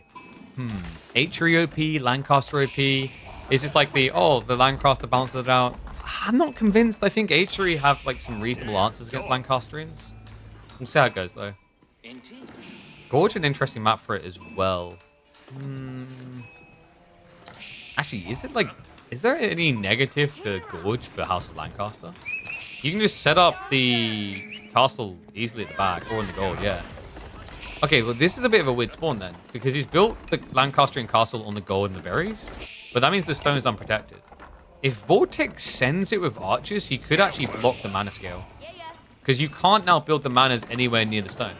The aura is like up to here. That's interesting. We'll see what Vortex wants to do. It looks like it's going to be more people over to gold. So actually instead, is this Pro Scouts? No mill. I think it's just going FC. 10 sheep to work with compared to 20 is going to be a little bit rough. Definitely has to be Regnants. Yeah, so...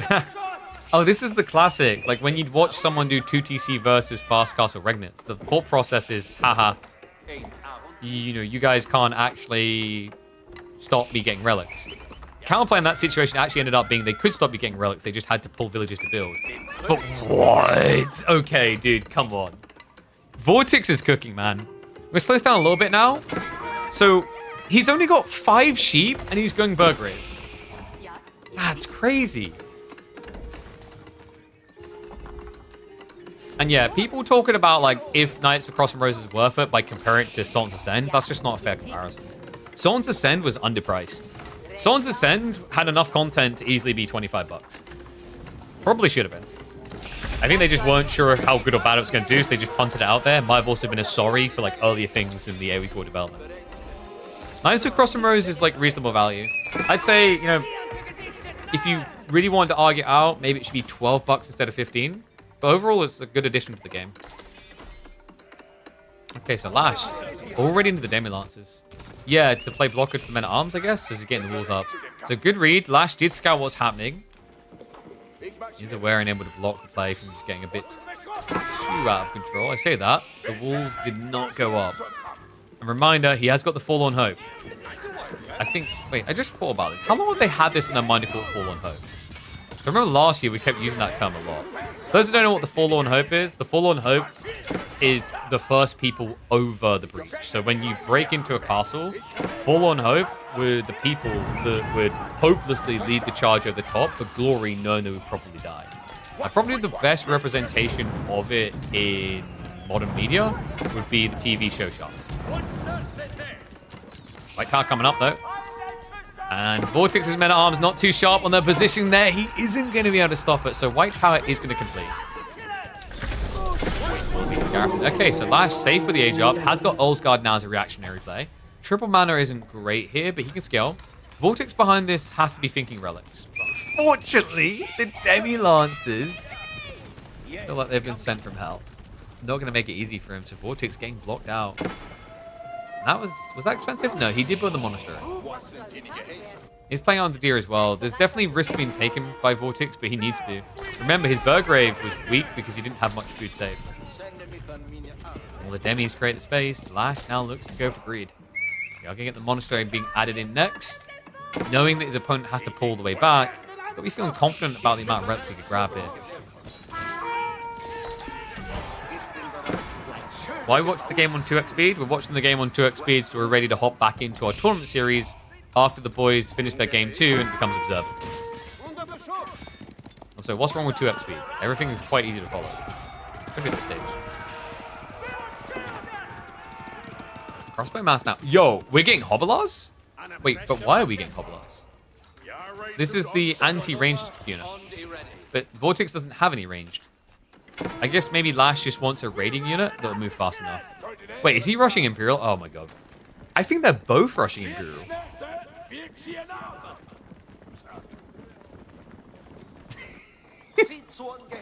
So it's going to be a relic rush into an imp rush. Lash is going to be able to yoink one on the flank. Unfortunately for him, the men-at-arms are already on the way to shut him down. Olsgard are going to be able to raid in, not able to get any targets. However, he has got the dagger throw. Yeah, so something about these guys is quite interesting. They're a lot more micro-intensive compared to normal men-at-arms. Because to maximize their damage, you want to sometimes pull away from the chasing target and throw a dagger to finish them off. Big chip damage though. Lash now with a 5-villager lead. Are we getting more manas? He's got plenty of stone to work it up. I think they are going to start getting spam soon. Looks like we did get a reinvestment. Lash is now going into crossbows. He's playing front line. It feels as if Vortex is just trying to create space for Imperial. You get the Hobbler upgrade? You mean the Hill Fort? Whatever it's called. That comes with King's College. You can't get it without King's College. So, if you mean the veterancy, that's not there yet. I'm starting to wonder, actually, if the Hobbler was kind of a misclick, like he was expecting his opponent to do something else. Yeah, King's College is how you get the charge damage tech on Hobblers. Without it, you can't. Same with Burgundian Imports, which gives you hand cannoneers and age early. Same with Esser, which gives your Demi-Lancers and Knights bonus damage against heavy. Same with the War with Trebuchet, which increases the range trebs, and so on and so forth. Military Tactics as well, which gives 20% damage buff. You really do sacrifice a lot if you go White Tower over King's College. White Tower doesn't really give you much.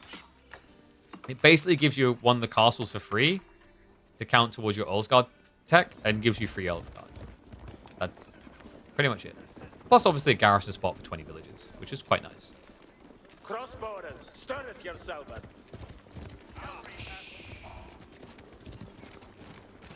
Okay, so going back to 2x speed. We've got some downtime. Relics are starting to be locked in. Vortex, it looks like it's going to be a 3-2 split in the end in favor of him. And this has to be Swabia, right? If you go Black Riders, you're not just going to get cowed by hobbies. Because, like, Hobblers... Okay, so the Black Riders are a very weird unit for this reason, guys. They're a ranged heavy cannon. Gunpowder. I'd have to double check. I'm pretty sure they have the range tag, which means that Hobblers, Horsemen, that type of stuff technically do counter them. Obviously, because they're an armored unit, you lose a lot of your value. It's kind of like watching Horsemen try to kill Arbitraire with Gambesons. Fast Swab is going to be coming up, so Vortex is looking to blow. Makes a lot of sense here. Also, I mean, the Gathering Stone, like, do you kind of rush into Black Riders? If you see your opponent is playing classic English walling, which is me hide in corner, me not play, then Black Riders are kind of worthless because they can't break the walls. It's like we're getting 2TC Lash. Now that you realize, it's pretty obvious to him that this has to have been House of Squabia. Like, unless Vortex is testing something with Black Riders, Elsback doesn't make much sense. So you have to hide yourself the 2TC. The crazy thing, though, for Lash is, guys, at this stage, he's sitting on 6 manas. He's pretty cushy. He's not necessarily behind on the economy. But he will definitely fall behind. The whole idea is if Lash can survive through to the point where they're both 200 pop, his economy is going to compete really well for the passive gen. As a reminder, once you get to that point with Scottish as well, you end up generating a very, very healthy 165 resources per mana.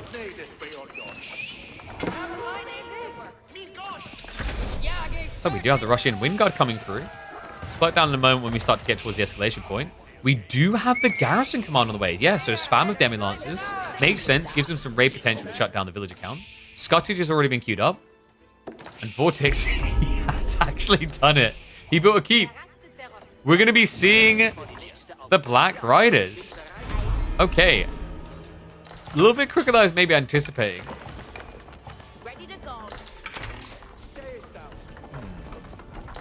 Who wins in the late game here? I think if you can get enough castles, I rate HRE, but that's a big if. You need a lot of castles. You need to be able to scale up to, let's say, like 40 Black Riders. Otherwise, I don't know, Spearman plus Yeoman just feels pretty strong here. There is also the possibility your opponent, like if you're just going to mass, say, frontline meta-arm spears, this gunpowder contingent, even though it got recently nerfed, is still, I'd say, reasonably worth it. Basically get a Culverin on top of the price of what Roboticons would be. Raid around the back here. To march away. The Demi Lancers, once again, just not as strong as a standard knight, but it's the whole idea of just how many you can get on the map quickly. How many resources does a full cattle of cows make of a full pit mine? So cattle, so per ranch, you're going to get, oh, it scales with your food tax, but it's like at least 75 food, which is with 2 villages. But when you have Fulani, you'll then get an extra 60 per full ranch. You get 20 per cow. Fun little fact for you, Fulani generates that extra food even if the cows aren't stationed inside of a ranch. If they just stand there, they still resource.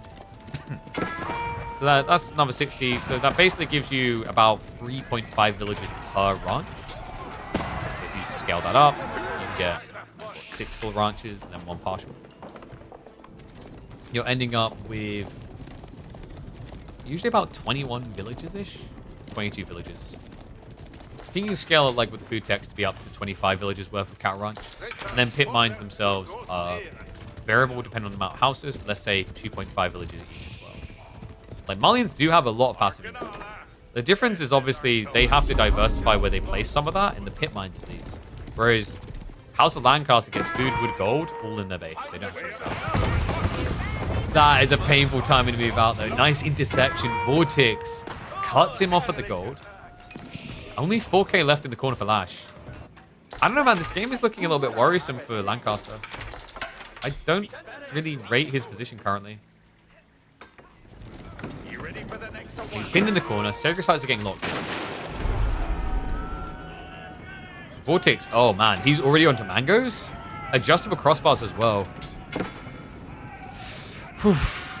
Another worrisome detail. If the mangoes hold back the yeoman, the Black Riders can kite out the spears. It is a little bit tricky because your opponent can just blob and go. But you need a lot of spearmen to justify that. And Bash doesn't really have that type of count right now.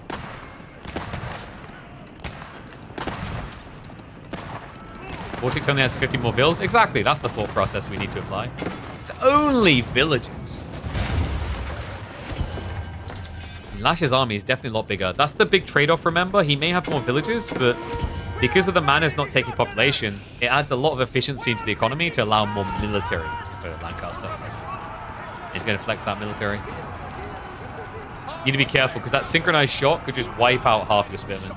Reminder that sync shot does do bonus damage.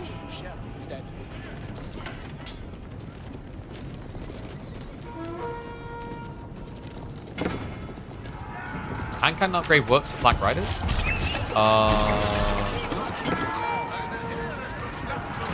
Need serpentine powder? B. I think it specifies it's hand cannon correctly. Because otherwise it would work for Culverins. Can you imagine Culverins getting a speed boost with infantry? Alright, let's just not. Also drops are pretty big here, by the way. If Lash goes for a switch into into the Ulsgaard, I think you wipe. Reminder, each castle buffs your demigod damage. And your ult. Like, either one feels pretty good, but obviously against spears, you want the Ulsgaard perfectly. Billman tech is also a big deal. You can see the damage mitigation right now. It's allowing the Yeoman to just wipe the front line, but apparently there's just not enough of them right now. Synchronized shot. Lash isn't even using it. Finally triggers it, but beautiful dodge by Vortex. Barely gets scathed. He's going to have to retreat. Mass winning out, and we do have a switch up. Okay, so he's even going for the glaive bounce. Throwing dagger drills allows you to double your dagger throw, but it also does small AoE damage. Really good against mass spears. Alright, this game is getting fun. I'm looking forward to getting back to the Puppy Paw Corvinus series, but I'm also deeply curious to see how this one pans out. Vortex is looking for additional keeps. He does get blocked by the Demi-Lancers. More villages now being pulled. He can actually build quite a few Black Riders right now. He can go up to 24. Oh, sorry, no, 15. Yeah, he didn't go Elsbach. Reminder, Elsbach doesn't just do what it done before. With the Black Rider edition, it also improves your scaling of Black Riders so that instead of getting 5 per keep drop, you get 8. Problem here is he doesn't have it, so you can only build 50 Black Riders.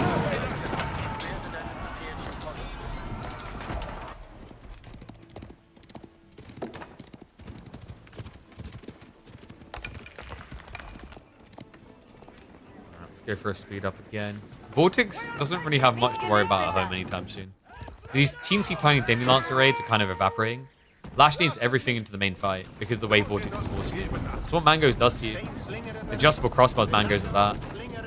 We are getting some diversification, so Olsgaard getting added in as well. Wingard armies on the way to try and address the Fort Keep.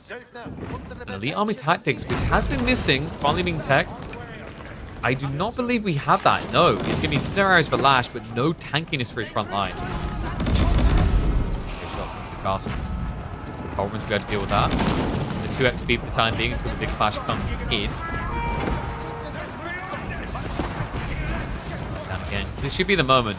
You can see he's prepping for a defense of the gold. He needs it. And he's even levying.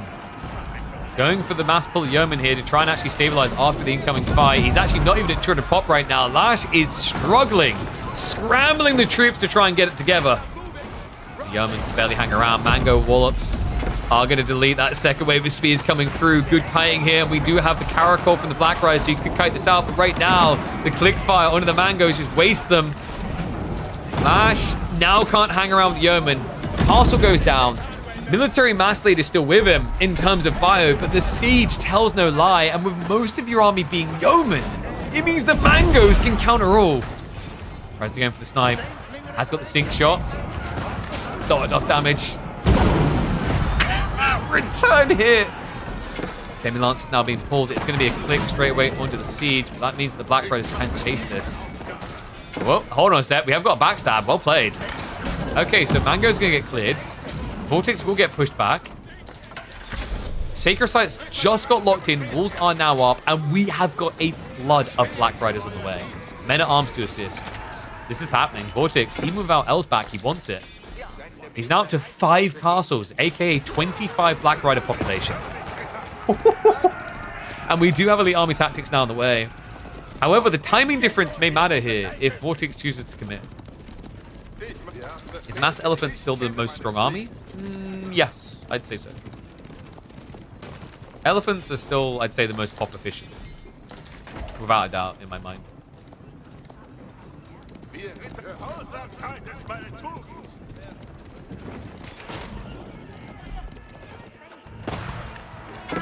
Could this be Lash's last stand? He's hard onto Yeoman. That means he has one big volley that could be impactful here.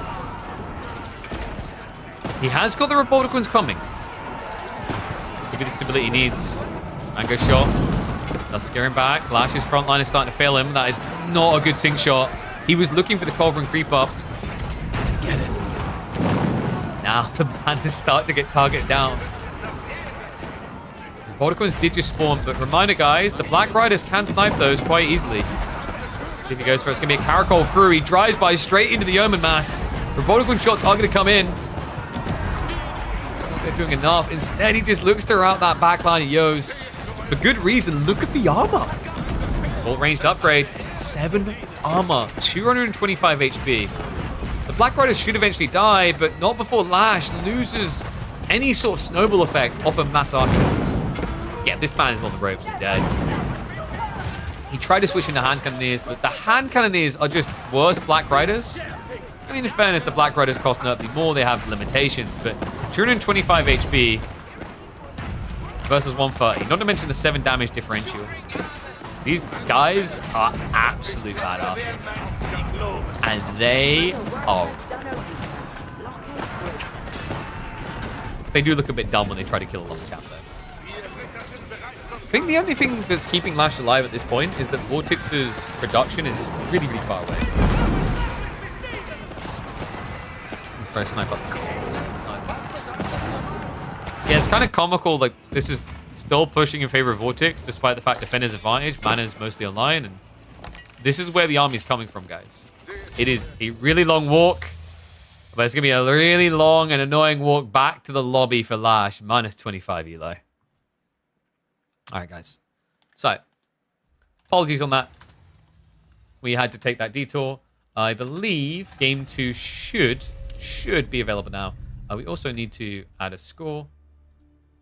Boom.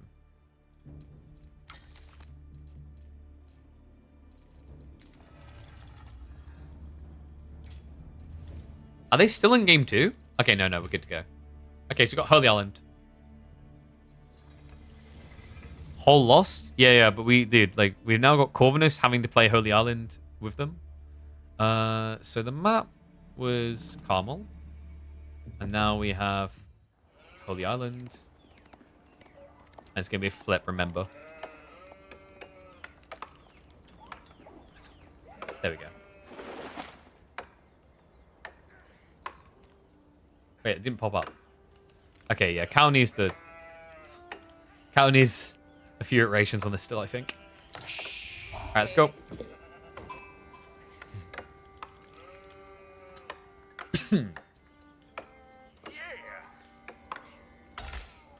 We'll do 2x just so we can recover a little bit of time here. Alright, one and all, welcome back to the tournament series between Corvinus and Puppy Paw. Both of them have to play House of Lancaster. Both have to play Knights Templar. So far, House of Lancaster has fell. Will they fall for the second time this series? It's a very unique map to choose up for. We've got Holy Island coming in.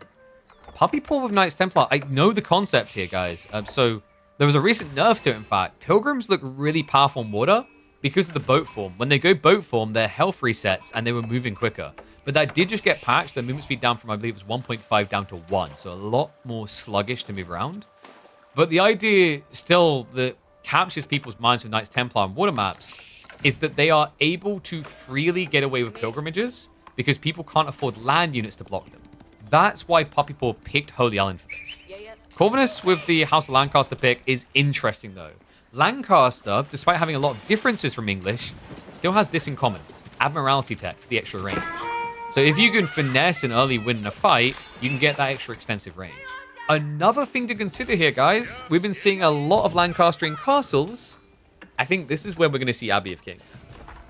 And Abbey of Kings, I actually think it might be better than the English one. The Lords of Lancaster are ridiculously tanky. So that whole concept of not having someone to block doesn't hold true. But what's more interesting is you can actually force your opponent to react on land because it's much easier for the Lord of Lancaster to block resources than it is for him to chase down pilgrims. There it is. Abbey of Kings on the way. Okay, so we'll use the 2x speed just a little bit more for the early game. What tournament is this? It's a tournament that's been organized by Warman. It is called... Oh, God, I need to remember off the top of my head.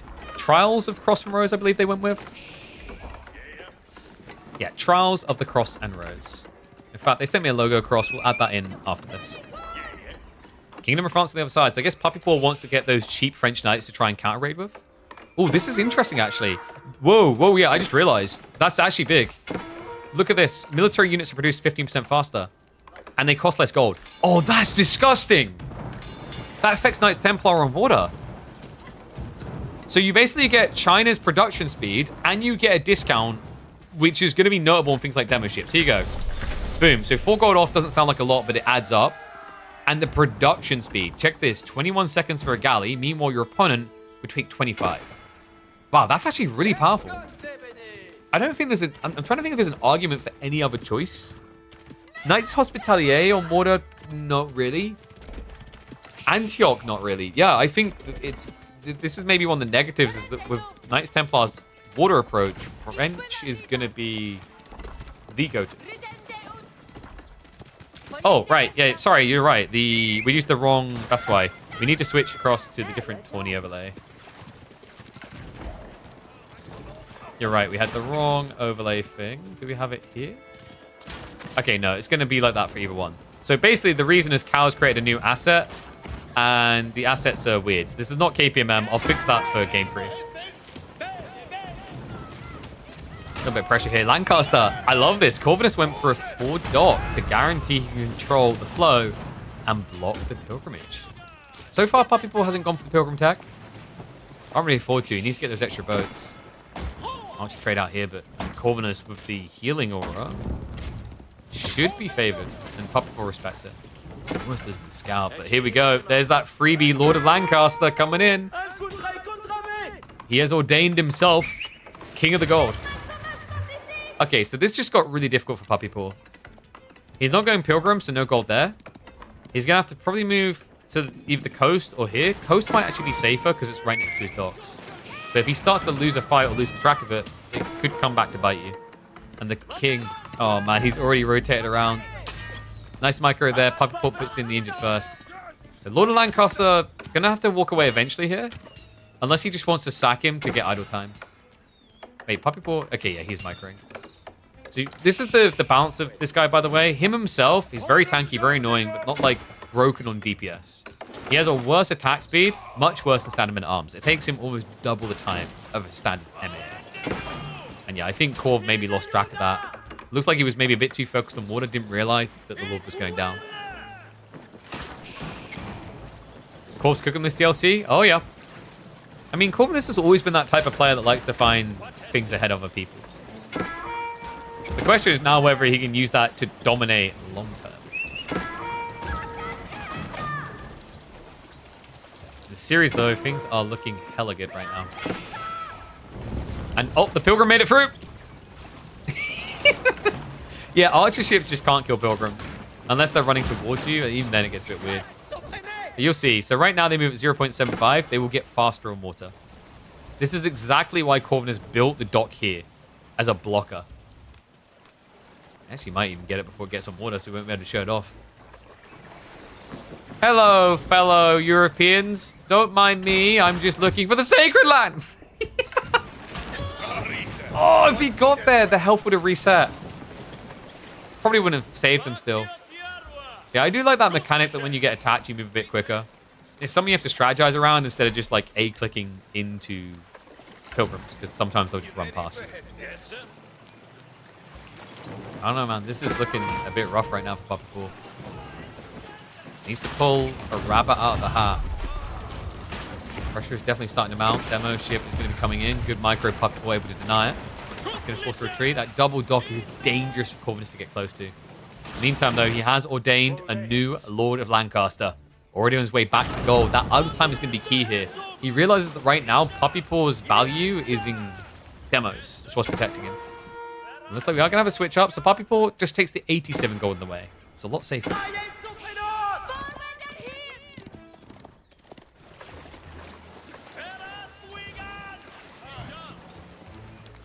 Alright, ones if you think Puppy Paw is going to win this, twos if you think Corvinus is taking it.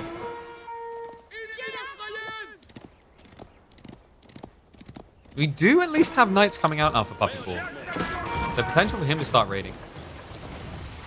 Corvinus' front position is going to start getting threatened. I do not believe we have Admiralty. No, Corvinus never found the resources for it. Instead, he goes mass demo pump. Oh, good micro. Gets the target fire. Really well played by him to minimize the final detonation. A big hit there, Puppy Paw. barely holding on with the fleet. He played that so well up until the final strike. Just a bit too overwhelmed. His own demo play now ready to roll, but Archers. Oh, no, that's not good. Corvinus overextending with the galley. Stop, duck, and roll, trying to minimize, but it's end up being Spiral Ships lost. Great defense there by PP. Wow. More lords being ordained, but the Chevalier Contraire can essentially ignore him. The tricky part actually against the Abbey of Kings is you need to get kills. It's not enough to chip raid because of the heal. You also, if you're going to commit onto the king, need to make sure you can actually kill the king. There's no mid ground here. Because any failure to do so is a succession to heal.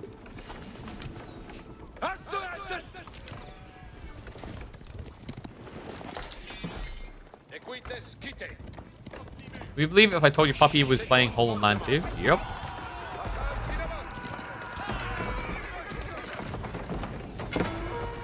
I mean, technically what happened already is that Corvinus played Knights Templar on land when they're meant to be broken on water.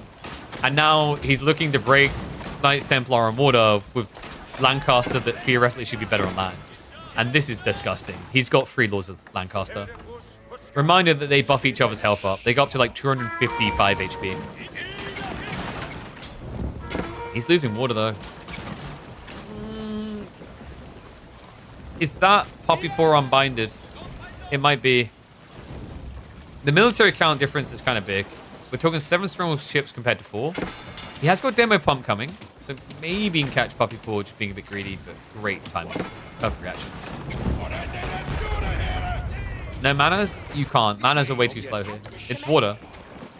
You can build manas, but would you not rather just build a dock and build fishing boats for better economy? The return point is much cleaner.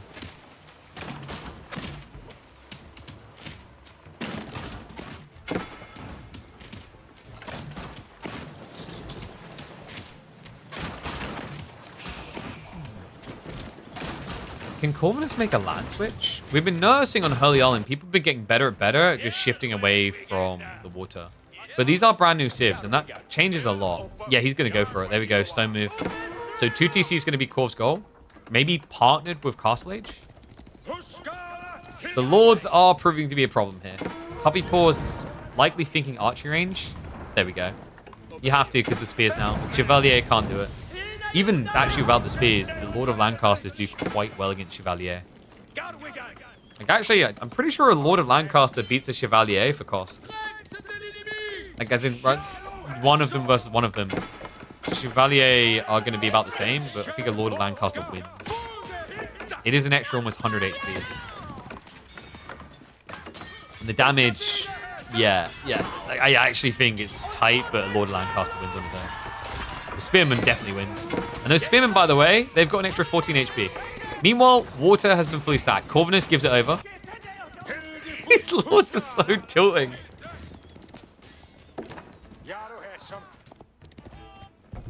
Taking a lot of space for him. I am kind of starting to believe. If he can rush Castle Age and that secures relics, there is a way for Corvinus here. But he needs to be fast on this.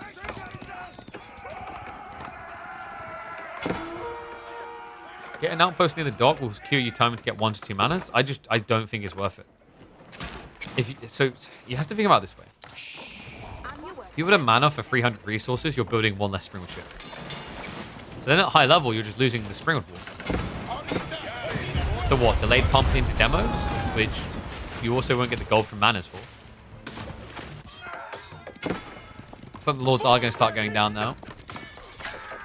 He might get himself a worker kill here. Swing! There we go. So Corvinus has actually stripped a lot of land economy here. It's now 46 versus 38 villagers. Obviously, some of that was self-harm and the fact that you like teched and built in passage. So that's like a 4 villager difference equated for. So there's still 4 villager kills on land. And we do have 2 TC now coming in from Corvinus. Question now is, can he survive the oncoming onslaught? Because Puppy Paw should theoretically be rushing castle now. And I'm imagining in this matchup, like, does anything stop you going Republic of Genoa?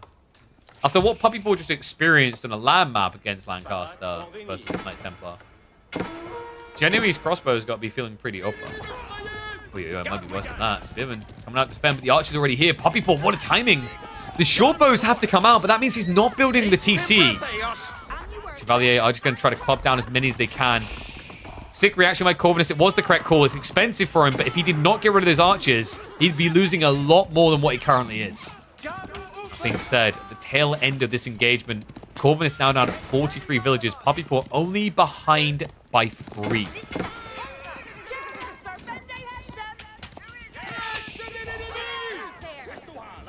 Angevin Empire is going to be the choice. Okay.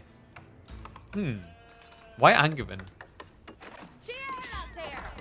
I guess he feels like he can probably just look to set up fortresses. I mean, Angevin, remember, that's the... Yeah, it does increase docks. Just want to double check that. I don't know if you're really worried about your docks, per se. Never really seen the Angevin effect on docks. 30% does sound pretty good. It's going to bring you over 2,000 HP.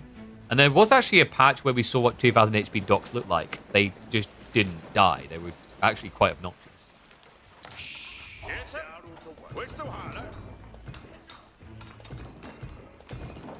Is there like a bait switch in mind for Puppy Paw? By going Angevin Empire, you force your opponent crossbows, and then you play Horseman? No, he actually just has Templar Brothers coming. Oh my god, it's a lot. Holy brotherhood.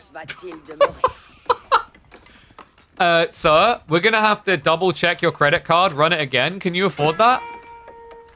The 250 resources, he can. He genuinely can. I don't think he can permanently afford that. He's a little bit light on the food. But the brothers are rocking it. I mean, this is the reason why French feels so good. That increased production speed gives them a competitive timing. 32 seconds instead of the 38. Meanwhile, oh, we didn't catch it. We'll catch the next ones. The Pilgrims going on water. King's College, meanwhile. Okay, so if Corvinus can actually get into spears quickly here with military tactics upgrade and veterancy rushed, he can hold. I just asked a lot of him, though, because he's also going manners. This is slowing him down a lot. My oh mine. Here we go, guys. 0.75 movement speed. These guys used to be buffed up to 1.5. They doubled the speed on water. Now, Transformer transforms into bow. They're now 1 movement speed. Still quicker. It is kind of comical the way they just evolve. Corvinus, not much of this game is feeling comical anymore, though. I don't see a way. It's so much Templar brother spam. Corvinus with the manners, he'll gradually be able to scale the economy to get spears. That is a lot of racks. It's been racked. 6 racks now. Oh my god. The spring, come on. Puppy Paw already read him perfectly. Spring play to counter out mass spears. Villagers have at least snuck out to the gold, but I wonder, is Puppy Paw getting suspicious? If he's not seeing gold gathering on the front side, alarm bells have got to be going off here. I think he doesn't care. Probably feels like at this rate he can just burn down the town center. Pilgrim transforms into bow. I guess that's the noise they make. Also, why would you put... Wait, like, why would you actually put an anchor on the front of your boat? Isn't that incredibly dangerous? Because if you're sailing forward and an anchor deploys at the front of the boat, that's going to pull the front of your boat, which has already got a forward-facing mast, down and increase the likelihood that you topple over. Capsize it. Yeah, I'm pretty sure like that's irresponsible admiral. That is not how we navy, sir. Enemy stationary, you pop an anchor? You're not always going to be, though. Like, you'll theoretically be moving in certain situations. Is it in front? I thought that usually the anchor is at the back.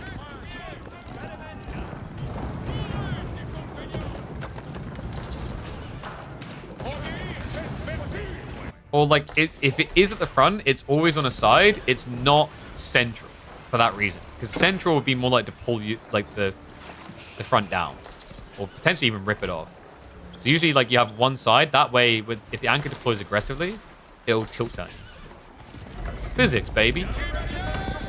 Speaking of getting physical. Templar brothers, ready to get physical. I don't think Corvus is going to be coming back in this, guy. It's going to be a 1-1 score. The series is going to dive ever deeper. Oof. It's in the back. I knew it. I knew it. Even if you put it at the front.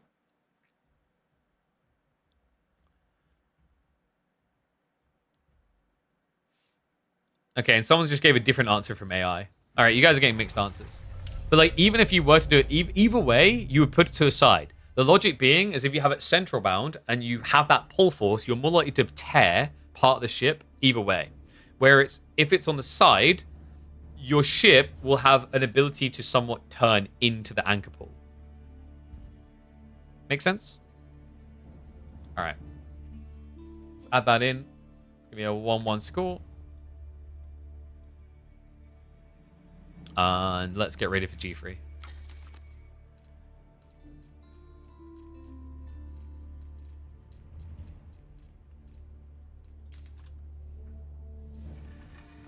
Dry Arabia. It's going to be House of Lancaster versus Sushi. Oy, oy, oy. There's going to be a lot of House of Lancaster. I can already sense it.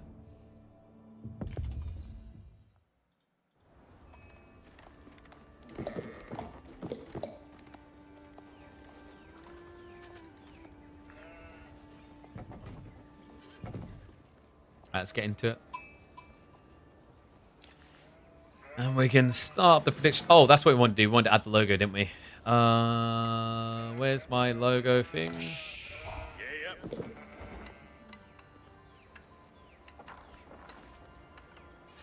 Give me a sec, guys. We'll try to make this not look scuffed.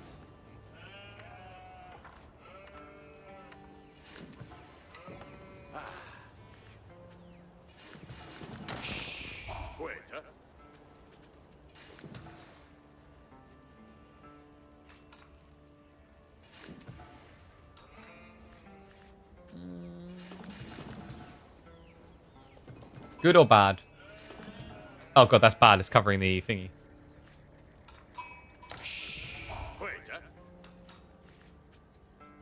That's kind of still cursed.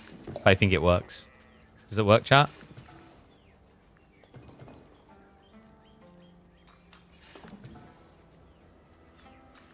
It's got a lot going on.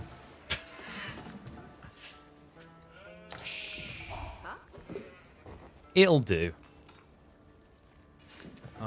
And then let me... I just realized the World's Edge logo needs to come up because we've got map names in the corner now. Okay. Let me get predictions ready for you guys as well.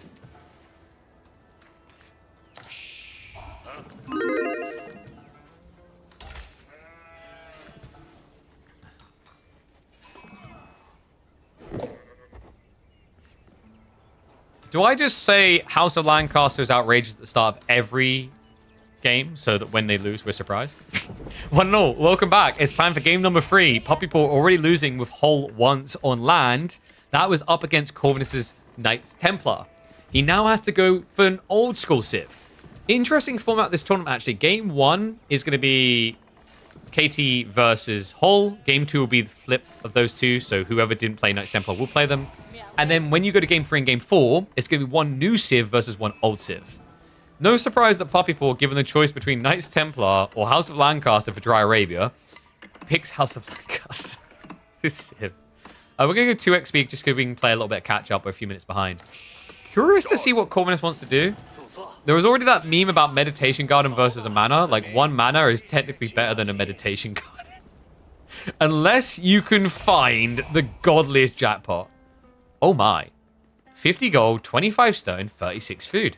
That's a pretty good start for him. 111 resources on the Medigarden. Yeah, I wonder what Corvinus's win condition is in his mind.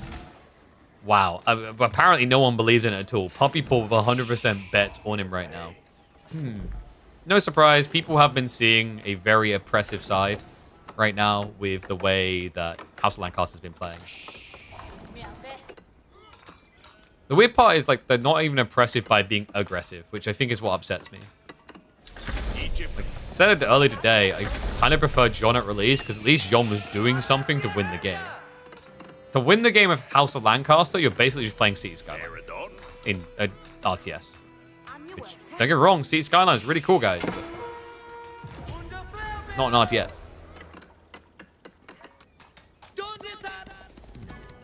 Well, does he just... Is he actually just going to go TC boom? Yeah. So I wondered if this was going to be maybe a fast castle build because the Shadow Monk timing is really strong. But I guess the issue with that is you still then have to dive. And do you really want to dive mass arrow slits manners? Probably not. Also, you'd be doing it with Lancers, which would encourage Spearmen. And we've already seen that Billman is crazy. Billman is really, really powerful. Looks like Puppy Paw. Did he scout this, though? Yeah, he sees the stone, and he immediately cancelled the archery. So are we looking at fast castle now from Puppy Paw in reaction to this? I like the idea of what he was training towards. So technically, Zhu Xi, all in castle, in feudal rather, should lose to House of Lancaster. Because at the core of it, you want to build Chuganu. If you guys remember, in the old school days, English was like a hard counter to Chuganu mashing. Well, House of Lancaster is kind of a little bit better. They have the extra tar range, but they also have better movement speed than Lombos. So they can stay away from you at all times. Do I think Lancaster needs further nerfs? I think the easiest way to describe what Lancaster needs is actually rework. I don't think there's much like buff nerfs at this stage. You could keep nerfing manners and they'd just be pointless.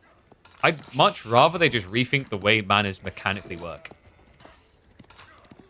The broken record statement I've been making is you should not be able to build your whole economy on this one screen. That's bad design.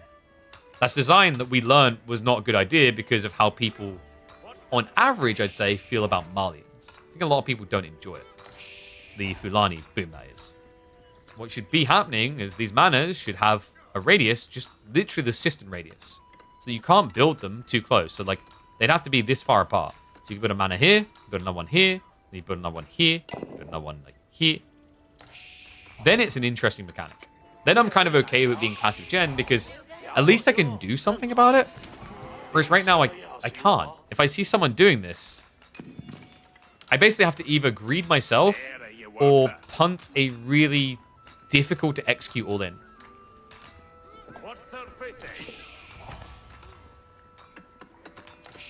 And yeah, the other thing that has been to it is the idea that you shouldn't be able to get the extra like mana techs in Age 1. I can see where people come from with that. But I think if you genuinely... Like, I actually don't think the mana techs are a problem if you do the change I described.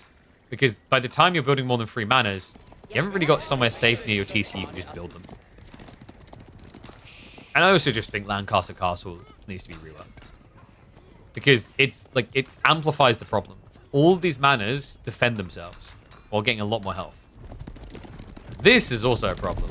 7 Demi-Lancers already hitting the field.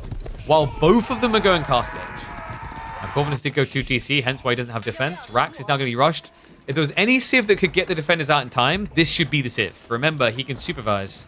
He's going to need to.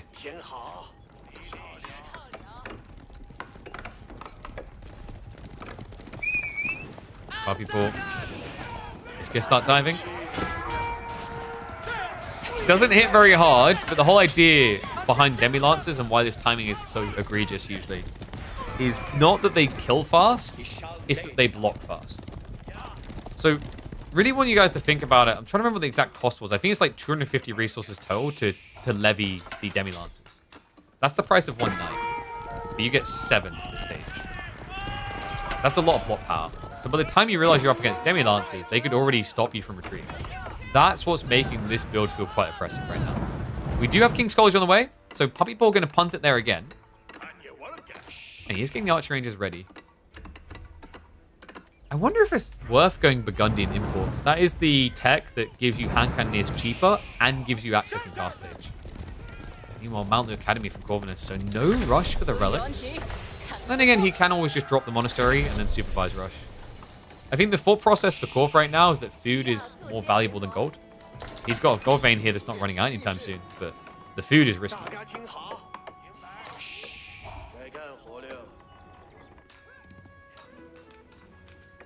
It's just going to be standard yeoman. This is like one of the weird things about King's College, by the way. King's College, you click on this landmark and you see that someone hasn't actually queued a tech, and you're like, huh, noob, what are they doing? It's the tech discount. you get 15% off every tech. That's why you can build it and justify it. If you're not being pressured and therefore don't need to drop a white tower, it's a no-brain choice. In some ways, I feel like white tower is conditional upon me being attacked. And there is no reason for me to ever build anything but King's College otherwise. You can say that's fine, that's a good thing. I wonder if they could introduce like a unique tech into White Tower as well that would make it compelling at least. Then again, I think part of this design was maybe intentional by the devs. Make the White Tower and make it unique, or rather make it situational, and thus the unique landmarks introduced are more popular.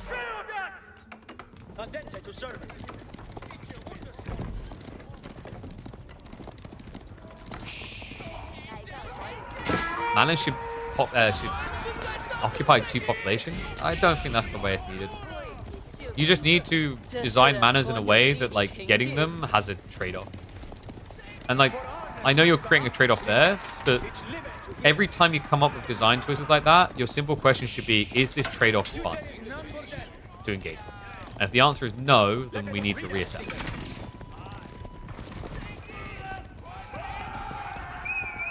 King's College has a couple of bridge over streams. Yeah, and King's College scales really well into Imperial Age, which people looks like it might be leaning towards. Because reminder, like when you go into Imperial Age, you're paying normally 1,500 resources for the army tactics. Getting 15% off saves you a pretty lofty 225 resources. A little hit. A little bit of contest between the monks. Yeomen are going to start arriving. The Relic Race Corvinus is definitely ahead right now. We do have Puppy Paw King up Hobblears, but I think that might have just been a misclick. There's no reason to right now. This could just be a bait and switch that he's revealed Demi-Lancer's Knights. He knows his opponent has to go crossbows. And then Hobblears can destroy it. So there you go, yeah. He just cleans it up. I don't know, man. This is not looking good for Corvinus. Are you guys noticing a fundamental difference between the two civs right now? One player has to be present on the map, the other doesn't. The only thing with Puppy Paws that is present is his army. Corvinus has to present army and economy. You know what I think went wrong here with House of Lancaster? I think it was thoroughly tested in the Pro Scout.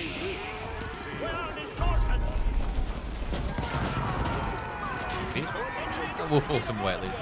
So yeah, I think genuinely what happened here is they probably went for a lot of iterative phases with Manus towards the end. And the end would have been in Pro Scouts meta. The reason that's important is that that phase, at that meta, the concept of having safe economy at home didn't really seem like a problem. Because everyone had safe economy at home. Because Pro Scouts brought economy safely home. That's the difference.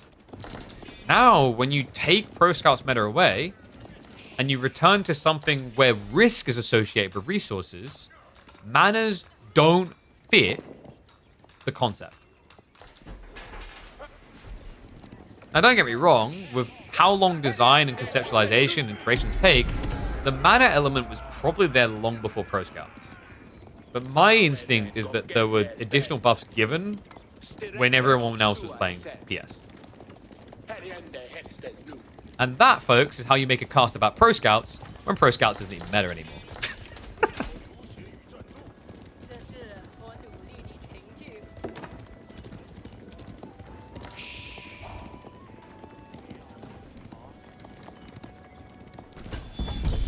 Puppy Paw has a unique tech here, by the way. Collar of Esses is really impactful against PG. Remember, it gives you bonus damage. It's basically heavy maces for cavalry. So Corvinus going PG is not going to save him. He needs mass spears, needs them now. Has got the farms coming in the corner, but has not secured said corner.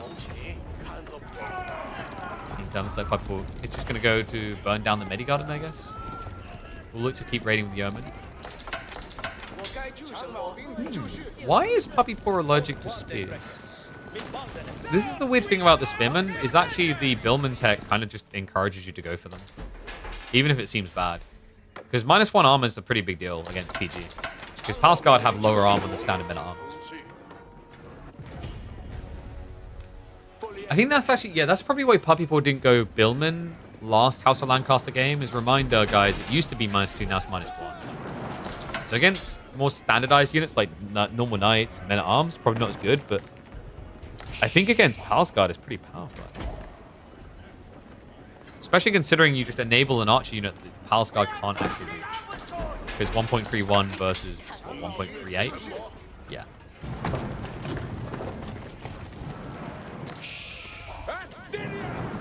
I don't get why Yeomen have 5 damage with Feudal, but then end up with the same damage as Longbows fully upgraded. Yeah, I think something went wrong with the scaling point. We saw similar to the Genoese crossbows, but I don't think their damage increase mathematically makes sense compared to like crossbows. But yeah, Yeomen are definitely kind of in a weird place. Now, especially with the Billman nerf, I don't know if they'll be feeling that good in Imperial. But maybe that's okay. Like, archers do feel that they should usually be situational in Imperial Age, based on you countering something. Laughs in longbow.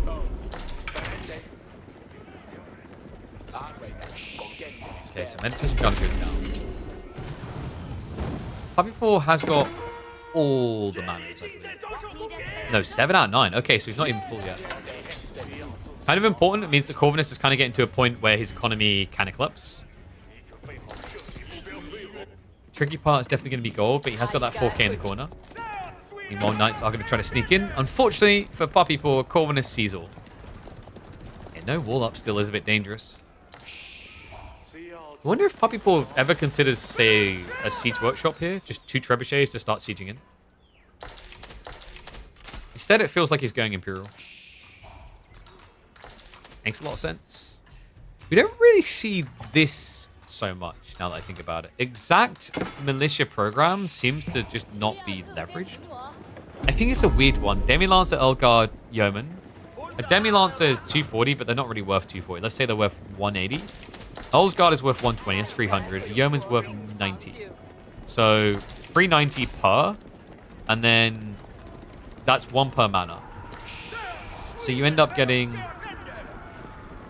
in terms of value, around about 3,510 resources for 2,500. So exact militia program is actually good if you want all the unit types, but it's a wide breadth of unit type. Demi-Lancer, Guard, and Yeoman. I feel like maybe 2 of those are viable, the other not so much. I think you'll see exact militia program when people want to play Guard, Yeoman. The reason is that Demi-Lancers auto upgrade. The other ones need to be manually done. Speaking of those Demi-Lancers, we could be seeing more of the Wingard Palace now on the way. Corvinus, does he have an out in Imperial? He's got 3 relics. He could play into Yuan eventually for Pagoda. Nestavi's the extra range, kind of sick against Yeoman. As a reminder, you can get Divine Defense, up to 8.5 tower range. And also, you can get the additional barrels to return the nerf damage, so extra burst attacks there. Overall, I think Corv can actually still win this in Imperial. Problem right now is getting there. His economy is going to be slogging for a bit before it's ready. Yeah, he wasn't... I don't think he's ready for Puppy Paw to rush in. Kind of feels like the farm transition is a little bit lacking here.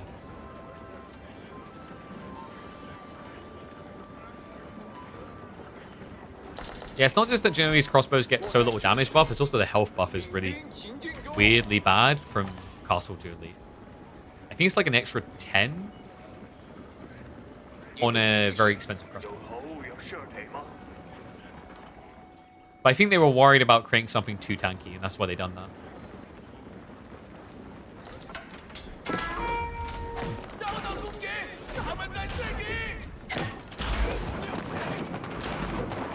Push in here. Let's see if Corvinus is cooking. Color Vestis wasn't taken yet. Color Vestis is never going to get taken. Kolarov can kiss my asses here. It's going to be gone. Now, funny thing about King's College dying, it does not remove the discount from all buildings. I don't know what you want from me. Like, just the shrug. It probably should. It doesn't. Oh, yeah, Puppy Paw. He's been waiting on those elite textile come in. Only Yeoman so far. Mr. Bees are going to start marching in range here. Trying to bait into the shot. Puppy Paw not quick enough on the pullback. Sink shot in the center, but minimal damage done here. Plenty more done in return, though. Puppy Paw, he needs the Knight's assistance. They're going to come for the drive-by. Charge to the backside. Crossbow's tanking this just to give enough time so the Nesta Bees can clear out the Yo. Newcastle drop on the way. Corvinus is not done yet. No, no, no. He stakes a claim here. There's not enough yeomen left to stop this. The gunpowder contingent is going to be too slow. I think we could be looking at a big Corvinus dub here against House of Lancaster. This man, in his tournament series so far, will have a 100% win rate against House of Lancaster. This is wild. Sink shot coming in. It's short. If it wasn't for the Nesta B shots earlier, that would have been enough to eradicate. Nowhere near enough here. Now the manas begin to get sieged down. So all of a sudden, Puppy Paws' economy about to plummet. With potentially his hopes of winning this series. Because next game, Corvinus can go either Knights Templar or House of Lancaster. Obviously, Knights Templar for him, you'd imagine. Looked so good last time. Knights are going for a little bit of a counter raid here to try and pull attention. But this is just mass siege. We've got trebuchets now on the way. I don't know how Puppy Paw gets out of this headlock with his current economy. Mass Hobblars isn't going to be great here. Your opponent's building spears. The only upside is, of course, Corvinus can't really afford to go Imperial with this play. He doesn't really need to go Imperial. He just needs you to go down to the Dark Age. Yeah, House of Lancaster starting to look like 2008 English house economy at this stage. Manas are crumbling. It's a true half economy in the next 2 minutes. Puppy Paw just doesn't have anything to stop this push with. Has to address the double keep. We do at least have a Culverin coming out, so we'll eventually open the way. Night Raid, find a little bit of chip damage, but against 2 TC, Shushi, it barely shows. Didn't Puppy Paw already play the House of Lancaster? Yes. But the thing is, the way that the tournament format works is that you play Knights Templar versus House of Lancaster and then flip. And then it's old Civ versus new Civ and then flip. And then final game is Civs that haven't been played. So what that means is both players can play House of Lancaster twice.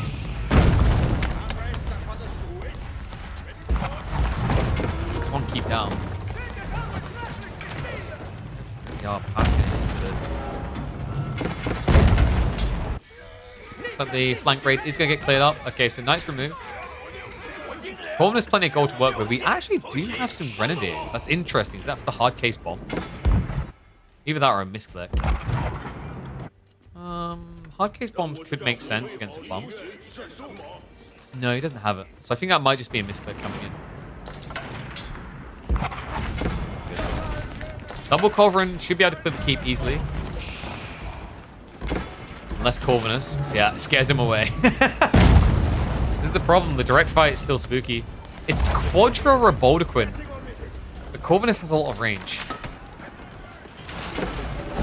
3 shots. Wait, Reboldequins? Reboldequins, uh-oh. It hits the Yeoman and the Reboldes. They're getting range now. Massacre on the flank of the west. However, the knob shot should be able to clear house here. No way you can stand against that. More Reboldequins are coming. It's just a full Yeoman Rebolde comp. Oh my god, no, the villagers, this is dangerous! Tries to skirt it. They're gonna get massacred! No way, no way!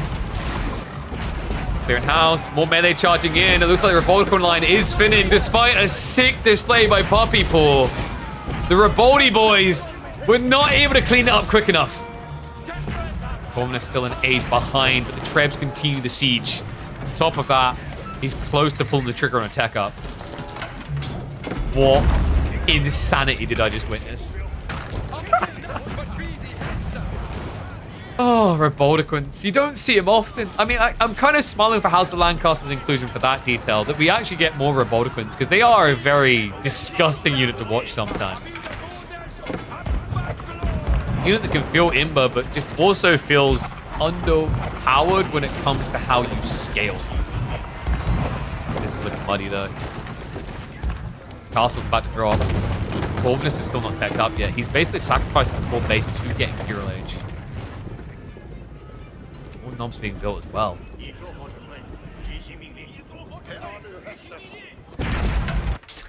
Wait, we have it 25 minutes in with 50 economy. A second TC for House of Lancaster. Okay, I didn't really have that on the bingo card, but continue, soldier. Temple of Sun now on the way. Oh, this is kind of crazy, actually. If he gets the timing right, he can catch Puppy Paw off guard with a switch into the extra range. Keep an eye on it. Right now, by default, it's going to be Divine Haste. These might not even need the extra range if Puppy Paw is going to walk in like that. Scurrying away.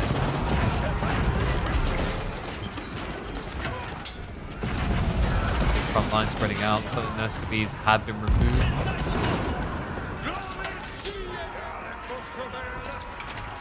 Corvinus has just such a better economy state now. This is the awkward part. Like, Puppy Paw's army is better, but his economy is in the gutter. I think Corvinus can safely back up and then just flank raid. We've already seen Horseman for that. Horseman, which, by the way, can be buffed further, remember? There is that charge damage tech inside the Temple of Sun, the toggle for Divine Charge. And yeah, when you look at Puppy Paw's comp, because he included Elsgard, he's probably not going to like the idea of dancing back and forth on the map. Oh, this has turned into a crazy series. By the way, we have got another series cast after this. It won't be the Crack of the Anatan. I just got confirmation that that series had to be delayed till tomorrow. But that means we're going to have a hell of a lot of content to munch into on Friday. Oi, oi, oi. Speaking of munching, Horseman, hello. Well, they do get rid of 2 of the siege weapons. It's kind of worth it. I mean, the Horsemen are much easier to scale than the siege. And your opponent has worse economy, so even taking mathematically unfavorable trades is fine, because you know your next wave is going to be quicker and bigger.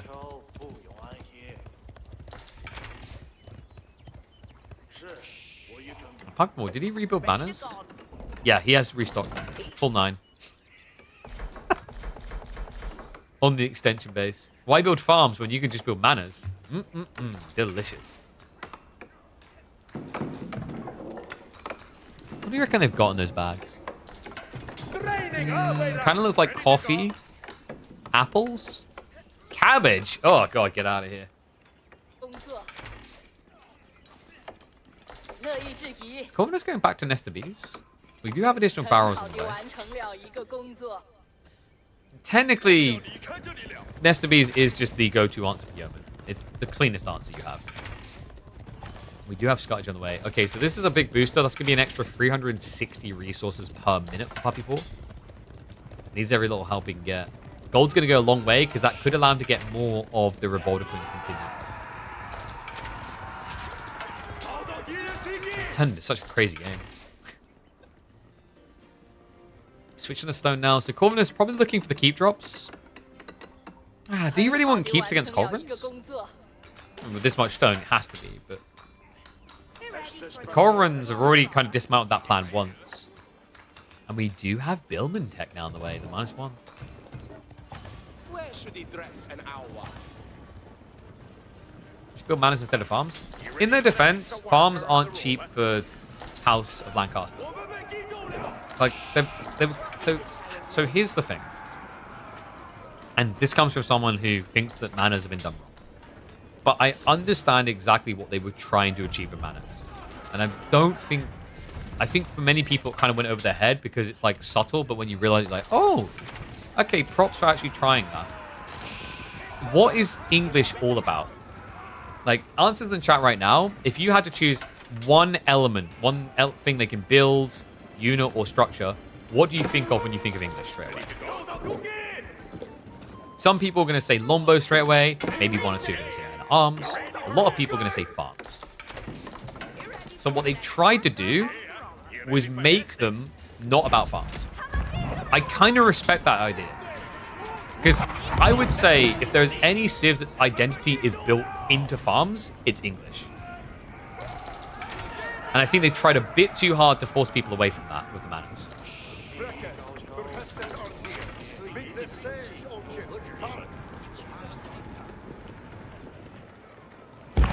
Also, really appreciate the maturity of chat. No one said Brexit. You guys have come so far. Where did this army come from, by the way? Puppy Paw is just booming it up. And this is exactly where mana starts to get busted. It's the pop efficiency. If he wins this game, man.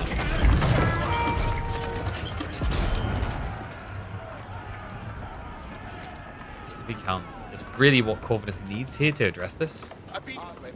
Doesn't have it. Kind of crazy. Corvinus never went Yuan. Never managed to get Ming. Ming obviously way too expensive. No Yuan means the pagodas aren't really making him thrive on the backside here. Basically his own version of mana. So now I'm gonna at least stab. It's just difficult against the Vortigens. I think the issue right now I'm seeing for Corv is he doesn't have a good answer to Revoldes.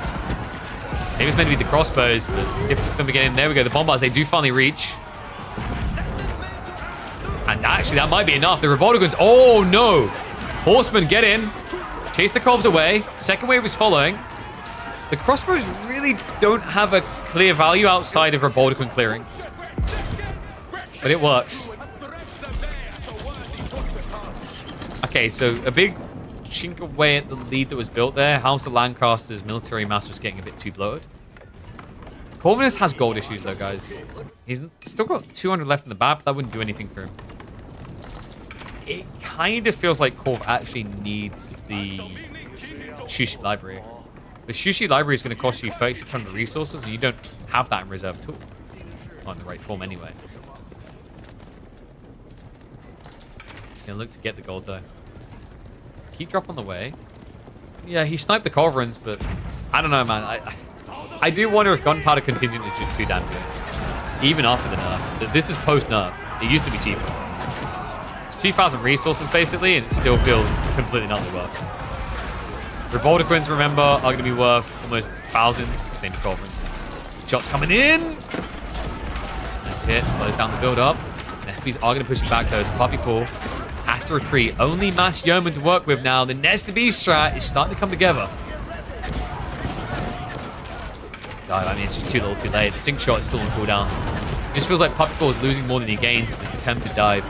And also, due to a lack of spearmen, these horsemen could just clean up. Is he going for the manas? Okay, this would be a 6 snipe. I don't think Puppy Paw's economy can hold on without the manas. What's up, Craven? Appreciate the sub, mate. Welcome back to Swarm. Remember, guys, get those subs in. Going to be casting the next few days on this tournament. And then we also do have KPMM starting up again. 10 more additions. Well, technically 11. Okay, so didn't hang around for the mana kills. I guess 1250 HP is just too much. Understand where he's come from. I think he just wants to see what's happening, understand the state of Puppy Paw's economy.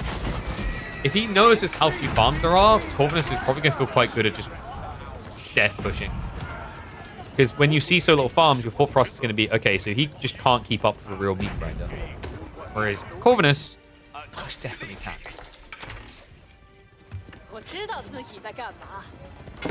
How is this game not over? Manners, that's why. Manners maketh the man. Because when you play against House of Lancaster, guys, you can't just all in and kill them. That's bad manners.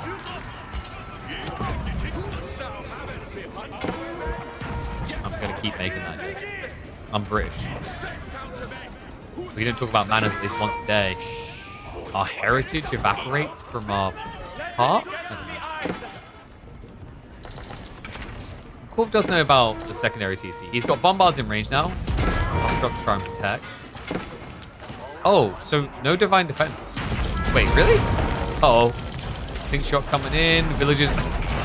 Oh, no, they're just off to the side. Horsemen now going to start charging in. The bombards are now looking for the counter snipe play. I'm kind of shocked he didn't use divine defense. Has got the haste, but remember, the divine defense would allow you to outrange the enemy cannons here.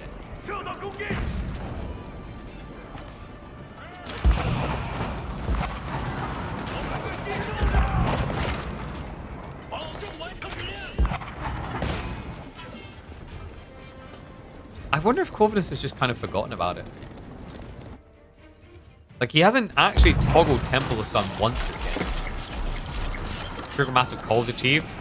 Wait, Siege is now illegal? That's not true. You just become the biggest, baddest bombard warrior. Get divine defense. Shoot him first. This is a lot of yeoman. What is this? What is this comp? Like, I can't with this. This is... He has 8 Republicans! Oh my god.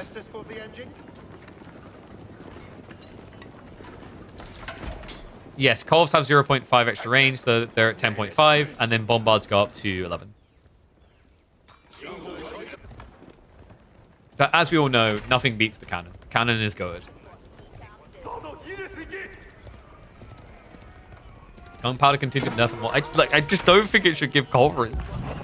I'm kind of okay with discount Revoltiquins with enough, but Culverins, man. Come on. Give it Trebuchet instead. There you go, balanced. You want people to build Warwolf Trebuchets? That's how you do it. You still never build the TC again.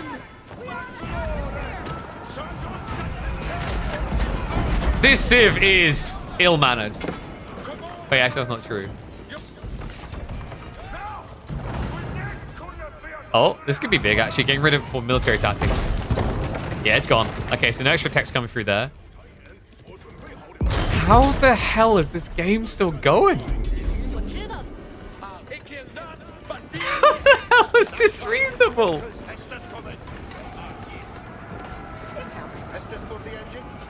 That is more pipes than I'll find on an organ in a cathedral. That's ridiculous. More pipes you can find in a crack den. What the hell?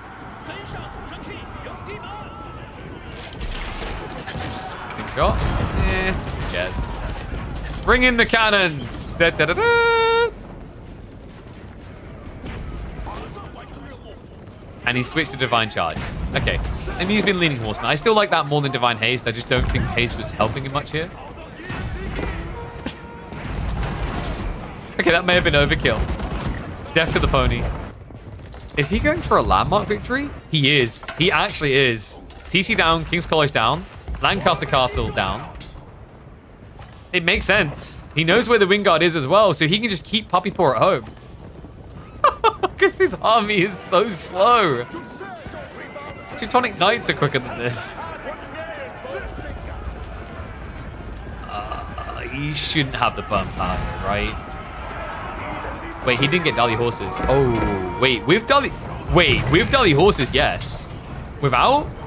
Yo, no. King's College not being built quick enough. He's done it. He's done it. They can be beaten. They can be slayed. Lancaster down.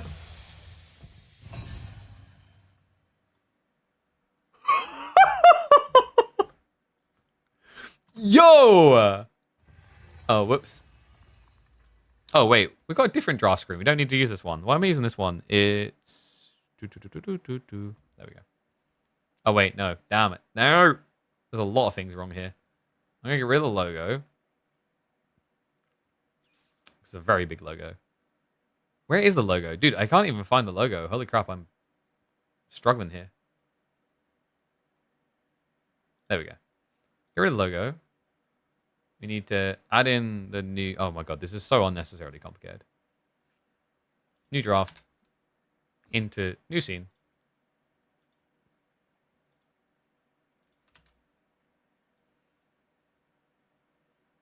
Sorry, guys. Just switching this over. Don't mind me. That's very tiny. I don't know if I like that. Holy crap. All right. That's sick. So, game numero 2. Numero 3, rather. Right side win. Well played, Corvinus. That was sick, man. And now he gets to play a new Civ. He can either do Knights Templar or he can do the House of Lancaster. That was sick. What a game.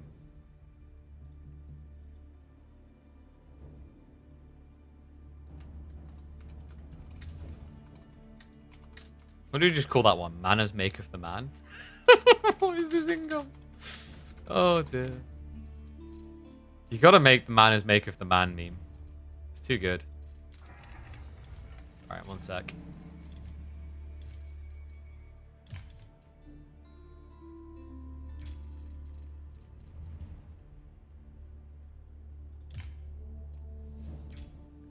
All right.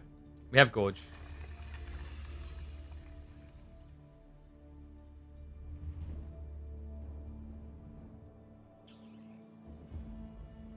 Give Corv his payout.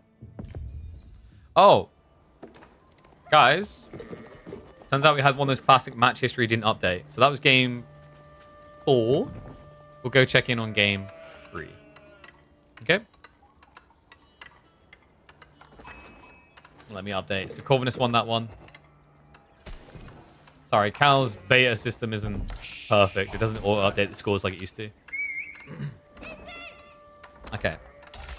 So we'll go 2xp to catch up. What the hell? That's a very different spawn. I don't think I've seen Gorge do that in a very long time. Oh, one all, welcome back. We've got like some crazy tree lines on this. This is just European, surely. Oh no, it's Chalk Downs. Dude, Chalk Downs is funky from what I've been seeing. I've been hearing a lot of reports about Chalk Down spawns being crazy. This is crazy though. We've got nice Templar up against Roos. Gorge, a really good map for KT. Makes sense why he picked over House of Lancaster. Puppy Paw. I mean, what do you do now with Roos now that Pro Scouts is dead? Now that Pro Scouts is dead, actually, what is Roos's plan in the current meta? Do you just go back to like an old school 2 TC? Long Feudal, all in Feudal 1 TC? I feel like you're going to have to be pressure oriented against Knights Templar. Taran Deer? Possibly. What, like the Kremlin builds? So secure the gold, secure the deer maybe? I mean, the deer's already looking ugly to try and secure here. Corvinus, I think, are we going to be seeing Hospitalier? Okay, no, it's just going to be Kingdom of France. Yeah, it's going to be Classico. So Puppy Paw is probably going for a fast castle build. But if he does, he needs to actually gather gold. Because look, he only went one hunting cabin. That's not enough to get you into Castle Age. Definitely not a Pro Scouts build. So I guess this is aggro. No, dude, he's like, he must be going Pro Scouts. He's got an extra scout coming through. But wait, what have we done to this Civ, guys? Times are changing. Game's evolving. Am I about to watch a Roos player go onto the gold vein pre-21 minutes? Watching it. What? Okay, no, he's not going to. He's just going to do deer shots. I was asking too much. Whereas Corv is pretty much playing the old school Roos build. We've got Archer plus Knights. So this is what we used to see the other way. Interesting.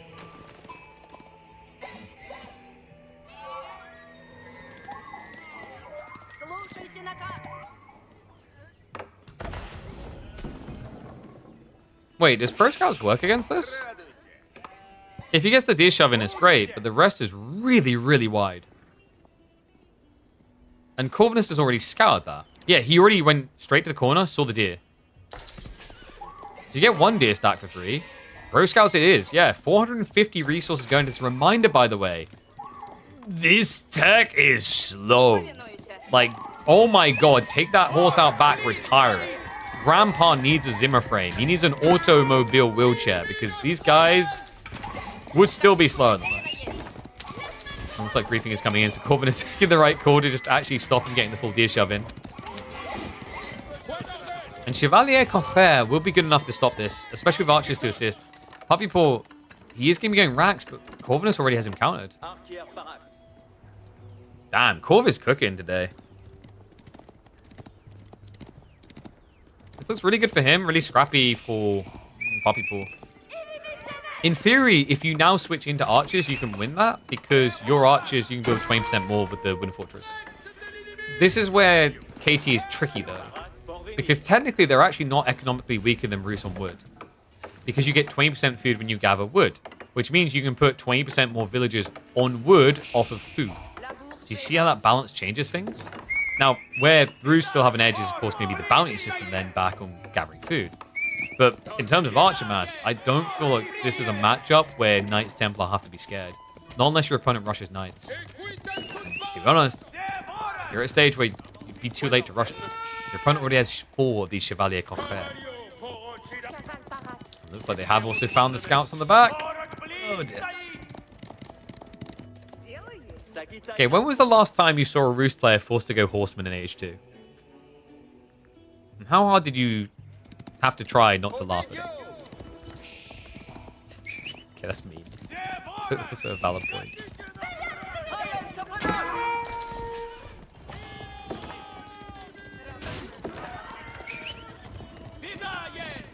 He's almost got the deer home here. Might be GG. It's kind of feeling like it. Only upsides right now is that Corvinus is not going for his trade, right? I.e. he's not doing safe passage.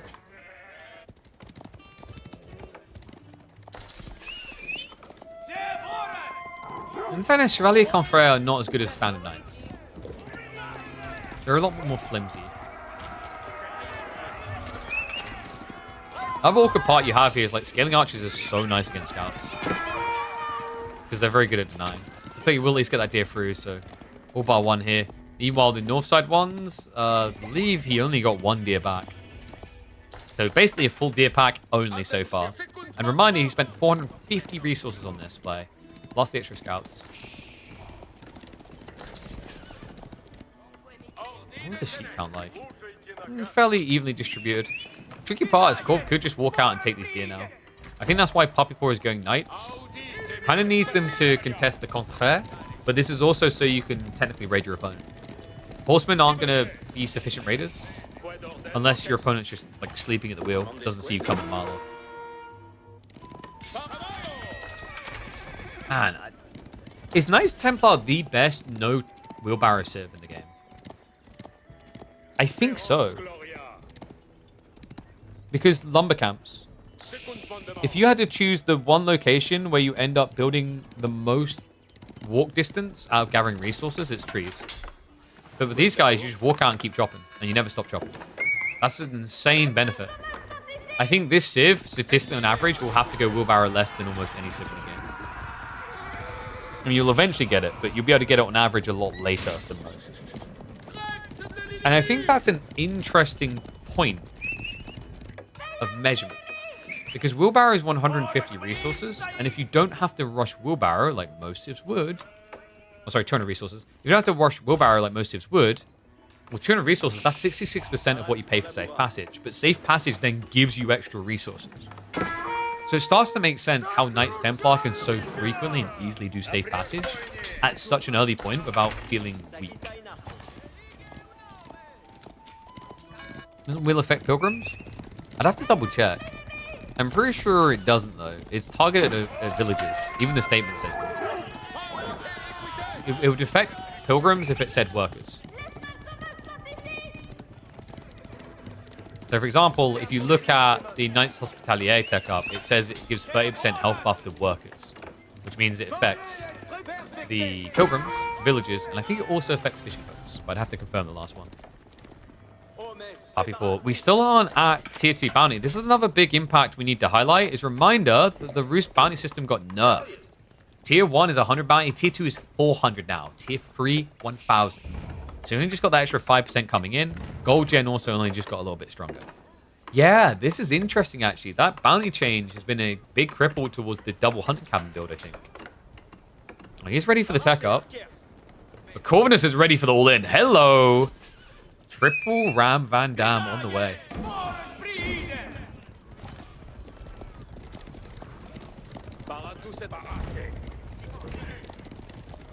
Okay, this is crazy. Quadra Ram?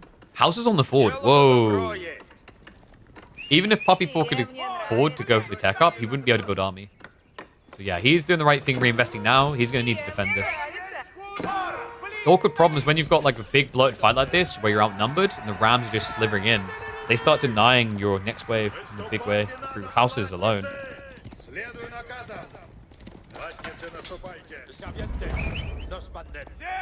Puppy's cooked? Wait, is dog tasty? I don't know. It's one of those questionable street shawarmas you find. You know when you're like sitting there eating your shawarma, you're like, man, this is so delicious. And then your friend goes, huh, I haven't seen any of those like straggler dogs around here recently. And then you just have a pausing moment where you're like, wait. But then the shawarma tastes so good, you just eat another bite. Oof. This is looking rough. Okay, I'm going to stop now. Oh, you can tell I'm a dad. It's a house denial. I mean, Poppy Paws blocks. You can't build more. Chevalier Cocher. We'll go for the charge in. I don't think it really matters as much about the army as it does about the Rams. He's just got so many coming. The spin was still held in reserve. The Knights just get absolutely massacred. And that's going to be it. It's going to be a 3-1 victory for Corvinus. No doubt about it. This many Rams are not going to die. Bruce amply nerfed? Question mark? Let me know what you think. I think we maybe finally done it. A meta where Roos is kind of the shrug. Or is it just Knights Templar being too flex? Either way, props to him, man. Corvinus cooking the Canadian dog. Slapping him in a tortilla wrap and gobbling that shawarma up. Get vaulted. Get Deus vaulted, baby. Marine Lord turning up in chat? What's this tournament? Bruh. You were meant to be in this tournament, weren't you? This is the Trials of Cross and Rose. The one weekend tournament. I thought you were originally going to be playing in this. What happened? Marine Lord's like, I just wanted to win the bigger tournament. So, 3-1 victory in the end for Corv. Okay, guys. You know what I'm going to do? Screw it. I'm going to switch back to this scene. I'm going to create a new tournament logo overlay. Because I like this scene a lot more. Oh, wait. No, we have worlds. Okay, there's way too much to change for this scene. We'll just stomach this ugly-ass scene right now. We'll go back to full cam for a second. You're lazy? Yeah, I believe it. This guy, like, you know, he couldn't even be asked to, like, play the whole Red Bull World LoL. Doesn't surprise me.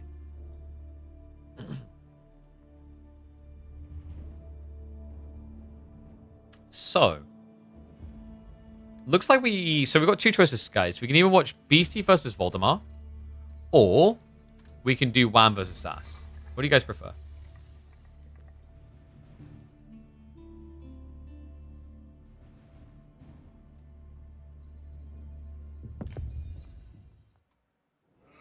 Should we put a poll up? I'll put a poll up.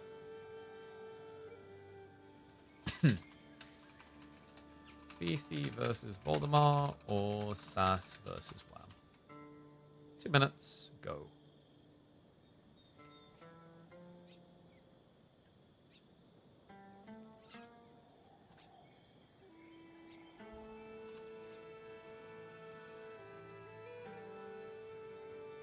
You guys want the Wham Sass series? Let me check. Do we have the draft?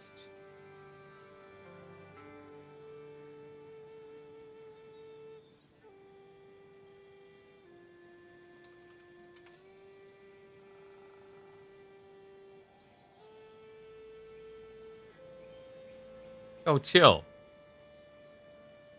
Why are you being mean to Voldemar? Chill. No need for the toxicity.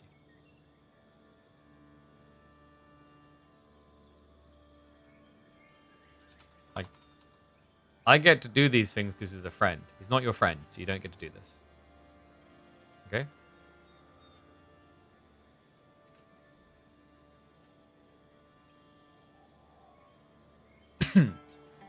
Alright, looks like Sass versus Wham is winning.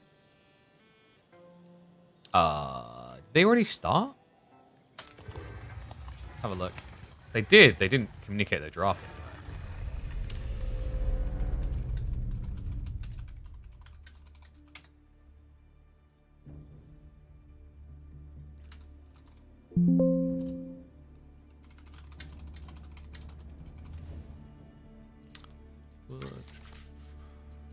Let me see. All right.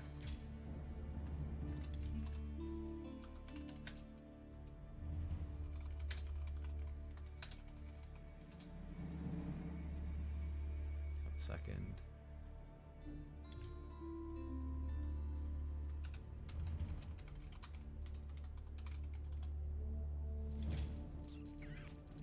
Let me check. Is Wham public?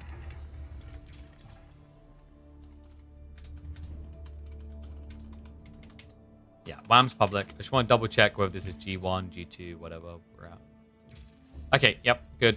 We should be catching them G1. BC's already streaming, people can watch it. I mean, that's factually completely incorrect, right? Because, like, if you are watching a player POV, you're getting a completely different picture. It's a different experience. I don't know. I don't like thought process. Like, you're getting, yeah, sure, you're getting half the picture. You're definitely not getting the full picture, though. So, let me have a look here. We have got G1 ready to go. And what are we missing? See, we ain't got push-up time right now. We need to get going. Am I missing something else? I think everything's updated correctly.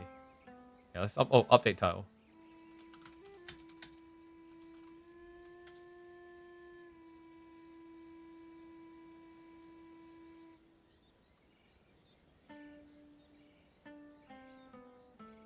Alright, that should be good. Chat, do I second Red Bull? I think I second Red Bull, right?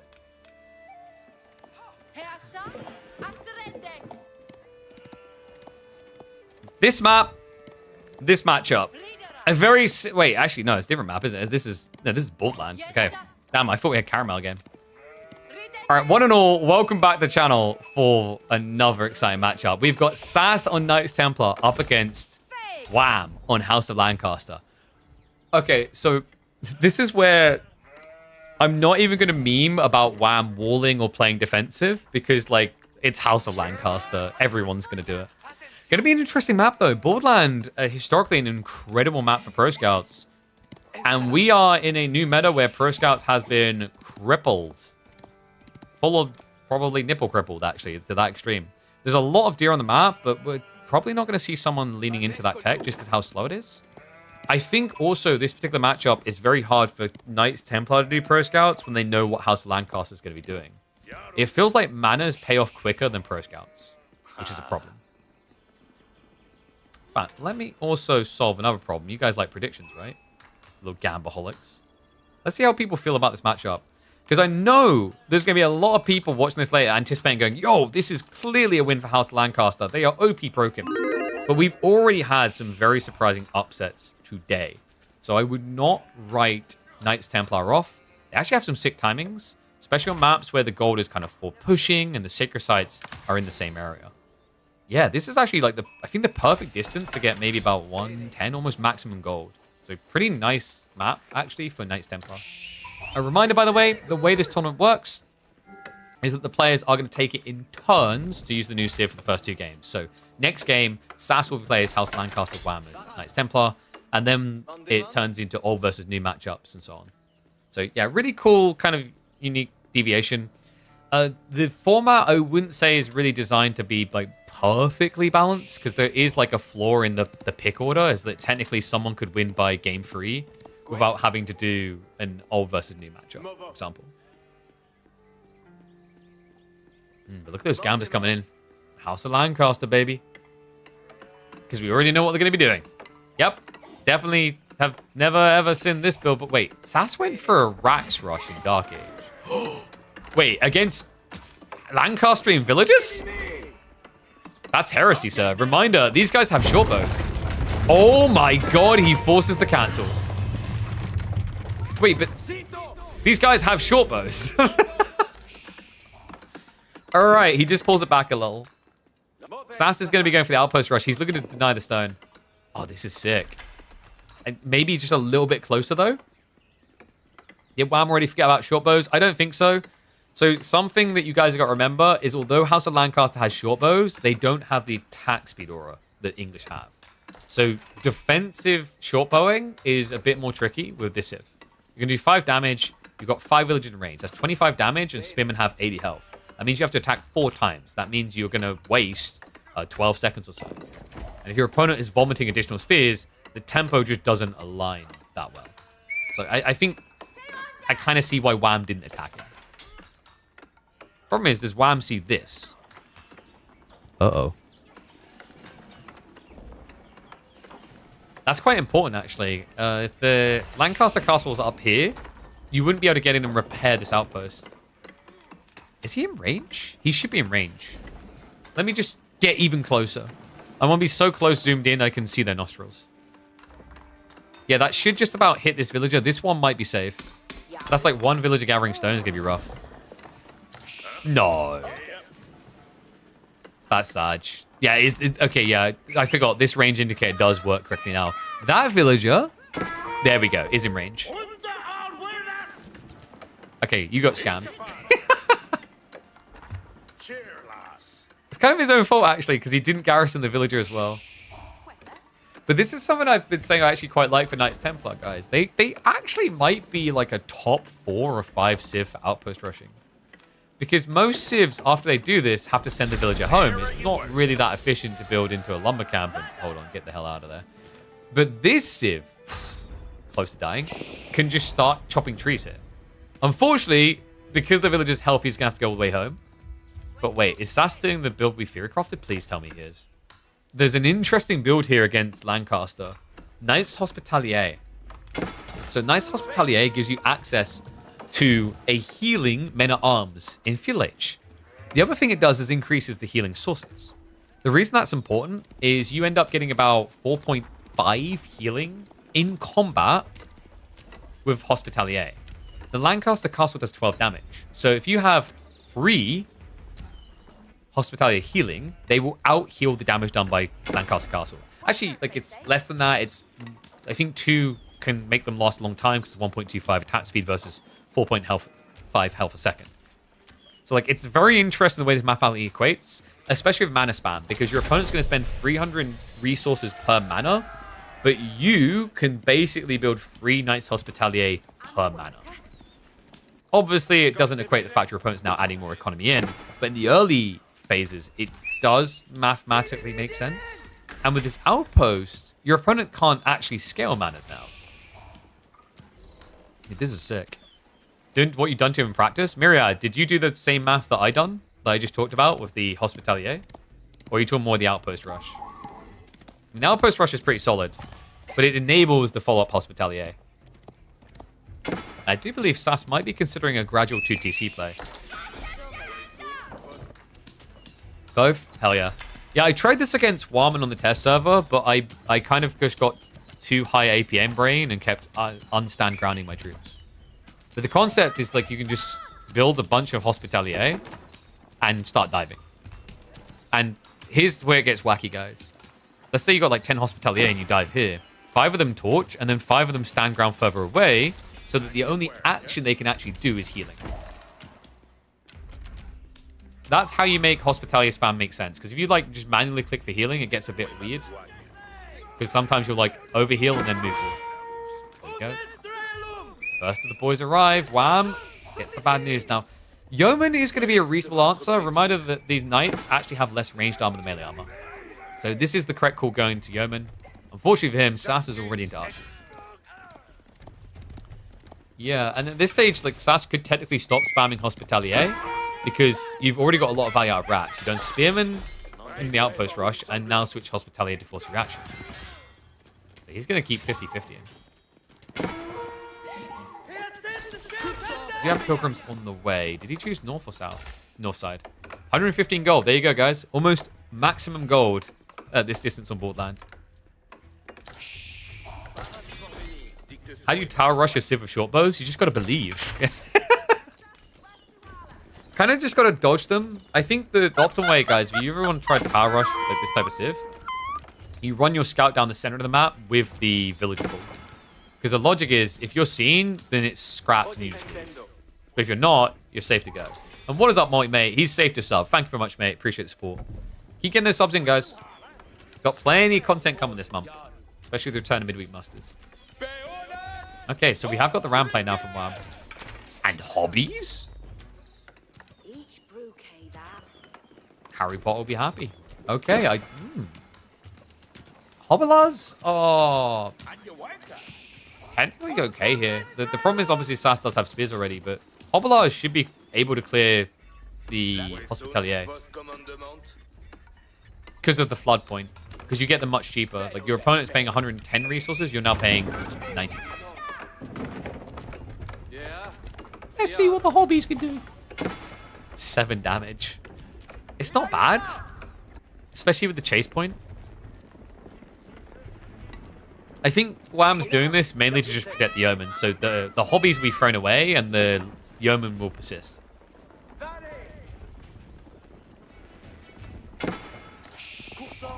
Meanwhile, we already have one going in for a teensy tiny raid. Reminder, Hospitalier does increase your worker health by 30%, so you basically have Gilded Villagers level of health now.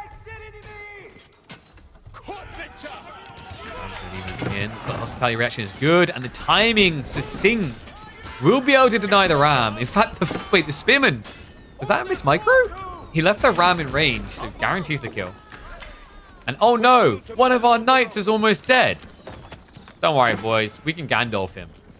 What is Gandalfing? What does that even mean? Gandalf. You shall pass with 100% mark. I love these units. Even though I am a hater of feudal healing, it's the animations more than anything else that I love. Also, they get super edgy in Castle Age when they get the hoods. Broken? Dude, these units are broken. You know, like, not many people actually do Hospitalier. They're very difficult to actually leverage if you scale the game. It's very much an early all-in type strat. That heal was fast? I mean, dude, he's got 5 of them. 5 of them healing for 4.5 when you're in combat, close to 10 when you're out of combat. That's why it's fast. These are also mathematically good investments. Standard Men at Arms at this stage has, I believe, it's 125 health with 1 more ranged armor. So you have 15 more health, but 1 ranged armor less. So it kind of like equates quite nicely, especially when you consider that Hospitalier are 10 resources less. Their balance is also kind of better for early game. Food runs out quicker than gold, so spending half on gold is actually much nicer. This is looking like nice time for Sass. Dude, Wham, did we even play Lancaster this game? What is this? I was saying earlier today, I've yet to see a game where someone commits Hobbler and it looks good. Right? So no one's doing it, and then no one's looking good doing it. Well, we may be about to see why. It almost feels like the desperation play when the Lancastrian mana play fails.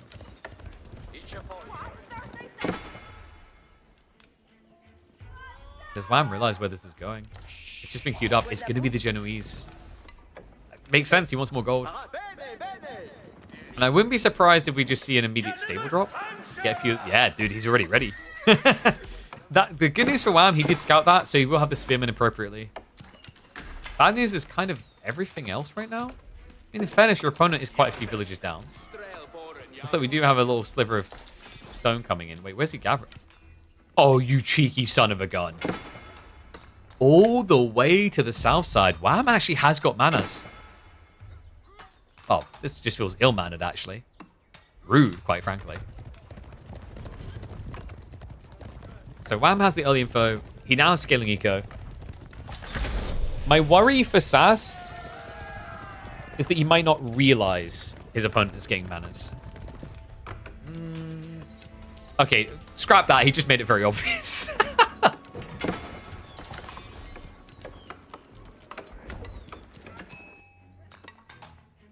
I wonder if he goes looking. Well, he's scouting north side. At this point, you have to be thinking he's on the flank stones. That's the only option. So maybe worth checking.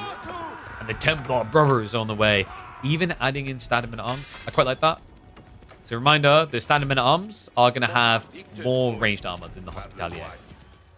These boys are about to get stacked up. 6 seconds out. I believe it goes up to 4 melee armor, 3 ranged armor, and 170 HP. Which is... Okay, sorry. Actually, it's free. Even better. Like, this is really important, guys, because a men at arms only has 155 HP, but 4 armor. Once again, it's extra HP for less armor. But that's really good, because that gives you a higher threshold to heal. So kind of you get a little bit more wiggle room, potentially, to react with a heal. Right now, those heals aren't happening. Sass is obsessed on killing that ram. Another tricky part here is, like, Sass obviously wasn't able to rush ranged armor 2 yet. So Yeoman, she did decent damage. There's that heal we talked about. Really good for kind of stepping away. Well, hobbies. The raid. Few villagers left behind, and the body block's going to be good. So this is the point where Hobblars can be nice. Compared to standard horsemen, you get more bodies, more entities, which means body blocks are easier to achieve. Winning this game may not be easy to achieve. wham, though. Templar Brotherhood is massing. And they are big. Oh no, I've been hit by like 100 arrows. Well, good thing that we fought in the Middle East and not Agincourt. Bye.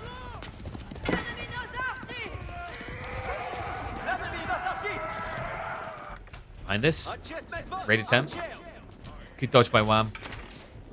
Oof. Oh. Oh, that is... Does he even check for it? Yeah, he does. Okay. It's risky, though. You know the yeomen are coming. So we'll look to leave. Sass is looking for relic play here. Overall, he's in a reasonable position. His opponent has scaled manas, yes. But with relics, a fortress on the way, which is going to scale him into more passages with Sacred Site. I think economically, he's not too far behind.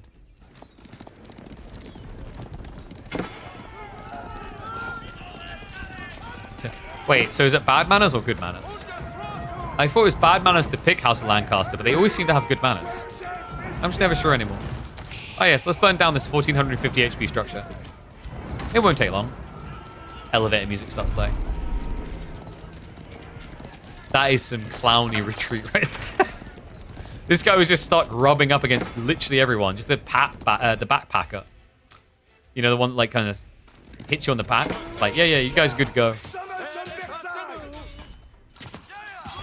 I really do like that they made the men-at-arms different to KT. It's such an important but simple detail. But the Brotherhood is going to get shuttered. I'm getting an uncomfortable feeling for Sass here. Demi-Lancers have been sprung. I mean, they're not going to beat Templar Brothers, especially for Feudal Age, but he's buying time. He's cooking right now. Fortress drop is on the way. That's going to secure the wood that Sass needs. Actually, Borderland is kind of interesting for Knights Templar because of that. There's so much wood in the center of the map that you're going to benefit from. Along the north side, we'll be able to secure the Sacred Site. We'll end up dying with the relic meeting afterwards. But forcing the demis to stand still, kind of worth it to get some chip damage in. Remember, he does have a central monastery. I love what Sass done here, by the way. He's looking to fully utilize the treasury towers. Reminder that when you get that tech, it buffs nearby gold sources. So it's going to buff the Pilgrim's gold income. It's going to buff the Sacred Site gold income. But also it will buff the monasteries nearby with the relics. Because of the influence range. Normally what people do is they build the monasteries at home and then they have to build another fortress back there. The Sass knows just how expensive those keeps are at this stage. I'm going to make things less expensive. King's College on the way. Pretty good position for him to be in right now. This dive is going to be a little bit of a nuisance, though. Only thing you can really kill are the archers. As long as it doesn't reach his economy, it's not too much of a problem. And, okay, it hasn't reached his economy yet, but it might be about to. Demi Lancers get the auto upgrade. Nothing else will. Hospitalier, no longer looking like they're made of plastic. Is he even going to start topping off the men-at-arms that are injured? But he's going to lose them in the end. What did Sass really achieve with this dive? He definitely forced idle time. 15 villagers. Wait, are these the villagers? I believe they were. Or not? No, I don't think he actually even idled villagers. So it really feels like Sass got nothing out of this. I mean, behind this, things are happening on the map that matter. He's got Sacred Sites, he's got relics. But in terms of that dive, it didn't feel like it achieved a great deal for him. I wonder if Sass needed to go that deep. In fairness, it forced Wham to keep his whole army at home when he's decking. So probably the real thought process was there. Is like, I will get a lot more elsewhere, but throw away a wave I don't want anymore. And then he can switch. And we are seeing the switches back into archers. Interesting choice. Kind of ego challenge yeoman. With the fortress range increase, you can kind of do that. And this is what I was talking about. Treasure towers here. So kind of expecting it to come through soon, especially with 2 more relics on the way home. And I think Sass is getting ready for another fortress drop. This is an all-in Sacred Site win condition. Okay. All right, we're cooking. And yes, he did go for Genoa, which means he's getting 30% more gold from Pilgrims. It's adding up quite a lot.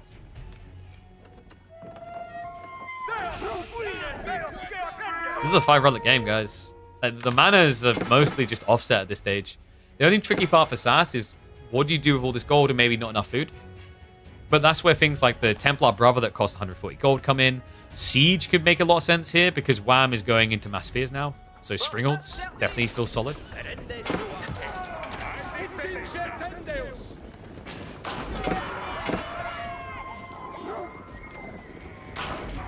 Sink shot now on the way for Wham.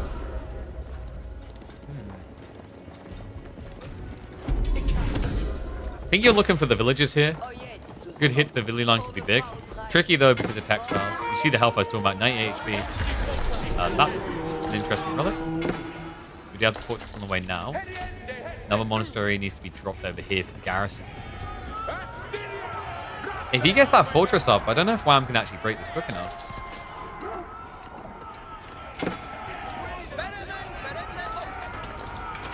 Windows you can get added into there. This is going to be that siege we talked about. Spears did just get the Billman, so someone you really have to show a lot of respect to. Kind of makes it awkward to even play men-at-arms into Lancaster. Used to be a lot worse. Reminder that the Billman tech, the one that Spears have to minus armor, got reduced from -2 to -1. That's still a big threshold break for Yeoman. And the castle is going to go up. And no, the timing on this. You don't really want to, with a squishy armor like this, you don't really want to stand on that sacred site. So he's going to back up. Monastery has still not been built. There we go. So this is the point where treasure towers is pretty worth. You've got 4 pilgrims coming in, each generating about 140 resources each. And then you can up that by another 20%, add in basically 28 extra gold. So you're almost 170 gold per pilgrim. Does cost a little bit, but the 500 resources pays for itself very quick. Desert Citadels also makes a lot of sense with the strategy here for SAS. I don't know if somewhere in the build order he just like lost track of this. He's got so much gold right now. And yeah, I think he just decided to sell it for stone. We've got another fortress on the way. Oh no, I don't think this one was in range for the influence we talked about. I'm still looking for a guide. Sink shot. It's reasonable damage. Would be enough though. It's such an interesting choice though. Genoa over Castile for a Sacred Site win condition. It just shows you the variability that Knights Templar have. Because reminder, if you go for Castile, you end up getting Kurotai effect on Sacred Site. Buffs your damage and bonus damage, gives you heal. But you'd miss out on the gold. So there's an argument that SAS wouldn't have actually had the mass of the timing without Genoa.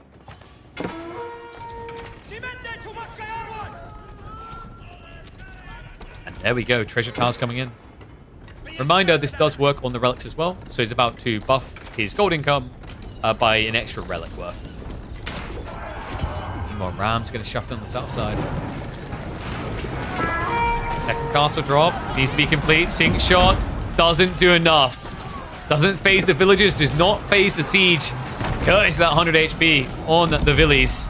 And just 1 or 2 knights may actually be able to come in clutch here. Wololo's going to force him back. Wham not able to commit.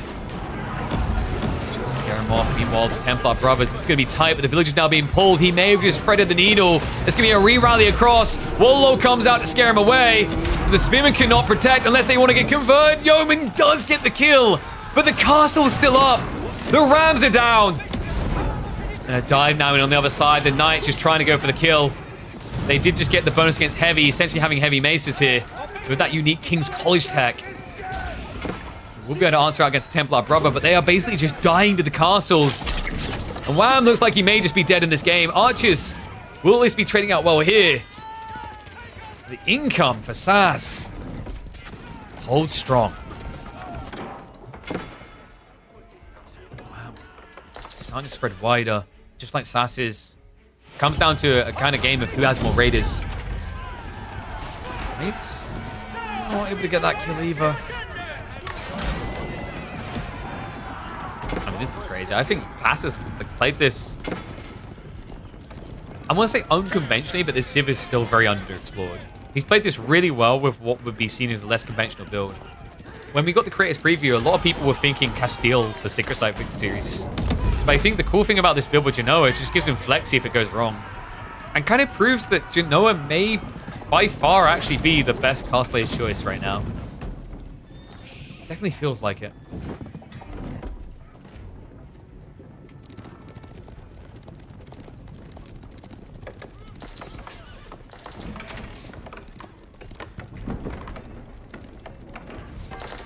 More Rams. Does he even have time? At this stage, you can't really afford to switch Krebs. It's going to take too long. And things just got harder. This is the tech that was missing. We thought it would be coming in sooner. Desert Citadel's now there. The +1/+1 armor. Yeoman no longer really that threatening. And bam, all he's really got is Yeoman. Man, this is already cooking into a pretty crazy day. We had that first series where Corvinus just really shocked a lot of people thinking against Puppy Paw. Now Sass may be able to start off the same way up against Wham. I think part of this comes down to, obviously, the hotfix, which changed a lot of House of Lancaster in particular. But it's also build prep. A lot of people tried Lancaster, discovered really quickly it seemed pretty insanely over the top. Maybe didn't evolve the builds as much. Whereas Knights Templar was, out of the gates, a lot more complicated. There was a lot more to figure out and dissect, and thus we've likely seen people run a lot more permutations of the Templars compared to Lancaster.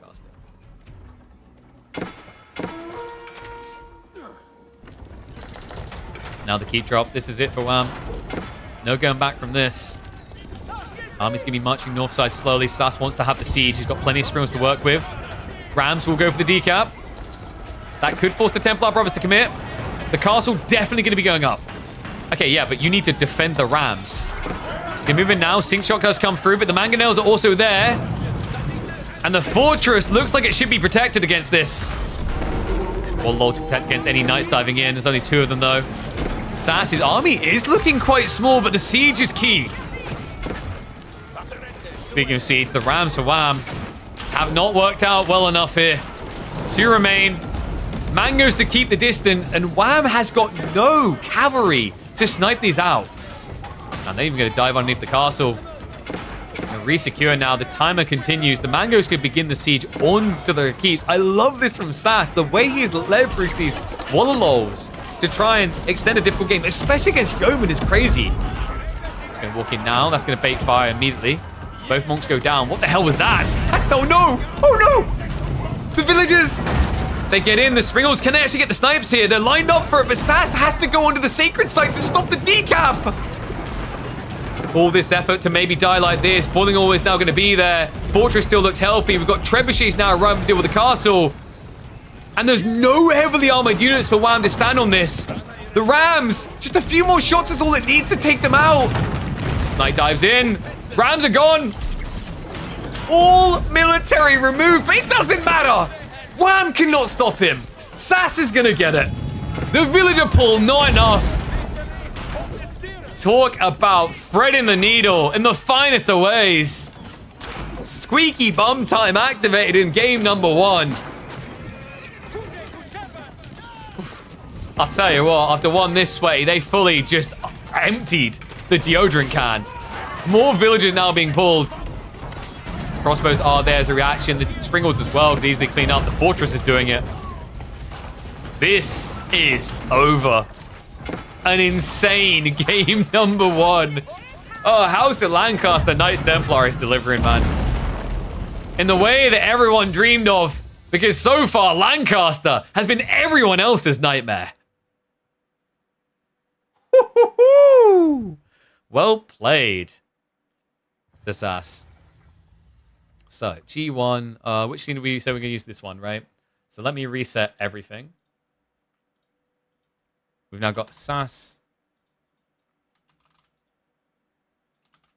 versus Wham. That's going to be 1 on the board for him. I did just get sent the map draft, so bear with me 1 sec. And we'll pull that in.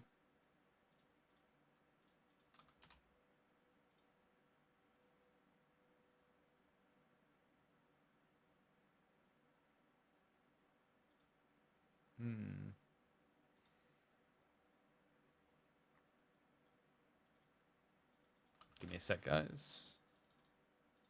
So, we had Sass was on Knights Templar versus Lancaster.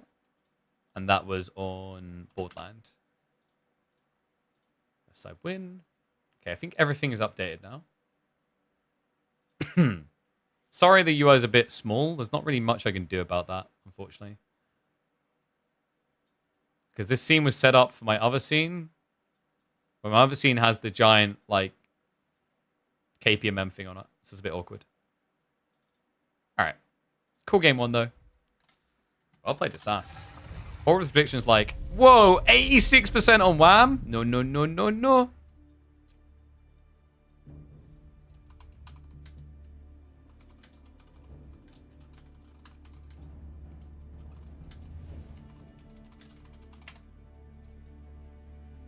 What's up, Noodle Conflux? The Lancaster casting KT House of Lancaster. There you go, boom. Yes. I think like someone asked me the other day, they were doing the math like, wait, who's casted more lads? Is it like this guy, that guy? I was like, we are the Lancaster. We have the record. Whoop whoop.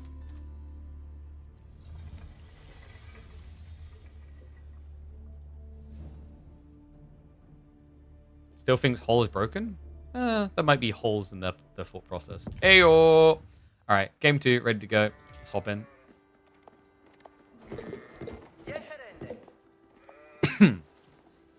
Let me get predictions up for that as well.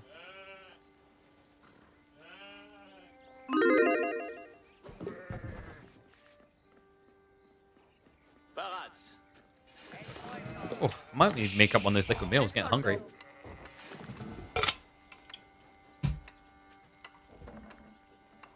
Do I double Red Bull? Kind of feeling it. I do like them melons.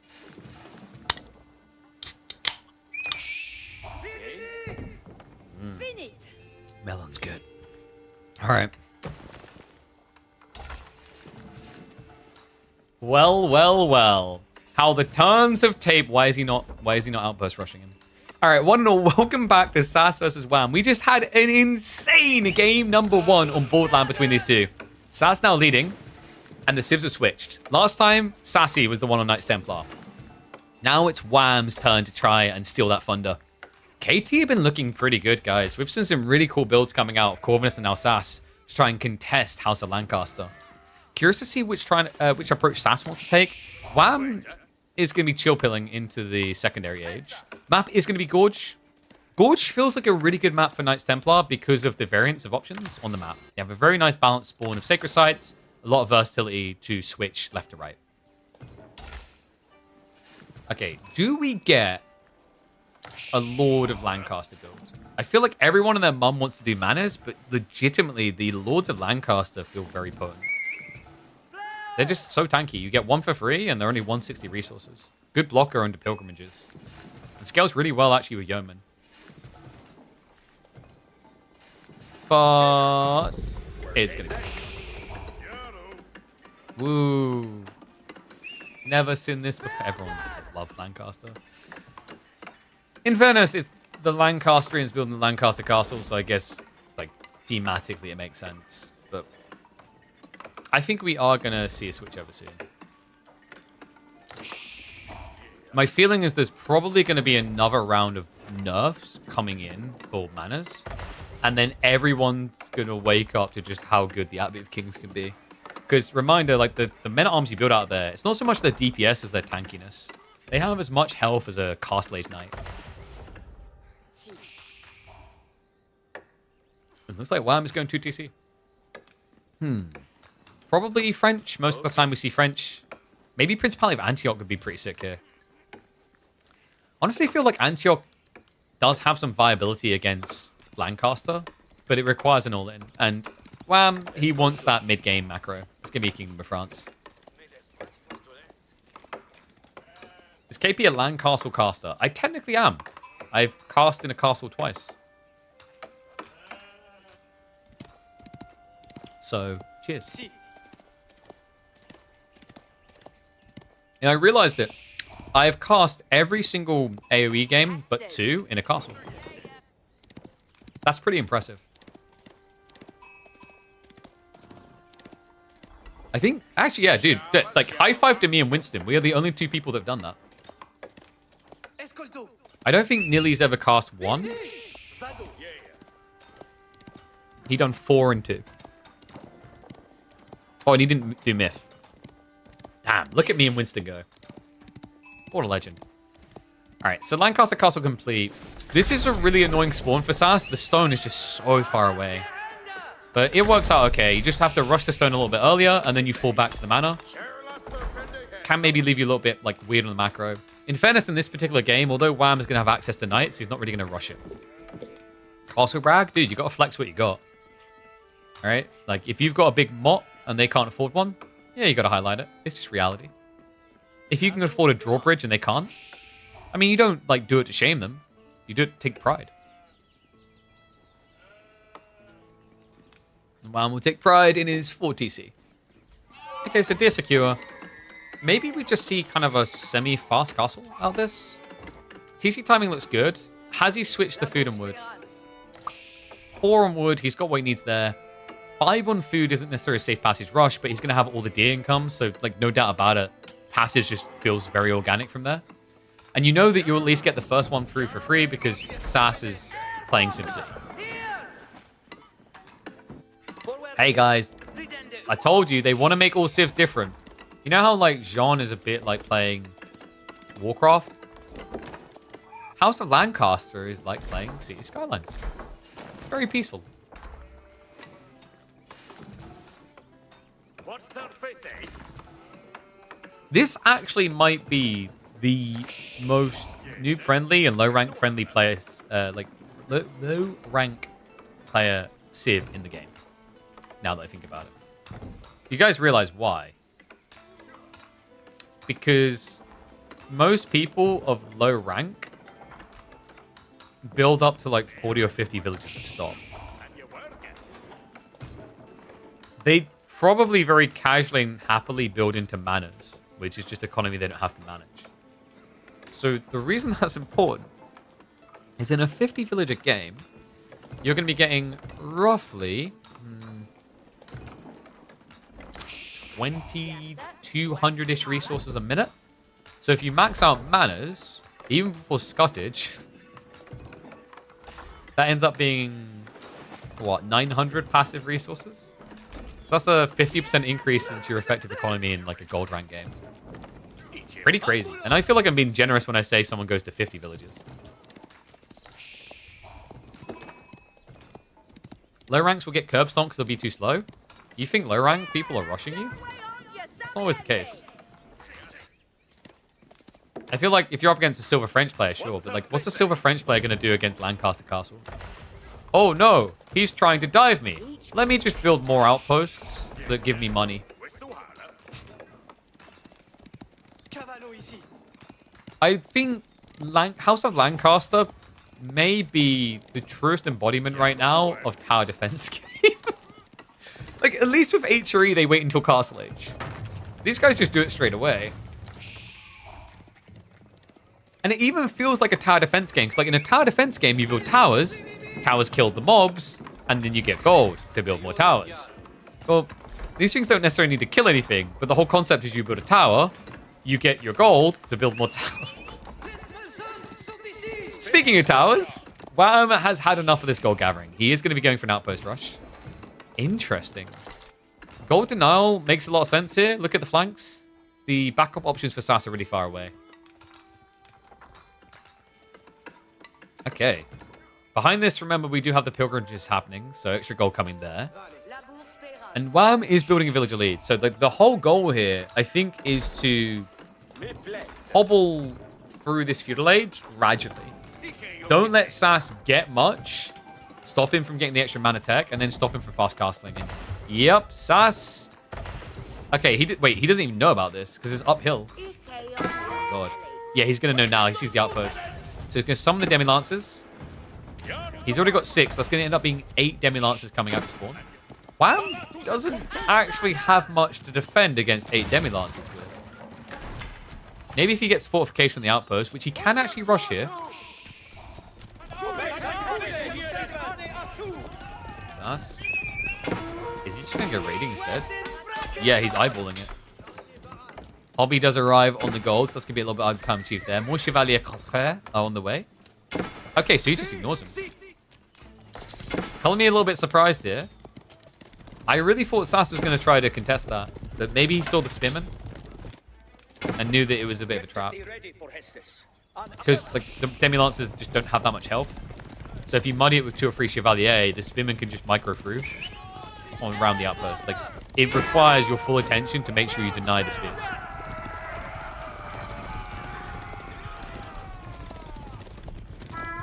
Cavalier plus Archer lens. It's quite popular. Wham's definitely done something very different here, but I respect the way he's validated it.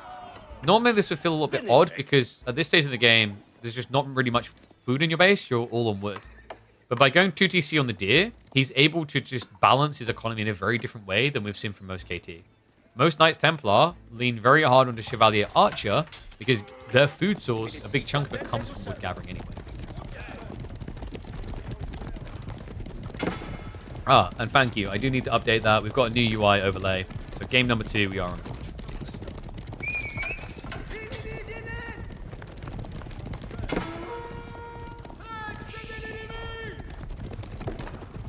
This is what happens. You update an extra text field for people. And they're still on it now. Okay, so Sass is looking great to go Castle Age. If he can just taste gold. Right now, Wham is trying to make him taste gold when it comes to rank. Spin reaction is coming in, and you see how weird Demi-Lancers are sometimes. It really feels like Demi-Lancers feel busted when they're backing something up, or when they can pin you against something. When villagers are running away, you almost look mean. Not much in the way of chip damage achieved here. Chevalier. Wait, Wham's bringing them home. Oh, that's crazy. Look at the timing. Sass is actually able to sneak out into the gold. Because the Chevalier are no longer looking.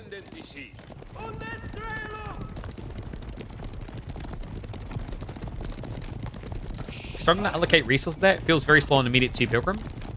What? When you try to go Archer Mass? When you go Archer Mass, you're just like sticking wood hard. Archer Massing is probably the easiest thing Knights Templar can do. Because macroing wood, like prioritizing wood is one of the easiest things to do in early game. Especially with Knights Templar. You don't have to build lumber camps, and also wood runs out much slower than any other resource you have access to.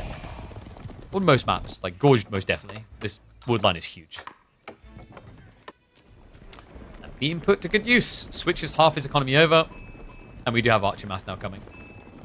Okay, but like with Sass having gold access, does he maybe consider just the next stage? Fortress drop is kind of crazy by Wham. And he realizes that, yeah, the Yeomen show up. Sass heavily outnumbering, and reminded, like, this isn't even with Shire Levy. He doesn't actually have age 3 to do that. Uh-oh, Wham needs to pull back fast. You can't pull back the Pilgrims, though. They're full steam ahead. Great micro. Notice what Sass does there. He just target fires in with the Yeoman and use the Demi-Lancers to deny. Just not wasting any time whatsoever. Fortress is going to have to be a lot more defensive than originally intended. Even that might be ambitious right now. The Yeoman count is just too damn high. I realize it cancels again. Okay, if you have to go further back than this, you're going back to the lobby. Like, this has to be the last stand for Wham. Gonna dive in. Demi-Lancers are just going to ride past. Baits him further back. Yeah, he's forcing the retreat to get the Yeoman in range. Spearman numbers are falling fast.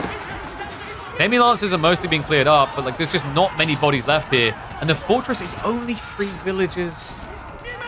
Dive's going to come in. Nice body block the archers, falls to the re-rally, but there's just nothing safe here. Fortress denial begins. He wants him to cancel it. He's already going to end up losing resources because of this delay. Spearman slightly overextended. Yeomen are in the choke point. Now, hold on a second, Wham trying to make his full Hodor moment. But there's a new wave coming. I think the Yeoman mass might simply be too big here, folks. The big issue is Wham is trying to force a defense without Blacksmith. And this is why Sass is so religious about his commitment. More religious than Knights Templar, apparently. He realizes the gap. Yeah, and this just stings, man. It just means your Chevalier melting much quicker than intended. Especially against Yeomen that are already pretty beefy with the 5 damage, now up to 6. Sass, how many houses do we need? Mana count is about ready to inflate. He's got the final layer to the cake. 3 more manas on the way. And a rebalance now. A switch into the Spearman. Fortress drop is finally going to be successful, at least for Wham. So that's really important. The archers now will be able to mostly mirror the Yeoman range. But my worry is still just Yeoman mass can make these a really ugly engagement. Good thing you found someone. Is there a concept of if you die when working the way of God, you go to heaven in Christianity? I mean, that was, that was literally the way that they pitched the Crusades to most schmucks who hopped on board. So the Pope was pretty much paying people out, not in real money or anything. He was paying them out in reparation for their sins. The whole concept is that if you went to the Holy Lands and fought for the Holy Cause, you would be...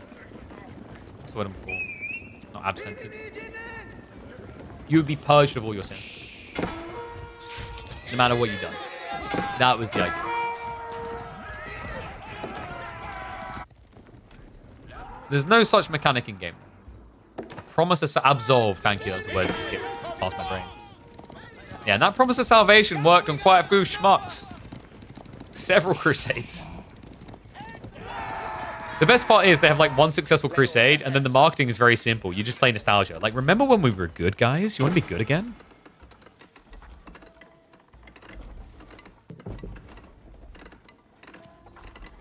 So King's Call is now on the way. Wham has built up a really big villager lead. Aha! Aha!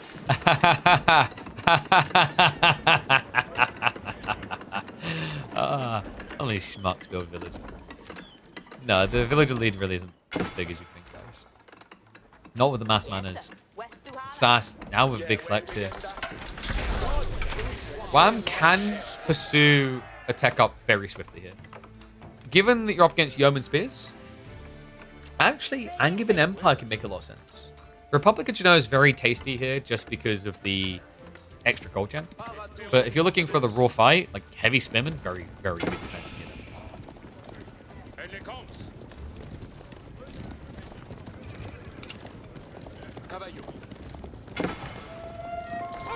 What?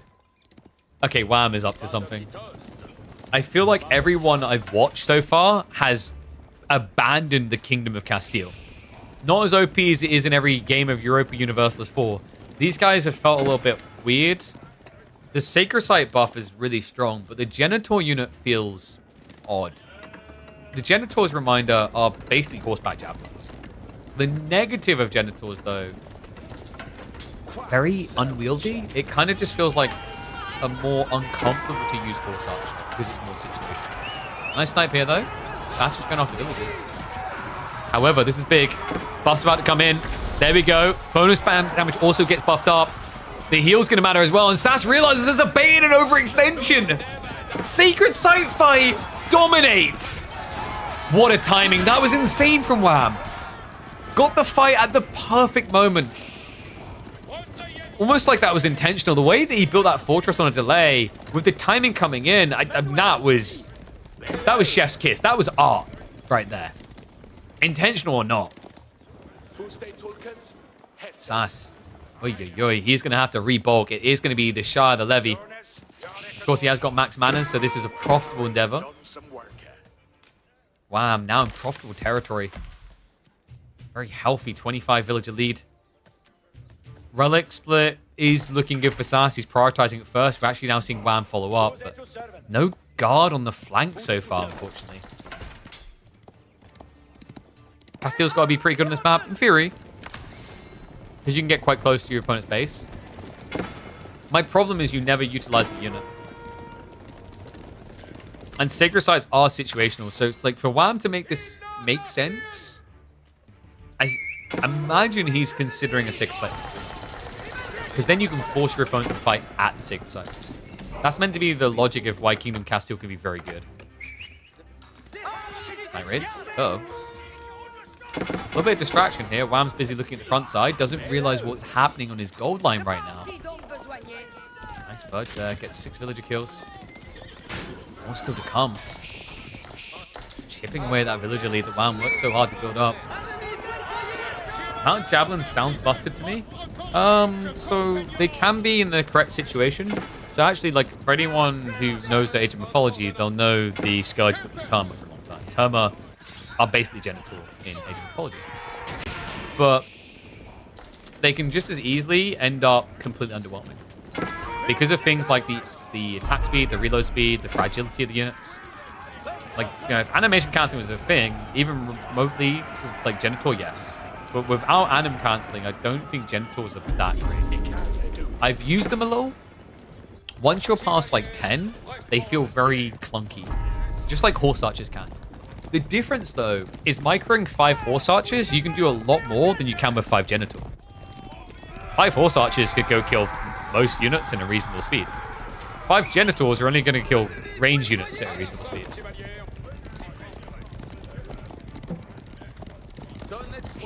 Sass needs extra TC. Does he? Does he really? Have you played House of Lancaster, sir? You don't need more villages if you keep killing the enemy villages. You just need more manners. There we go. Yes. And more goals. It's kind of like getting scudded early, actually. Genital aren't used often in AoE 2 either? Yeah, I feel like it's a super situational unit.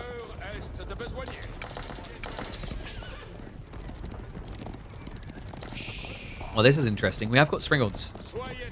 Springalds plus Chevalier. Not a bad idea, actually, considering Sass chose Earlsguard. House of Lancaster seems like a multiple TC Civ since building TC Spawn Chiefs.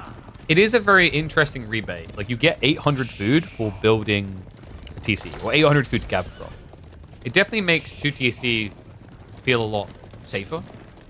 Because one of the big issues with doing 2 TC play is, have I secured enough food to justify doing this?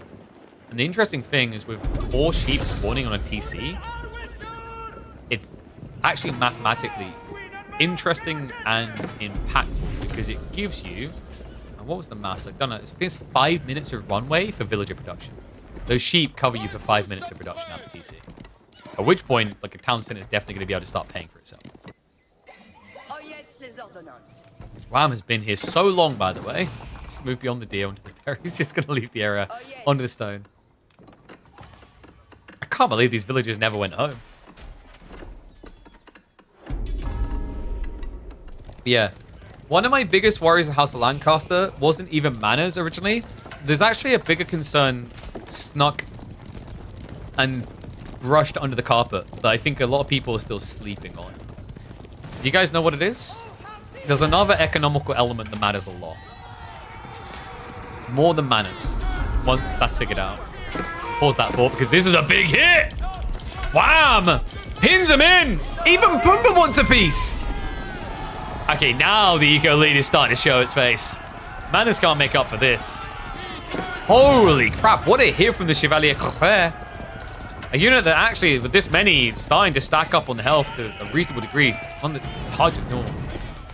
So while we've got a little bit of a moment, I'll explain what the subtle element of House of Lancaster that's quite broken is. It's sheep. The 4th extra sheep star allows you to rotate better than most civs can in the game. It allows you to minimize the sheep RNG game in a way that if you win even slightly, it's like a snowball. Then the buff gathering rate, there's a reason they nerfed it from 25% down to 20%. 25% sheep gathering rate buff was putting it up above deer rates. It was really, really good. It still is. Until they rework the sheep game, I am concerned long-term that House of Lancaster is going to be a very big problem. Right now, though, the Chevalier are a much bigger problem. This dive-in, he's mopped him up. The army's still staged on the front side trying to siege in. No, this is about to turn into a sandwich. Pull the army back to block. The Chevalier Confrere proving to pack quite the punch here. It's going to be a hit from both sides. Rams needs to keep that pursuit going. Archers are being slowed down. The few Earlsguard. It's going to full force back. We do have The Warwolf Trebuchets, these are the ones that get the extra 2 tile range. Unfortunately, as sexy as they look, Sass's game is looking ugly right now. Volley shot coming out. He does use the synchronized shot. The Springolds are now mopping up the Earl's Guard more efficiently as they stack up again. That initial split actually kind of favored Sass because it kept him away from the Springolds. Now that he's back on top of him, he's starting to melt. Army's becoming a little bit budgeted. Still a core of Yeoman, but the rest is looking a little bit weak for Sass. Meanwhile, Chevalier Confrere, there's still 20 of them to play. Which is going to continue. Okay, things getting worrisome here. His 3 Sacred Sites locked in. On top of that, he has gone for Treasury Towers, so those Sacred Sites are generating additional gold. In fact, yep, the numbers show it correctly. 340 gold from the Sacred Sites. I feel like you're playing Delhi at this stage. Then you consider the 2 relics. You consider the extra gold he's getting from the pilgrimages. And this is getting ridiculous. We'll come back to the fight and just quickly switch over to show you the numbers. 144 gold per. Boy's out of control. He's got over 2,000 gold income, only 23 gold gatherers. So much passive gold gen, which is further enabling the Chevalier spam. It just feels like Sass is getting grinded into pace. In theory, if he can survive another 5 minutes, the manners are going to kick in because Wham's going to run out of eco-inflation. Realistically, he probably doesn't want to go beyond like 130 pop. Or is he making brothers? So Wham is like what he's doing right now. He's trying to specialize the bulk idea. Reminder: Chevalier have what almost looks like a negligible. Rarely does it feel like it's ultra impactful perk. The Knightly Brotherhood. They get more health based on nearby heavy cavalry. So if you went for brothers, the brothers would actually buff up these guys' health still, but there'd be less of them. So he's trying to do a raw number game. It's like if you have 60 Chevalier, that's 60 extra health, which makes you almost as tanky as a Templar brother while being cheap. And also the other logic of it is having more cavalry units gives you more things you can do. If I have 40 cavalry of a Chevalier type, or I have, say, 25 Templar brother, I can spread a lot wider and potentially do a lot more raid damage with Chevalier. It also just minimizes the pain of losing a handful of them. Pretty cool idea. I think in a normal game, well, not normal, but let's say like a standard we go castle faster game where you don't have 20 plus Chevalier, you're probably going to go for Templar bros. But he's pretty much playing a budgeted French build where you scale mass knights and then upgrade. Another cool thing about this is actually the fact that you can peel back injured and heal them on the side. Now we have the follow-up Kingdom of Poland on the way. Even more cavalry. I mean, this is the nail in the coffin. Sass won't be able to compete with slashed cavalry. His army gets fully countered by it. Man, they're already dead. Chevalier just right on through. He even stagger formations to catch the mangoes. That's curtains. That's GG. That's a strike back. And 1-1 now on the board. They may be cheap budgeted knights, but do not underrate their value. Woo-hoo-hoo! They be losing. It's happened again. So 1-1. Right side win. Switch that over. So guys, like what I'm hearing here is Knights Templar need nerf. I mean, based on the statistics so far today, yeah. Oh no, no one saw this coming. House of Lancaster need buffs? Nani?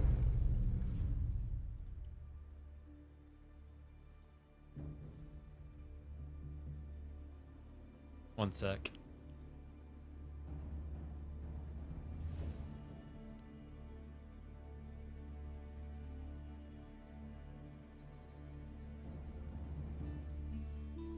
All right. So, next game. Let's see where they're taking us. G3 is going to be Carmel. Good old Caramel. And it's going to be Wham with China up against Knights Templar.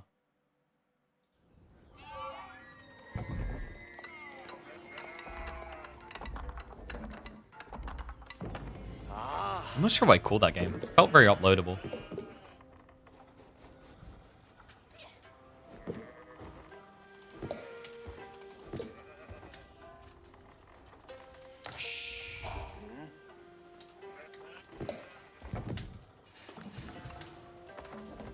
Alright. Let's hop in.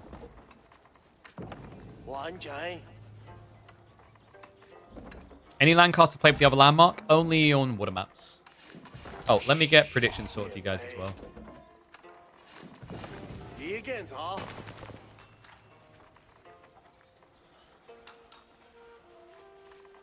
Let me check on YouTube. Everyone good there?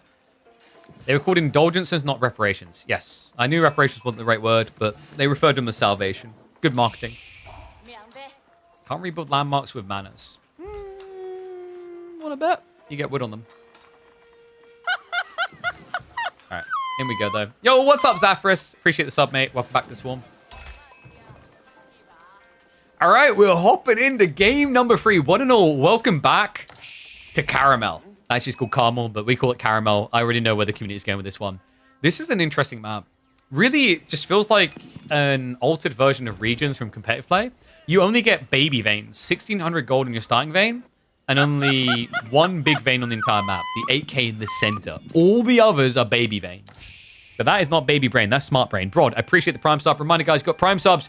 You need to come through here every month and make sure you're dropping them on the channel to support the channel and dodge the ads. Instead, you get to listen to me do my own version of ad about priming. But I'm primed and ready for this one. We saw Chinese versus Knights Templar earlier today on a pub game, and it got heinously wild as the game went on. I actually think Knights Templar can do quite well against China. And Sass is interested in one thing. G1, he plays Knights Templar, he outpost rushes. G2, he's going to try to outpost rush the Chinese. What? That's a bit wild. Because you can't spearman rush them. The gold is too close to the TC, so it has to be an outpost rush. I guess he's going to try to deny the tree line. Oh, no, this is sick. If he can actually, like, sneak an outpost here... No, you'd have to build it here, which is too close. The village will get pulled. But technically, if you could get an outpost here, you could deny all the sheep. Speaking of sheep... So it's going to be 13 to 17. To be expected here, reminder, China have better vision on their scouts. They tend to see the sheep quicker than you. Sass actually has tried to alleviate the concern. He already went out onto the deer. Reminder, you have a lot of food near you. The spawns on Carmel are not perfect. We're going to be featuring it in KPMM, but it's definitely not a perfectly designed map right now. There needs to be a more balanced spawn, because sometimes one player just gets this. This is ridiculous. Like, the amount of deer on this screen is absurd. He's got 21 deer here. Sorry, 23, 24, 25, 26, 27, 28? 28 deer? No, 27. I think it's 27. 27 deer and a boar on almost one screen. It's like a screen and a half. And the berries. Meanwhile, you know, Sass has a lot as well. But it's notably less. He's got like 13 deer here. Boar, Pumba. Thing is... What I will say is this can be like a double-edged sword. Sometimes it's good, sometimes it's bad. If someone all-ins you, you lose all your food access. But I do feel like this dynamic of, you know, all food on one location or not, while it's fine for variant spawn, it does need to be equal. It's almost like you kind of wish you had the mirror spawns. So, outpost is going to be going up. I wonder if Sass is going to turn this into a staging point. This feels like an Antioch game. Does it? If you're thinking your opponent's going to play flank resources, Kingdom of France is really good for raiding. Hospitalier could make sense. But the problem is, if China rushes Chuganu, the Hospitalier have less ranged armor. And if you are worried about Chuganu, yeah, dude, I think you might have to go French if you want to play H2. Yeah. This is one of those matchups where I don't think you actually have as much agency and choice. The reason, guys, is if you go Axemen, Chuganu destroy you. If you go for Knights Hospitalier, Chuganu also destroy you. Kind of damned if you do, damned if you don't. So, correct choice by Sass going into French.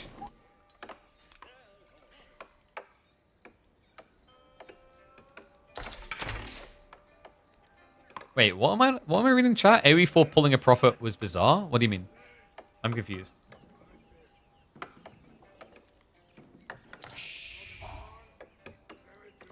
What, are people arguing on whether this DLC was profitable?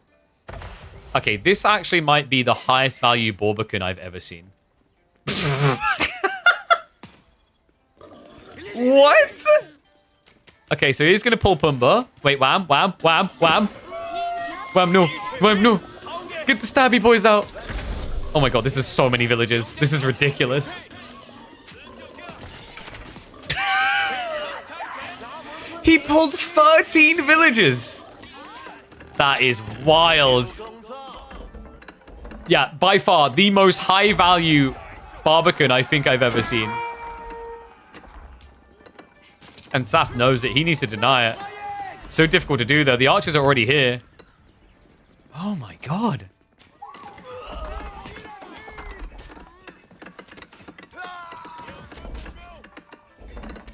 I mean, just look at this thing. I want to get the UI out of the way so you can see the value on this thing. Oh, my God. That is full chimichanga cha-ching. So that Barbican, like we said, it's got, like, what, underneath it, let's say, roughly 20 deer. Berry batch, boar as well. Like, he's sitting on over 10,000 food underneath that thing. Over 10,000 food. Easily. Actually, you said 20 deer, so yeah. Berries, 3k. It's actually more like 15k food. Someone's going to make me do the true count now, aren't they? 4, 5... Oh no, I can't even select them all. Yeah, it's about 20 deer. So 20 deer is going to be 9,000 food, and then the berries are going to be another 3,000, and then the boar is 2.2. So you're close to 15k food. That is... This map is crazy. I'll tell you what, it came at a good time. Just after Pro Scouts was up and outed. China may prove to be one of the scariest civs, because Carmel isn't just good for China because of the Barbican play. It's also really good because of the gold. This civ doesn't eat for its gold as quickly due to taxation. Imperial Academy is still, in my opinion, a top 3 feudal landmark in the game. Easily one of the best. So we do at least have pilgrims coming for Sass, so that's going to be some gold gen. Maximum as well, 130. He's going to play for his own boar now. Like the fact he used one the Chevalier Coupé. Sass has to be thinking I need to play blocker though, right? I don't think he wants to try and turn this into an eco game. It's just way too much food that Wham has safely. And reminder, at this stage, you know, he's got Song Dynasty, he's scaling more villages. He also has Taxmen to 20% gen up. Like, you can Pilgrim, it helps a bit. But I think Sass knows that pressure is his way out of the hole. All the other top 3 landmarks in the game. Archon is definitely number 1 still. For feudal, anyway. Outside of that, for feudal... What was that one we put up there, guys? I think Dome of Faith.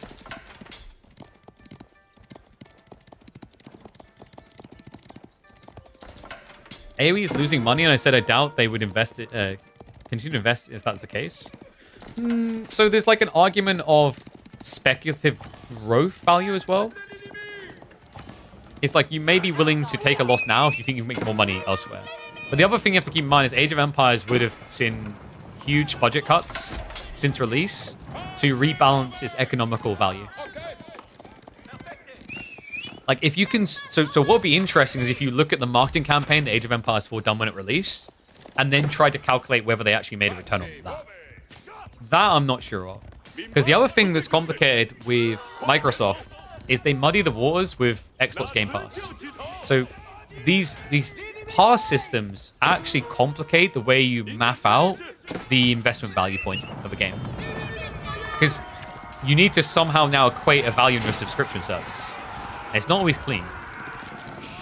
That is something that's actually made many different media elements confusing. So the perfect example of this, guys, is... I can't remember the name of it. A movie released this year. The whole idea is it's based on a book where robots tried to rebel and they lost their rebellion. And now, like, humans oppress them. And reviewers thumbs down it big time. Like, they said it sucked. It was just really pretty CGI, but pretty bad script. But Netflix quoted it as its most successful directly created movie so far because of the amount of people who have watched it. But that's because, like, people on Netflix will just watch anything because it's there, it's free. So it's kind of similar logic of, like, how you balance, like, what is the intrinsic value of Age of Empires 4 to Xbox Game Pass? That's very difficult to figure out. You can try to use, like, the amount of players played. Maybe you need to go by game hours average. But then, like, the concept is, like, game hours average doesn't matter as much as initial pickup because you could argue initial pickup drives subscription. See, like, it's really confusing. Yes, Electric State was the movie.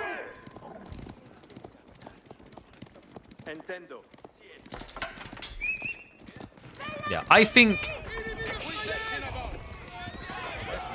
they probably by now, it's been too many years for Age of Empires 4 to not have been economically balanced to at least be paying for itself for some reason. Maybe a small loss. This is a big loss. Whoa, Sass with a big dive. He needs those worker kills though. Chevalier chasing on. Wham has gone for the age-free play and it's love the rush into a village to protect him. Because he knows his army might struggle to hold this, but this guarantees a minimization of losses. While Sass is now stuck age 2. I think this is over. Sass can maybe try to play for a castle up. His income is decent for it. If Wham supervises for night production, this could be problematic though. I mean, it's a decent amount of worker kills, but like you see the impact of Song after 10 minutes. Worker count is still a lead for Wham, courtesy of not just Song, but the fact that Sass has sacrificed now about to be 5 villages worth of production.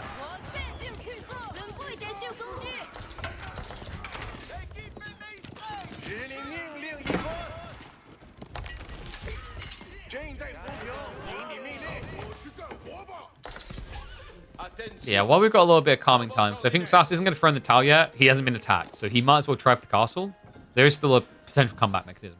But while we've got a little bit of a calming moment, one thing I'll highlight, guys, is around the Sultan's Ascend DLC. So with Sultan's Ascend, they quoted it as the most successful DLC in the history of Age of Empires.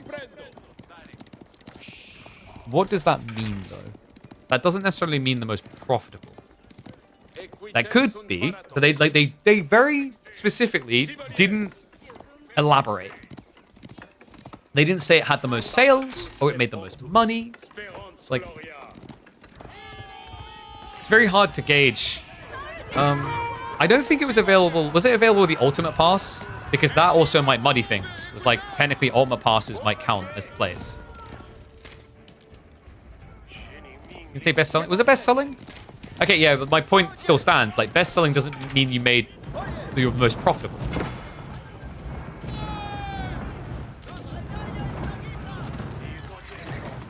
And also, to the sales point, that's exactly where things get muddied. So, for example, there were arguments on, like, for example, Assassin's Creed. Their sales numbers seemed a bit out compared to, like, their player count.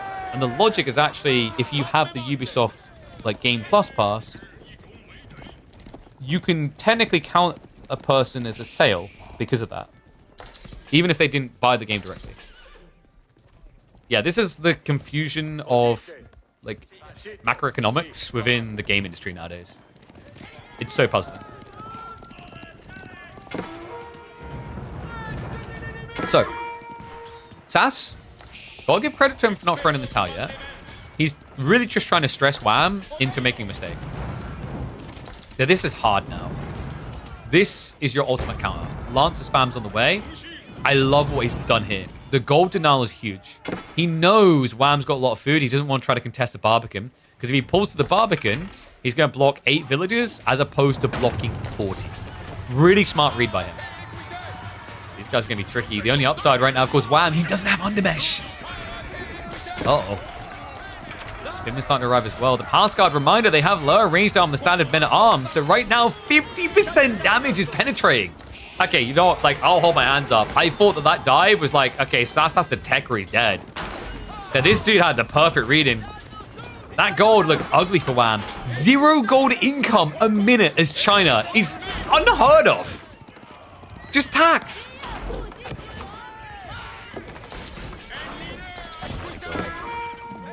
Wait. Wait. So we've cast 2 series now. And correct me if I'm wrong. Is this about to be Knights Templar 100% win rate after 5 games? Oh, no. What?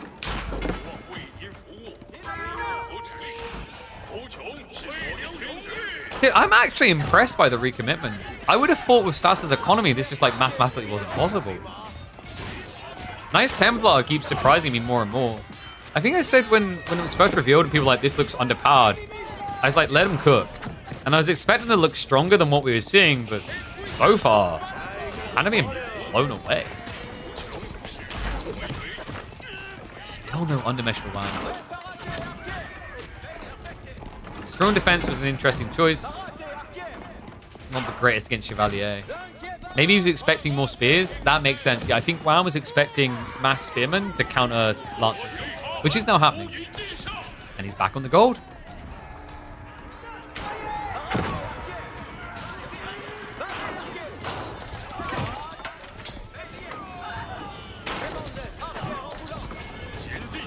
Kind of crazy the difference that gold makes. Because even if you rush it down, it's only 1,600 gold, which is like 16 lances max. It's not a lot, but also remember tech and everything else. I think Wham, maybe on a standard 4K map, may have put more people on gold earlier to rebalance eco. Just couldn't afford it here.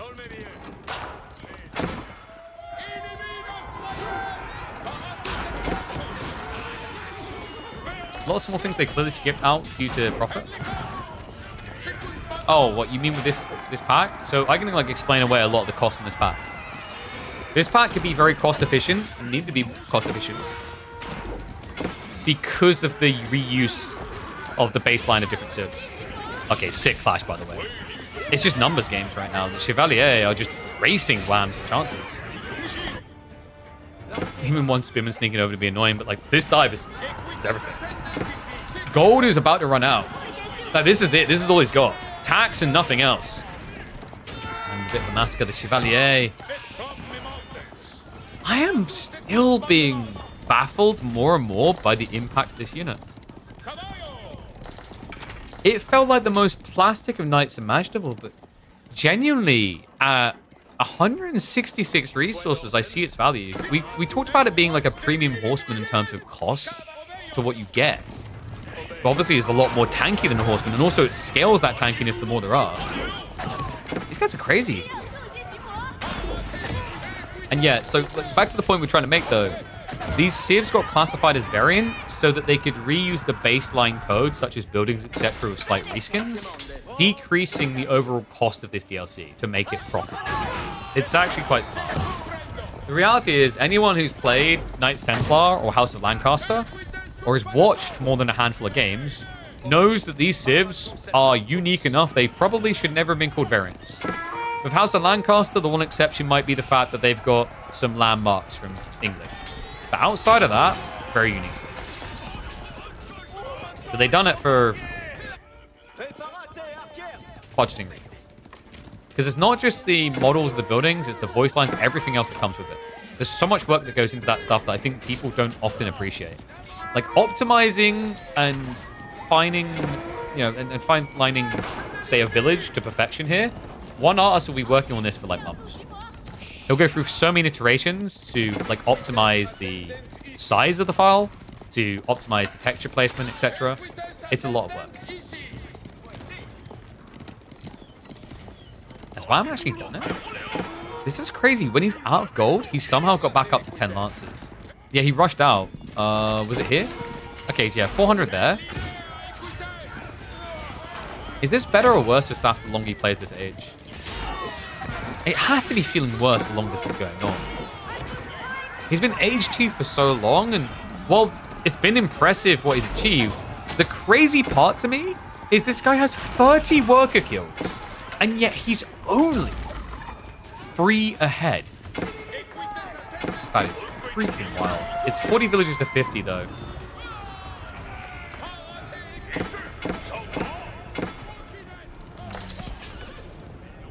And we are starting to see some raids on the other side, so it looks like the hits are coming in. I don't know, I think despite an admirable effort for Sass, like the issue now is before this looked good because he contained the Lancers. If the Lancers start to break out, and do stuff like this, game is going to be over fast. I think is Sass going for an all-in keep drop? 2 TC from here would be dangerous. Because you're starting to lose map control and your opponent has mass lances. So maybe we see Sass just pull for a keep drop. The issue is this isn't like your classic map where there's a 4k or 8k vein. These small 1600s, if your opponent fortress drops, I think it's more of a shrug. It's annoying, but you just move on.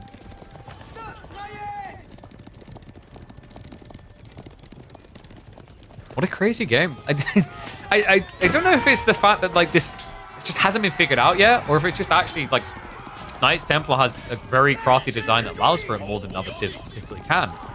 But the fact that this game is still going and has remained back and forth is bloody impressive. It's either the civ, the map, may just be the new territory, but this is also why I'm a really big fan of flipping the table regularly. New civs, completely changing certain concepts, like the way we revamped Wolves and Pro Scouts. It makes people relearn everything. It's good to be anti-gatekeeping. It allows new people to get into the game because the advantage that someone's built up through their veterancy is diminished somewhat.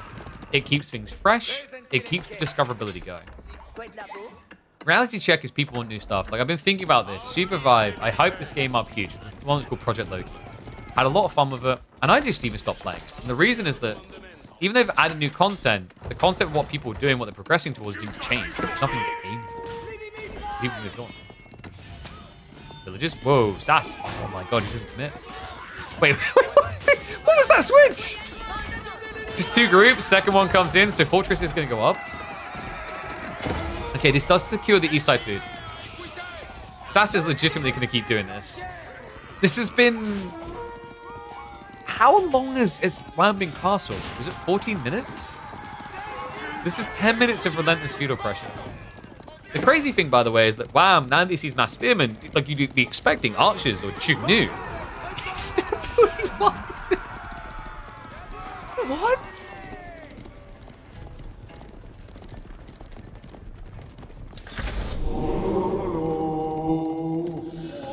Yeah, one thing I will say about Knights Templar is Knights Templar should have been modeled off of H3, not French.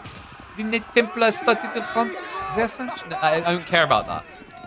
Which is the holiest civ? I think I saw a suggestion made recently I really love, which is that the background music for Knights Templar should be HREs, not French. And I agree with that. Or, I actually think it would be even more appropriate, or still more appropriate than French, to have the background music be in Middle Eastern civ. Because of where Knights Templar, you know, historically spent most of their time. Well, not most of their time, but where they're iconic.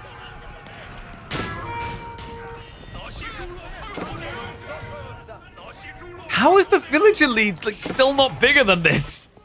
Oh my god. What's going up? Unfortunately, not going to be quick enough. Looks like WAM is going to sneak in again. Uh-oh. That's going to be pilgrims as well. Reminder, by the way, that this number is deceptive. It's not all villagers necessarily. Some of it is going to be pilgrims. It gets muddied because worker kills, killing pilgrims counts.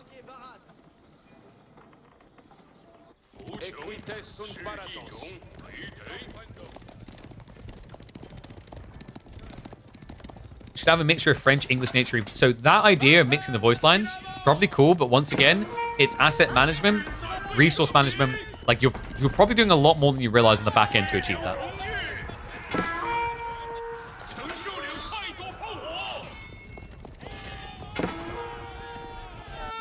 Who is winning this game? It definitely feels like it should be WAM. Sass has somehow miraculously found the resources for Castle. And it is going to be the Republic of Genoa, so he's leaning into the sacred sites. Makes sense, he's already got the walls up. WAM does want to go after relics now. Theoretically, Sass can contest that. What? But that is so far. Oh my god, no. No. I am a nun. What was that? You have no arms? Oh, that's a lie. Let me fix that. Oh, the timing on that. Yeah, Wham is definitely ahead now. The villager lead is scaling like crazy. Sass. Upgrades are on the way. He's going to be leaning Chevalier still. Okay, so kind of feels like he watched Wham's Chevalier game. He's like, yeah, this is the way. The difference is Wham had quite a lot Chevalier from what I recall. I think he had around 20 when he was aging up. Sass has 6. In fact, can you even really try to fight into Lancers from this far behind? Or does it make more sense to switch crossbowmen? Sass was still feudal? Agreed. But like, Sass was doing a crazy job of making this competitive on the flanks. I think the baffling thing is just how quickly Wham's still able to outscale on Eco despite all the hits. Crazy freaking game. And this feels like the nail in the coffin. This map, very reminiscent of Regions, and this is a big part of why, guys. You have these pocketed sources, sacred sites in one area, food in another. Gold is central bound. This 8k is equivocal on this map in terms of like percentile scaling to the triple 8k you'd see on that map Regions. So if you lock in this, usually you lock your opponent out of the game. Good news for Sass, he's playing a Civ that actually can just keep infa-golding up, as we're seeing from the Pilgrims. Bad news is China needs this gold, and they're going to get it. No blacksmith upgrades? Joel, Wham's already been over this. He doesn't need blacksmiths to win games. You guys seen him play Delhi? Delhi blacksmith tech's overrated. He like looks at that stuff, he's like, free? You get it for free? I will pay, sir. And then the Delhi blacksmith's like, we don't accept payment. We're like a communal society. And then all of a sudden Wham's like, communism?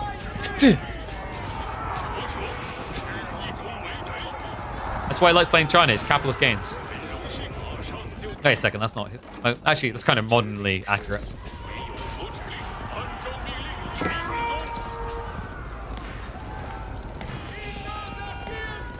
So this is Imp, surely. Does he ford Great Wall? Like Great Wall Gatehouse here, maybe? Just cut off the Pilgrims? We do have more fortresses coming, so Sass is going to make it harder for a dive.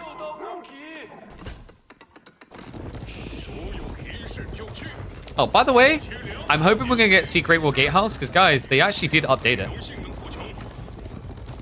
This is another cool thing I want to shout out the devs for. We talked about the fact that, like, when you create new games, new budget, etc., like, it's really hard to go back and justify adding in things to old civs because they're not generating new revenue.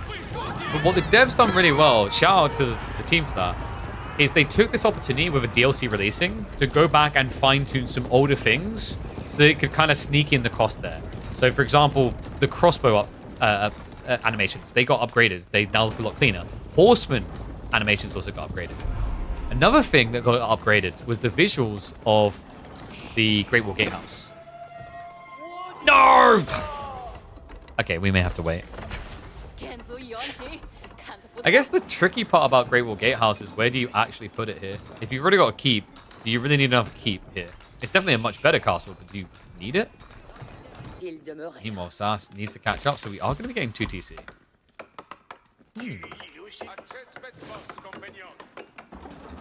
Alright, get your predictions in. How long do you think this game's going to be? I think we've got a slog on our hands. Because my worry here is, like, what does Wham do in the hyper late? Does he trade? Well, trade isn't that great on this map because of the trade post locations. Taxation is kind of cool, but it doesn't compete with Pilgrim Treasure Towers. Watch this. Wow. Gold. Oh my... 203 gold. Meet Genoesian Treasure Towers. 800 gold, like that. 1,200 gold incoming. Open your mouth. Choo-choo.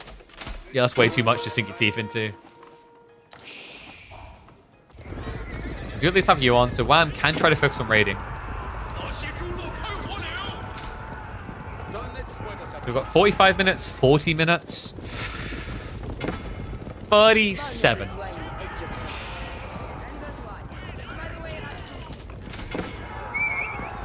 Actually, oh wait. Wham's building siege. This could be very slow.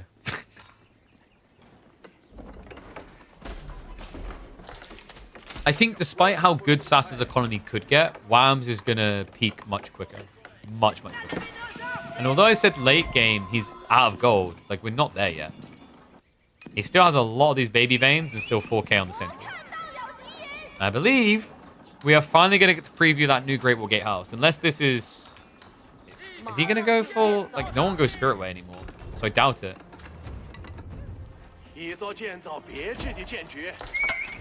Oh my god, Sass. Hold on, big boy. We're chugga-chugga-choo-chooing. Spirit count is at least building, but the problem there is actually getting them in position takes a long time. Now the Imperial Palace. I don't think it's worth the commitment.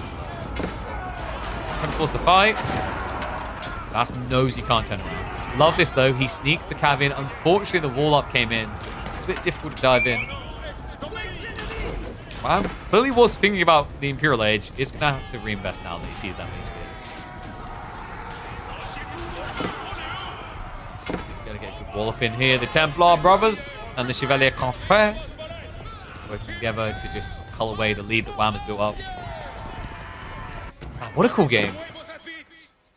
These are like kind of how I wish most AoE4 games were. You know, sometimes you get these hyper cool late games, but it takes 15 minutes and nothing happening. You know, you twiddle your thumbs, you play pat cake in the corner, and eventually someone wins. But this has been unbridled aggression from start to finish. Loving it. Now we do get those unique trebuchets with the double strike coming out. I'm not going to dive in, but there's already Springwheels to contest that. Genoese and crossbowmen are interesting here. He is scaling into them, which is a little bit surprising. They only get buff damage against melee infantry. I think the thought process here for Sass, and we've seen this already from another player, is that technically Genoese crossbows are decent Springwheel counters. They're very high base damage, so the percentile reduction doesn't hurt them as much. And the other thing is the range.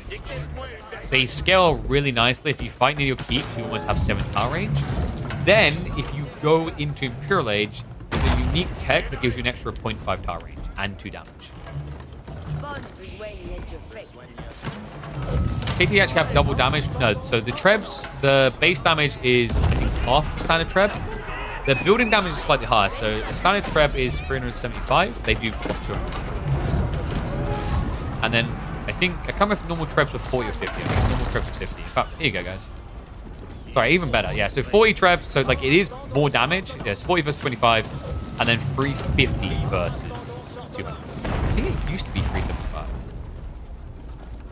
But the other thing that's kind of interesting, actually, guys, is ships. The ship damage is the same on bonus, but what's more interesting is obviously trebuchets can miss. With multi-shot, you kind of get more opportunities to hit your opponent. By the way, there is an additional tech in Imperial Age that adds a 3rd shot.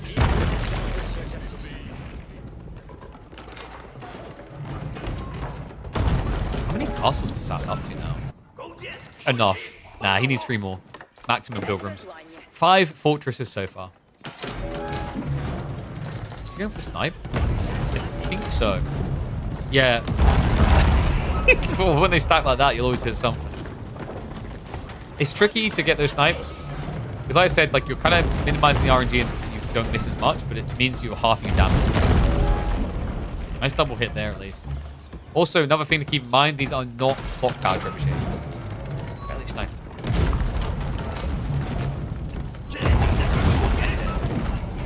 Wow. Coming in with a different kind of hit here, though. I think it's time. There we go. Great Wall Gatehouse now on the way up. All right, who's excited to see the new and improved gatehouse? It's actually a substantial change to the way it looks and thus the way it functions. It's a good change. I still think this is a toxic landmark, but at least it looks logical now. That fortress is kept alive. I mean, can you dive this? 50 lances is tricky. Okay, ready it up. We need to have a look at that landmark. Sass is looking for a dive point. He's going to have to go for the main engagement. Springholds are difficult here, though. Oh, my. Look at the spearman bodies. He's going to spread out. I mean, you don't have any advantage here. Verit Spear versus Lancer 1-to-1 anyway. Wham gets a highly desirable fight. It's going to be a wipe. It's going to be a wash. I think it's going to be a GG call, which is why we need to have a look at this beauty. There you go. Look at those. The Nesta Bees actually appear on the wall now. And I believe they turn and shoot as well, so it all looks accurate. I just don't see a way now for Sass. I've said that a few times this game, but at this stage, it's like the economics of it. Wham just has a death bush on his hands. Shutter triggers on the way in. We don't see it often. Very powerful, though. And the elite tech for the Lancers. Siege is going to get mopped up. I think the problem here for Sass is like he got forced to fight outside the aura. He did have the Desert Citadels. +1 armor probably would have rocked pretty hard here. He's got a few Chevalier at least slithering in. Pulls that fort. Hold on. Wham. Wham. Where's the food? Oh my god. Wait. I'm an idiot. Where's Wham's farms? Oh my god, no. What? He never done the farm transition. Alright, I've had an interesting game today. A lot of, like, meta discussions and highlighting the prettiness of things. I didn't even notice it. That's ridiculous. No farm transition. We don't call him out yet. Sass was able to pull a miracle existing in Feudal for 10+ minutes. He might be about to see the same.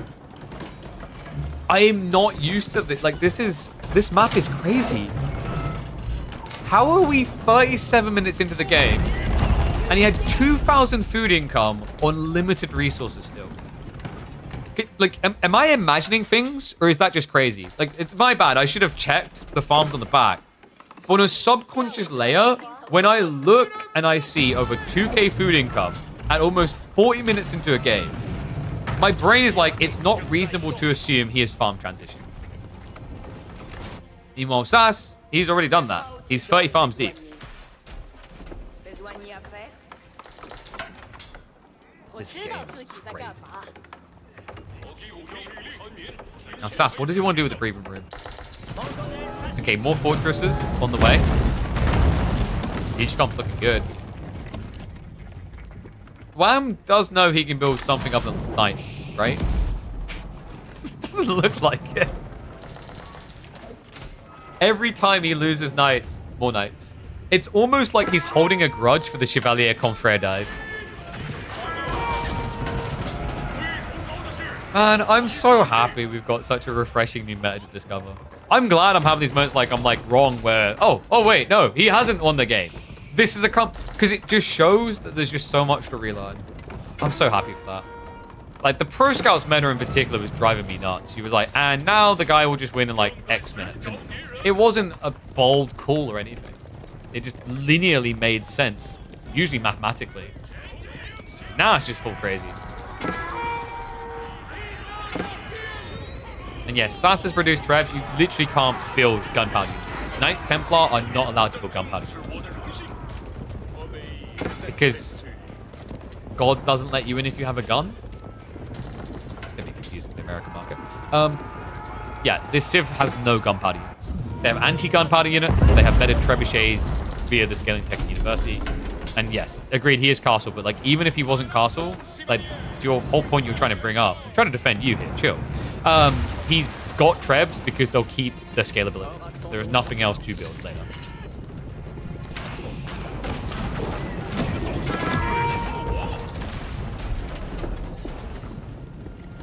Give us Condottiero.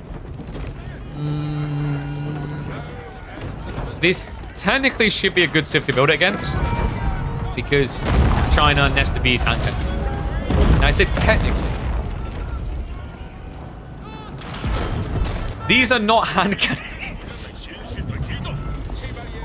I don't think Wham's going to switch comp until he runs out of gold, at which point he wouldn't be able to build hand cannon here. So, suspecting that, Sass gets a lot more value out of just going into Teutonic. He could... Oh, actually, he could go Kingdom of Poland.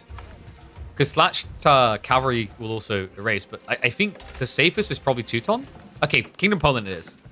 So the reason why Teuton usually feels safer, it bulks your front line because you get the 2 melee armor on all gold units, which is huge. Like, most of your comp is gold units. But the other thing is the Teutonic Knights. Palace Guard just feel like they're made of paper. Unfortunately for him, he's now building Slashdar Cavalry into Spears. Good news of that, at least. Slashdar Cavalry feel like kind of a miss on what their role is. I think if like I had one big thing I'd change, like a scale point that should be different for Knights Templar. I'm not sure why Slashdar Cavalry have bonus against light. They have a hammer pick. That's technically, that's like an anti-armor unit. I really thought that Slashdar would get bonus against heavy.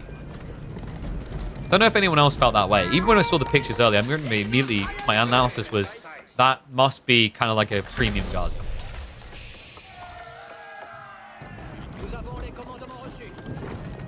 Let's see where he wants to go. It's going to be the Elite Templar brothers. Ooh, that's... Oh, that's dirty son of a gun. He has Rule of Templars. So this is interesting, guys. Have you ever wanted to see a lance charge for over 100 damage?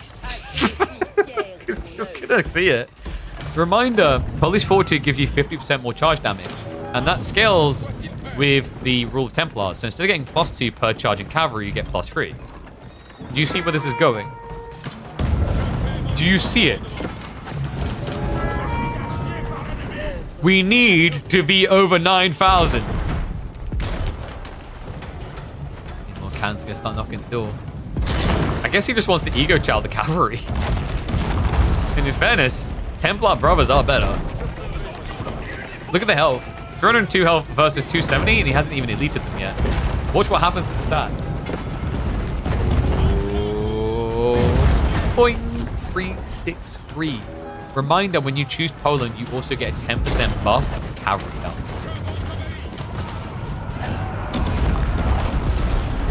Bombards are at least strategic for the keep. It's problematic for SAS. That means less keep can come behind this. So he'll start marching up. Trying to go for the snipes for the trebs. And there's the charge in. We didn't quite catch it in time there. We can see a little bit of a glimpse there. 68 damage. We can get that higher, though. We can get that much higher. Remember, that's the default. Okay, what are we doing? What are we doing? Go around it. Oh, my God. This game is incredible. Stones just ran out. He has got the trebuchet on top. Look at those extra snipes. It's clock tower bombards, though. They've got so much health. I mean, this is commitment point, though, surely. Look at the pop. Wham doesn't have a front line. Oh, my. They're going to go in. Templar brothers charging. Front line gets erased. Back line to be destroyed. Wham has lost it all. He has no gold to repair off of this. No gold to rebulk with. Which is exactly the beauty of Carmel. Yet somehow it took 43 minutes to run out of that gold. But the brothers are in. Ordained in red so that you can't see the amount of blood spilled all over them. Oh, in this case, it would actually be wood splinters. A 100% win rate in Trials of Cross and Rose for the Knights Templar so far.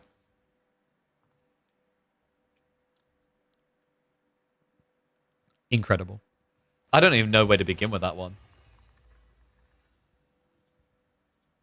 I didn't know who was winning. All game. And that's great. Alright. Templar Bros OP. Whoa, whoa, whoa. Chill, Mongol main. You're a Mongol main, so everything's OP compared to you. Okay. See where the boyos are going to take us next. Sass B cooking. It's going to be regions. Oh, so we get to see, like, in my opinion, now the worst version of the map. And Wham has chosen Lancaster. Delhi response.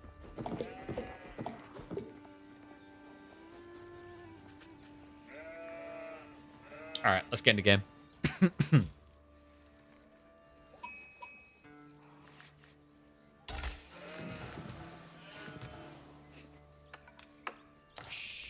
Tune. Well, we just had the new version of Regions, and now we hop into the classic. One and all, welcome back to the channel for what could be the final game between Wham and Sass. Sass has blown me away with his Templar performances, but now he has to go in a different holy direction. After playing Christianity for a long time, it's time to become Muslim. Delhi Sultanate rises. Wham back to House of Lancaster again. The safe choice. Doesn't want to try to experiment into Templar territory. Not Muslim, Hindi? The overlords were actually Muslim. Might want to check your history, because you will find the Delhi Sultanate were definitely Muslim. I can't believe Philipsburg wants to die on this hill. He could have tried to argue for Mongol buffs. Instead, he's just going to look like history doesn't exist in his school. Yeah, so those that don't know, the Delhi Sultanate was indeed a Muslim civilization. Migrated into from the Persian territories, like many areas of India at the time. So Indian religious mass was definitely Hindu, but the overlords, the people that ruled over a lot of the Hindi territory, were Muslim. Therefore, the national state identity was usually classified as Muslim. Can't believe you tried to out-history me, bro. I'm a nerd for this crap. And yes, they do descend from the Mughals. Well, that's like, I think I've highlighted this before. It's just kind of fitting that we've got like English in this game as well. It's a brutal history when you look at India, because a lot of their history is kind of basically just having someone come in out of somewhere else and tell them what to do. Because you had the Muslims doing that for multiple centuries, and then obviously colonialism hit, and hey, British people here. So, focus on the game though. We are getting Lancaster Castle. Yeah, I still remember talking to Winston about this and showing off this landmark. It was like watching a kid open a present at Christmas. He was so happy at the way they'd got this iconic gate into the game via a landmark.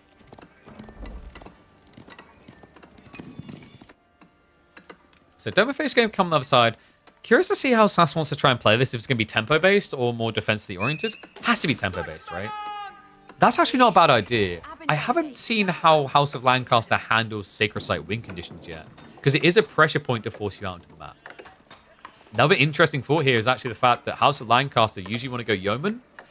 Yeoman into Ghazi is a death sentence, so obviously you have to lean spears. But that also slows down your time. Maybe semi-fast castle Lancaster? Generally, the title Sultanate is a giveaway. Agreed. There are some examples, if you look at Indian history, where I don't think they were always called Sultanates, but they were still ruled over by a Muslim caste. Yeah, I like my history. You know, actually, I've got to give it a lot of credit. So, Indian history is usually under-repped in most areas of the world. Shout out to European Universals. I feel like that really helped embolden my Indian history when I started like playing civs in that area and learning their histories. Seriously, you know, like I'm a big history nerd, and games have always played a big part in that.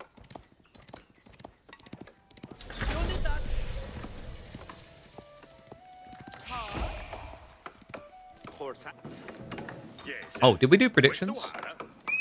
We did not. I'm going to give you guys 1 minute, because we already are fairly deep.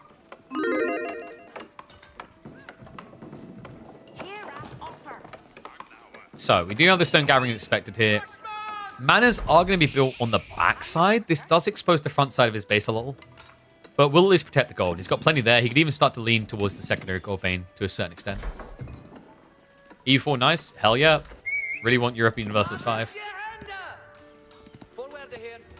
I can tell you guys, I've sunk way too many hours in that game. Like, let's have a look at my profile. I have got, drum roll please,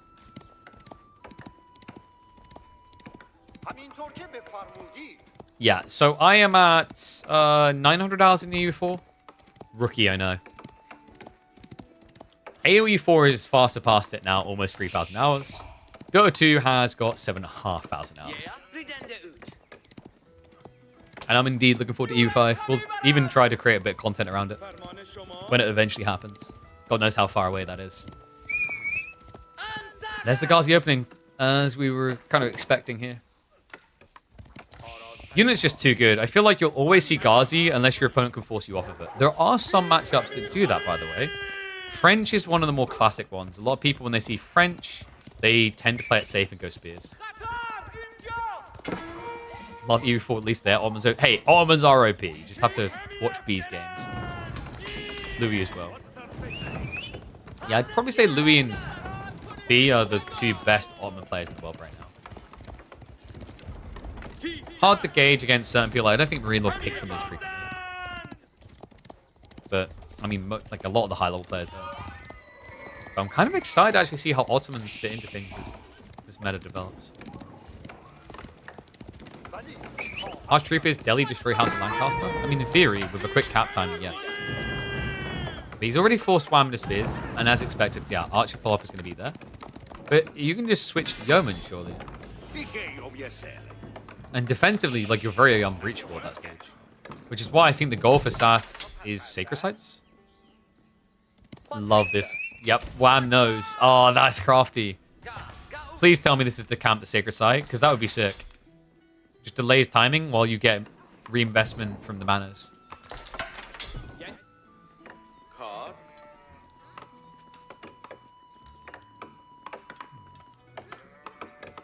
I'm trying to think actually what House of Lancaster's hardest matchup is going to be as the meta develops. We've seen Knights Templar have some really sick builds. I genuinely think Delhi theoretically should be one of the best. Because when you think about what Lancaster does at the core of it in unit comp, mostly anyway, in Feudal Age, it's the same thing that English try to do. And English have struggled with Delhi for a very long time. To make matters worse, you're not building a second TC, but you kind of are. When you build manors, you're building essentially into a town center logic. And there's kind of a taboo thing against Delhi, TC booming. Very, very rarely have we seen TC booms work against Delhi because of the Sacred Site. Nice to know. There we go. He does it. Oh, this is sick. So Ghazi are going to be pulled now. And we have hobbies. Yo, I actually was not expecting that. I thought Wham would just lean into the Yeoman because of how good they are defensively. Tricky part is SAS is already switching spears as well. Reminder, it's not as hard to fight Lancaster in their base as English. There's no aura. You don't get the attack speed buff. It's like Wham is feeling the pressure, so it's going to be the Demi-Lancers unleashed. Oh, Demi-Lance is a bit awkward here because Ghazi get bonus against them. Look at the timing. I like this. We've got, what, 8 seconds? Ooh, this mana is going to be tight. Missing out on one Demi-Lance is going to be quite frustrating for the investment. Oh, yo. That was sick. Less than a second difference on the completion time. Wham's a mathematician. That was crazy. It may not seem like a lot, but Demi-Lancer summoning is all about mass. One extra actually does go a long way here in terms of body block capabilities. He's going to try to pressure on the Sacred Site. Once again, just trying to delay the timing. Scout's doing a good job of that right now. Scholar's going to be the thing that seals the deal. Meanwhile, we have got the army moving east side as well. Decap successful there. Damn. Okay, Wham's timing looking really good here. The base is unguarded right now, though. And what the hell is that? He's trying to block wood gathering. Archer's going to be able to dive in. It's not enough for the one-hit kill, but it's close to. Snipe here, good raid. Meanwhile, the Demi-Lancers, they need to start attacking. Okay, this is kind of sick. If he hugs the Sacred Site, you might actually be able to, out-sustain the Demis. It's not happening, though, so Scholar is going to go down. Ghazi as well has to fall for the area, so both Sacred Sites now denied. In return, SAS does get a double kill on the wood line. Nothing more. He, however, left a Prezi. Wait, that doesn't... Can someone just double check this? Like, I don't think they give vision anymore, right? It doesn't look like it anyway. But sometimes these type of things are weird. Like if a villager walks on top of the wall slab, you'll see them.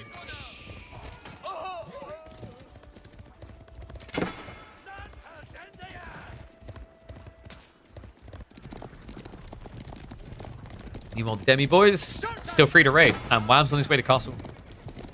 Guys, I think we're getting a game number 5.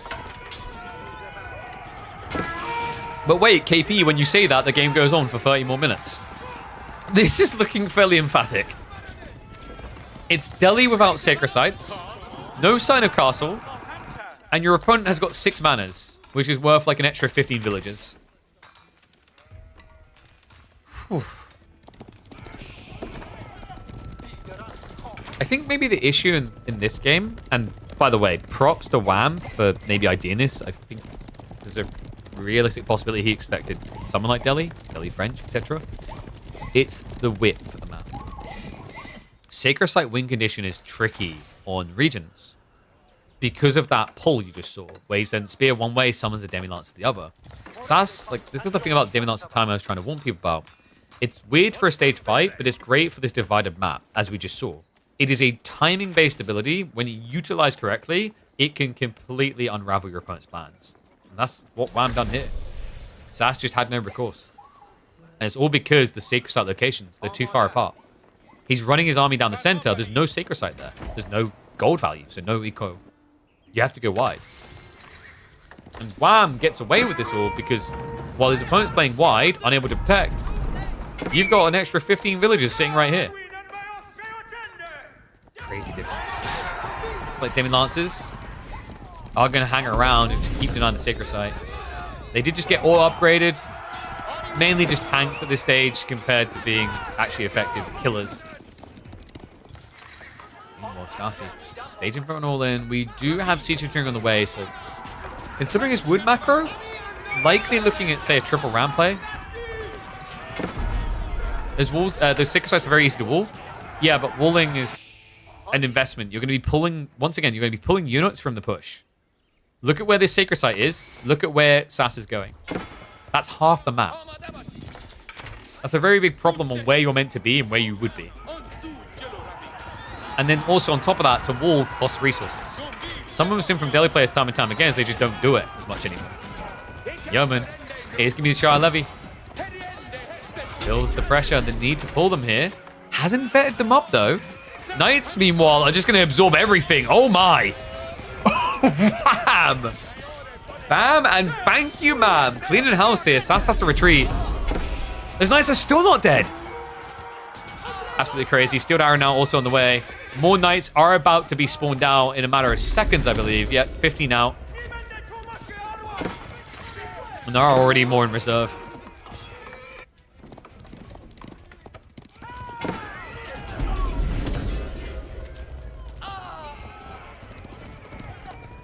At this point, Sass has to be feeling a bit stuck. Because to go castle, you're going to have to build no units for about a minute and a half. And your opponent's spamming Knights. He's even now going full Yeoman. The Yo Bros are on the way. Just need to maybe fall back a little bit. Line formation could actually increase the threat. The tricky part right now is about the Yeoman upgrade. Like, you really don't feel substantial against Ghazi. He doesn't even have a Steeled Arrow yet. But just a handful of Knights is kind of ruining this for Sass. Ghazi can't practically non-existent. He has now got the 2 Sacred Sites, but we've already got hobbies running out to block that. Spinman gets the decap on these sides, just no extra economy for Sass.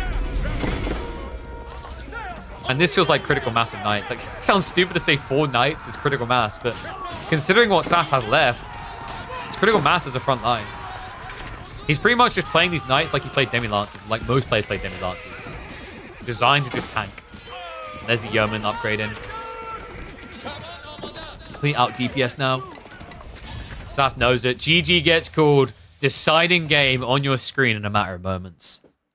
Whoo, whoo, whoo. Oh, we are cooking.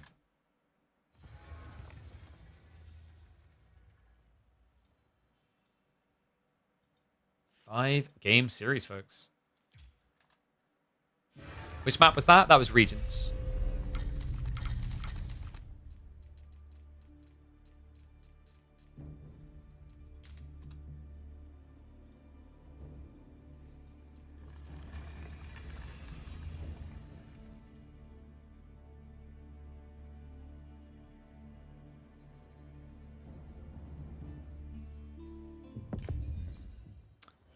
And deciding game. Oh yeah, we have Dry Arabia left. Okay, so Dry Arabia. Let me just mark it up. Comes down to this guy. It's going to be Dry Arabia with SAS on HRE and Wham on Rus. Reminder, like, yeah, the final map is like you can't pick civs that have already been used. And thus, that means no new civs. Oh, let me do predictions as well before we hop in.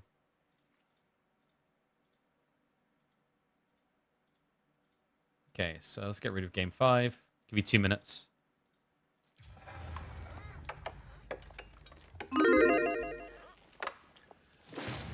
Whew.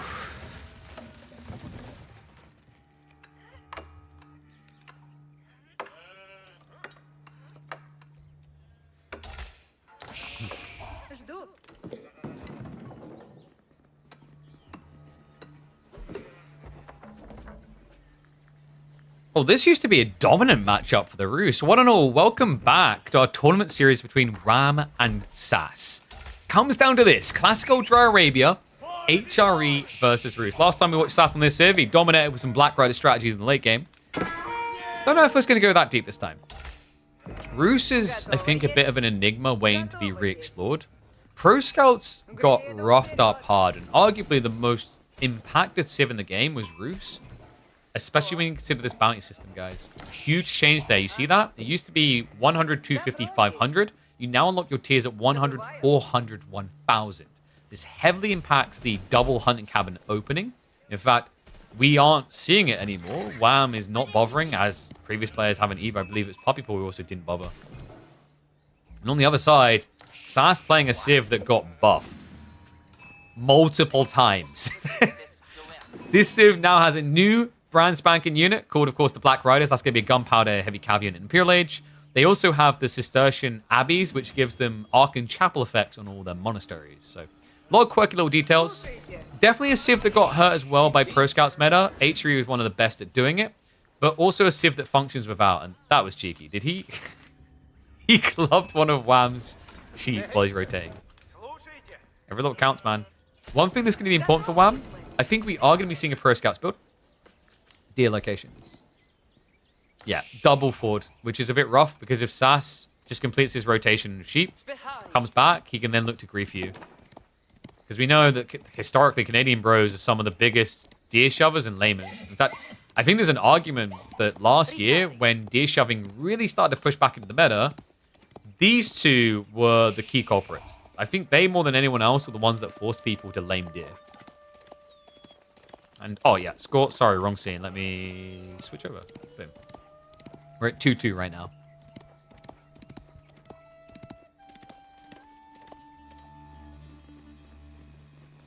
Golden Gate, as to be expected. Kremlin just doesn't really hit the same anymore.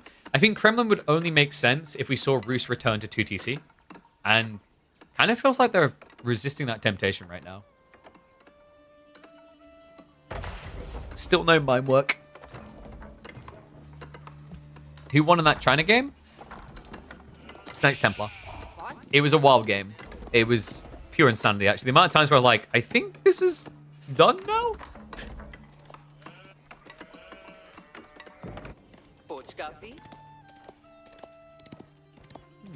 How did you guys predict, by the way? 93% for Wham? Alright, what have you guys been seeing with Rus that I've been missing? Can't HRE just all in you?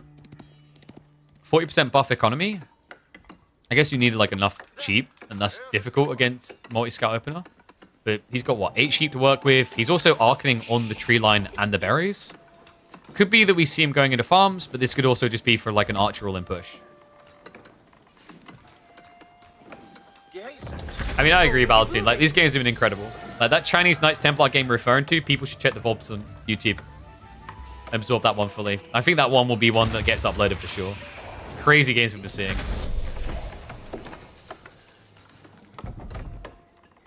Did you feel it too when you were watching Baltoon? Like so many different points, I was like, okay, it's really not clear who's winning this, and this is dope. I felt like there was just so much for me to discover even with the full gold picture.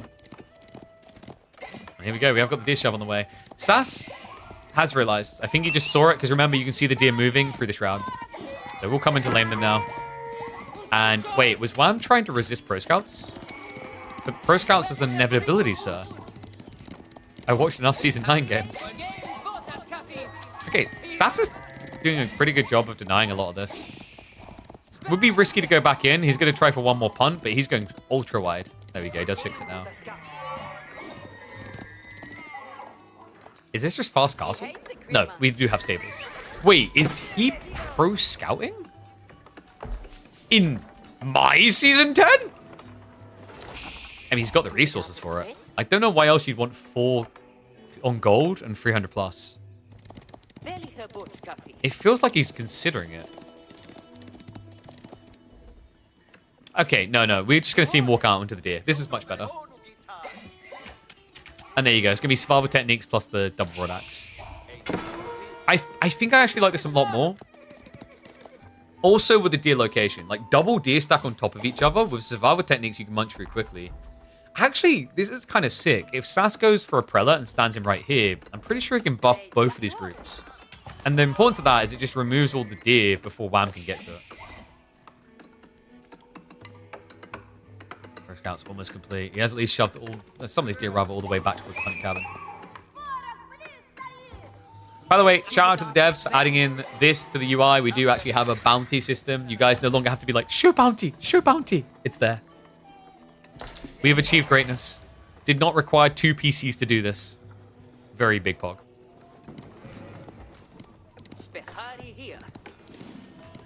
Perhaps he's considering pro counts and just decided not. It's a possibility. Like, that would definitely explain the gold. It also could just be he left 4 in the gold to get the eco-techs, but didn't queue them up quick enough because he was microing the scout at the time. Remember, like, when you've got 4 scouts barreling at you there, that's a lot of micro to start a step and shoot. Like, your attention is on this. Kind of similar to what we've all had before where we've, like, gone and microed archers and we're fighting and we're fighting. A minute passes of us start stepping archers and we look back at our economy and we're like, oh, I can afford Castle Age now. This is going to be rough. Wham. He's going to have to look at spears, isn't he? Horseman 1 or 2 is not going to be a quick killer. We do have... Yoink on the way from Wham. He's like, up. No, not today, mate. Scout is going to get seen in the end. March with your spear will just chase him away. He's dropping the deer off. Like, not able to get the full pack back. Yeah, there's still 4 sitting here. 5th one is going to try to scramble for. And do you guys see how different the horseman animation is now? I love that change. Before it was like a casual stab, and now it's like, you can really feel like he's getting ready to fall off of his pony. Such a great improvement. You think you're gonna find a scout kill over here? Hurts Wham's timing a little bit. He wants to try and get these deer back ASAP. Especially the ones from the enemy side. He knows the longer this takes, the less likely there's anything left. And we do have the prelate pool. He did go for the secondary. Okay, so mirrored Castle Age idea. We've double deer. There we see Burgrave. Burgrave is interesting, by the way, guys. There's, I think, one implication people haven't considered yet with Burgrave. In fact, I kind of feel like I want to put out another video highlighting it. Can you guys figure out the one thing that got forgotten about with Burgrave buff? Lanceneck technically charges well. I haven't even tested it yet, but it makes sense. A Lanceneck should be doing 50% more damage on their initial swipe. Which, in an engagement, is like an extra 50 damage on their first strike. Because, like, if they've got 5 people in front of them, right, to cleave through, just extra 10 on each. I don't think anyone's tested that yet in a comp game. Because everyone's going spearmen or men-at-arms. We're not going to see it here, though. It's just going to be standard pregnants. Because it's the relic race. You know the Roost want the relics and you want them too. I think the issue with going like Burgrave in Sass's mind is it opens the door for Horse Archer spam to counter you. So he just wants to play it safe. Key numbers in, folks, the high trade house. Penny for the pauper. Went pro scouts for 1 deer patch. 1.5. These deer, actually, it's more than 1.5. So he only shoved 3 deer back out of 7 here, and he yoinked away. Okay, didn't properly yoink, but they're kind of sitting there for the yoink 2 more. So it's like not too bad. This is the thing that you really need to remember. With pro scouts, yes, it got nerfed again. It costs 450 resources. That is a lot. But even if you only get 1 deer pack back, that ends up being 2,450 resources for 450 spec. That's 2,000 surplus. Worthwhile exchange. The difficulty now is obviously it's more deniable. So before there was like no risk. You got 1 deer pack. Some matchups you were happy with that. Now even 1 deer pack can potentially be contested, which I like. I praise the change. For those that didn't see it, pro scouts now when you carry deer, they inflated the malice, movement speed malice from 40% to 55. You move like a slug. You go from, I think it's 1.62 down to, I want to say it was 0.72? 76. I think it's 0.76. Predator's boogalooing. Wait, has he not scouted? Oh, he... No, Sass, not like this. Oh, God, he's out looking for the 5th relic. But the comedy of this is the 5th relic is actually behind him. He doesn't know. He can't see. Nice denial of 1 to the south side. Wham, already rushing towards those relics now. And we do have 129 gold generation. Oh, sorry, 138. He just got the extra bounty. Pretty respectable. Ooh. Hold on. Oh, so close. He can't defend this prelate, by the way. He's being pushed. Horse Archer spam is real. We do have Horseman switch upcoming, but I actually kind of like Wham's comp here. Horse Archer plus Spears is a little bit tricky with what Sass is doing. And he's building crossbows with no reason to. The issue is Sass doesn't know what his opponent is doing right now. I say that. Yeah, this is like the...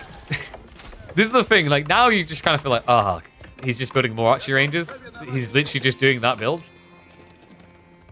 Technically, crossbows can be okay because their base damage is reasonable.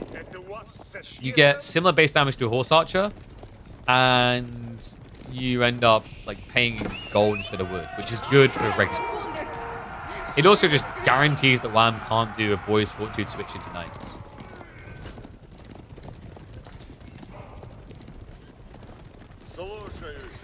He did find that 2nd relic, by the way. Tricky part is you really want that 3rd. The maths is against you if it goes the other way. 2 relic regnants is 320 gold. 3 relic ruse ends up being 380 gold because of the high trade house. Oh, actually, like this one as well is up to 400 passive gold. It's kind of weird, actually. I feel like in 1v1s in particular, the high trade house makes Roost feel a lot better than Regnant's HRE. Because you need so much more to feel good about Regnant. Whereas Roost dropping just a casual high trade house typically gives you like 1 Regnant's relic straight away. So it's a surge point, and it's also just like a safety net. Speaking of those relics, that one is not safe. Villagers pull for the repair. He has chain in E-repairs, so you can actually make this last a lot longer. I think he's trying to milk the fight. Horsemen are going to get stabbed onto the horse archers. Good fortifications coming in. Crossbows are going to be target, though. Mixed with conviction. Yeah, but this is a bait. Like, he actually wants him to hang around. The arrow fire is actually adding up quite a bit here. God knows Sass needs it right now, being outnumbered, but the Saint's Blessing is going to trigger. Extra armor comes through. And fortification complete. So yeah, Wham, surely not. He knows. Has to be an emplacement on the way, so he's going to back away. 2-2 relic split. Funnily enough, Wham. Oh my god, they both done this. Sass didn't scout his safe relic initially. Wham still hasn't scouted his safe relic.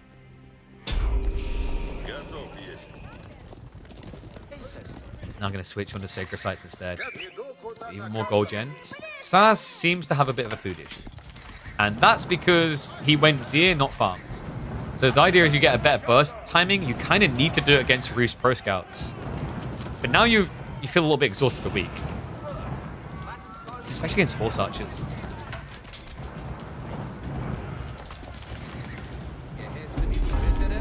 We'll knock at the door. I think Sass exhausted himself pretty extensively at that defense. Nadir is about to run out. Barry doesn't look good either. Is Sass going to have to switch siege?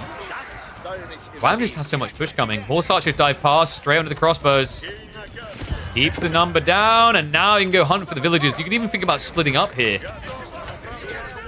No, he just sticks to it. Same splitting again. TC Arafat, you feel like he's cutting it here as Wham begins to build a villager lead. This feels so painful. The Warrior Monk isn't counted, so it's just a perma buff of +2 on damage and +1 on armor.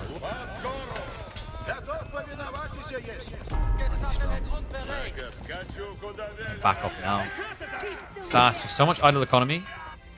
We've got villagers hiding in the corner right now as he's distracted. I feel as if we've borderline reached game conclusion. Like, Sass just doesn't have much. And the Horse Archer slog just continues. That's going to be it. Curtains closed. Sass, he came so close. Master of the Templars, but not master of the series. Wham shows us that Rus is still very much competitively viable. Whew. I don't know, man. I felt like Rus, like, theoretically should be at the weaker point in the current meta. It looked pretty damn good there. Pro Scout's still good for Rus, I guess. GG's to Sass. An admirable effort coming in. But the Canadian will not be denied. Could go other way if stayed feudal a little longer. Yeah, I think I said, like, when the game began, I was like, is this just like a feudal push? Especially with the Archon on trees? Like, could you just all in him? I guess your paranoia is if he rushes castle, he just goes men-at-arms. Templar Headmaster? No, the Templar Master. I'll go with the Grandmaster. There can be only one of them. We need a Templar-only tournament for that. Ooh! That's a good idea for a tournament. What do we call it? Like, what? Cold Call for the Templar Grandmaster? Nah, that's too long a title. King of the Grandmasters. No. King of the Order. King of the Order kind of works, but like people will probably get mixed up with Order of the Dragon. Yeah. GG, mate. Especially that, like, game 3. Was it game 3 or game 2? I think game 3. Carmel was very, very interesting. Okay. So that is us now rocking and socking it for Knights of Cross and Cross. There you go. One more, make those guys cross. We've been putting it for almost 8 hours. Carmel's the one you want to get. Dude, like, did you feel like you weren't sure who was winning? Because I could see the eco count and people like, Wham's winning. And I'm like, I'm still not sure who's winning. That game had so many swings and roundabouts to it. I'm like, he's been pushing him for 12 minutes. You thought you were dead? Yeah, like, you're all in. It reached a point where we were like, okay, now the lead is clear. Like, Wham was up by 20. And we're like, this must be it, right? All of a sudden starts crawling into castles and coming back. Crazy, crazy game. 50 Shades of Crusader. Cool idea for a thumbnail, but tournament name, man. Tournament name. So, with that in mind, though, guys, I believe that's all the series for today. So, just checking in on things. So, we cast 2 series. We covered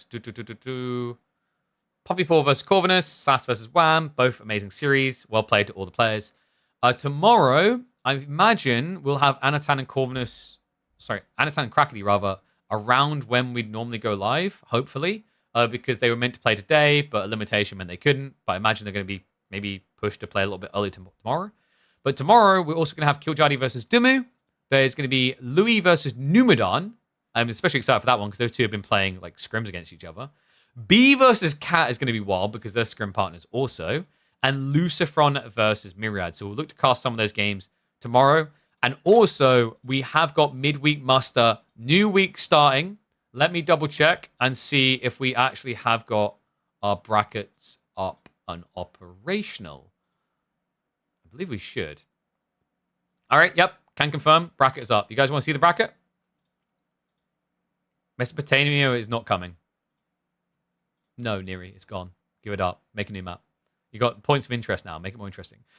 So, yeah, we've got B in there. So, like, I mean, apologies if I don't say your name. Just focus on the ones that people definitely know.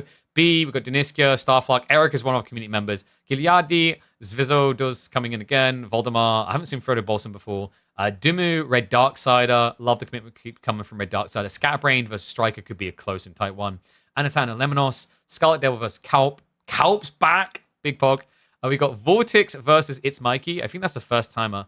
MSN up against M7. That could be a very close one. Mio and Micah up against Rivtal, another member of our community. Myriad versus Stopper. Louis MT versus Hanadins. Lash versus Anavaku. Lucifron up against Jonto again. And Mahoda up against Nahubwek. So, of these, I think probably like Myriad, Stopper will be tight. I think Stopper's got some crafty tricks. MSN, although Myriad's been leveled up, right? MSN versus M7. Scarlet Devil versus Cow. And Scatterbrain versus Striker are probably the ones to catch. So we'll be able to layer a few of those into the cake. But our primary focus will be the Trials, the Cross and Rose, because a lot of those matches are featuring top players that people definitely want to see. So I'll be back tomorrow. Should be live by, I reckon, about 1 p.m. UK time we'll aim for. Maybe 2 p.m. UK time at a stretch if the games aren't ready. But we'll be covering probably 3 of the series from Trials of the Cross and Rose and maybe 1 or 2 games from here. So yeah, plenty going on. Really excited, man. I love the fact we're just seeing the return of a lot of familiar faces from the past. Got some really cool hype games already today. Several of them will definitely feature uploaded on the YouTube channel. We're going to get pumping again. I'm feeling good, man. I like full transparency. I didn't like the creator preview. I liked it at first, but then it just felt like there was no content. And I'm glad we're finally back to content. People are pumping. They're playing games. We've got castable games. We've got community things we can do. Mods are going to start developing. It's a good time for AoE4. And it'll be a good time tomorrow. But YouTube, I'm going to end it now. Reminder, check in 1 p.m. UK time. If I'm not live then, 2 p.m. UK time should be live. And you beautiful gems, make sure you're sitting in your seat because we could have 20 plus top tier games tomorrow. We grind.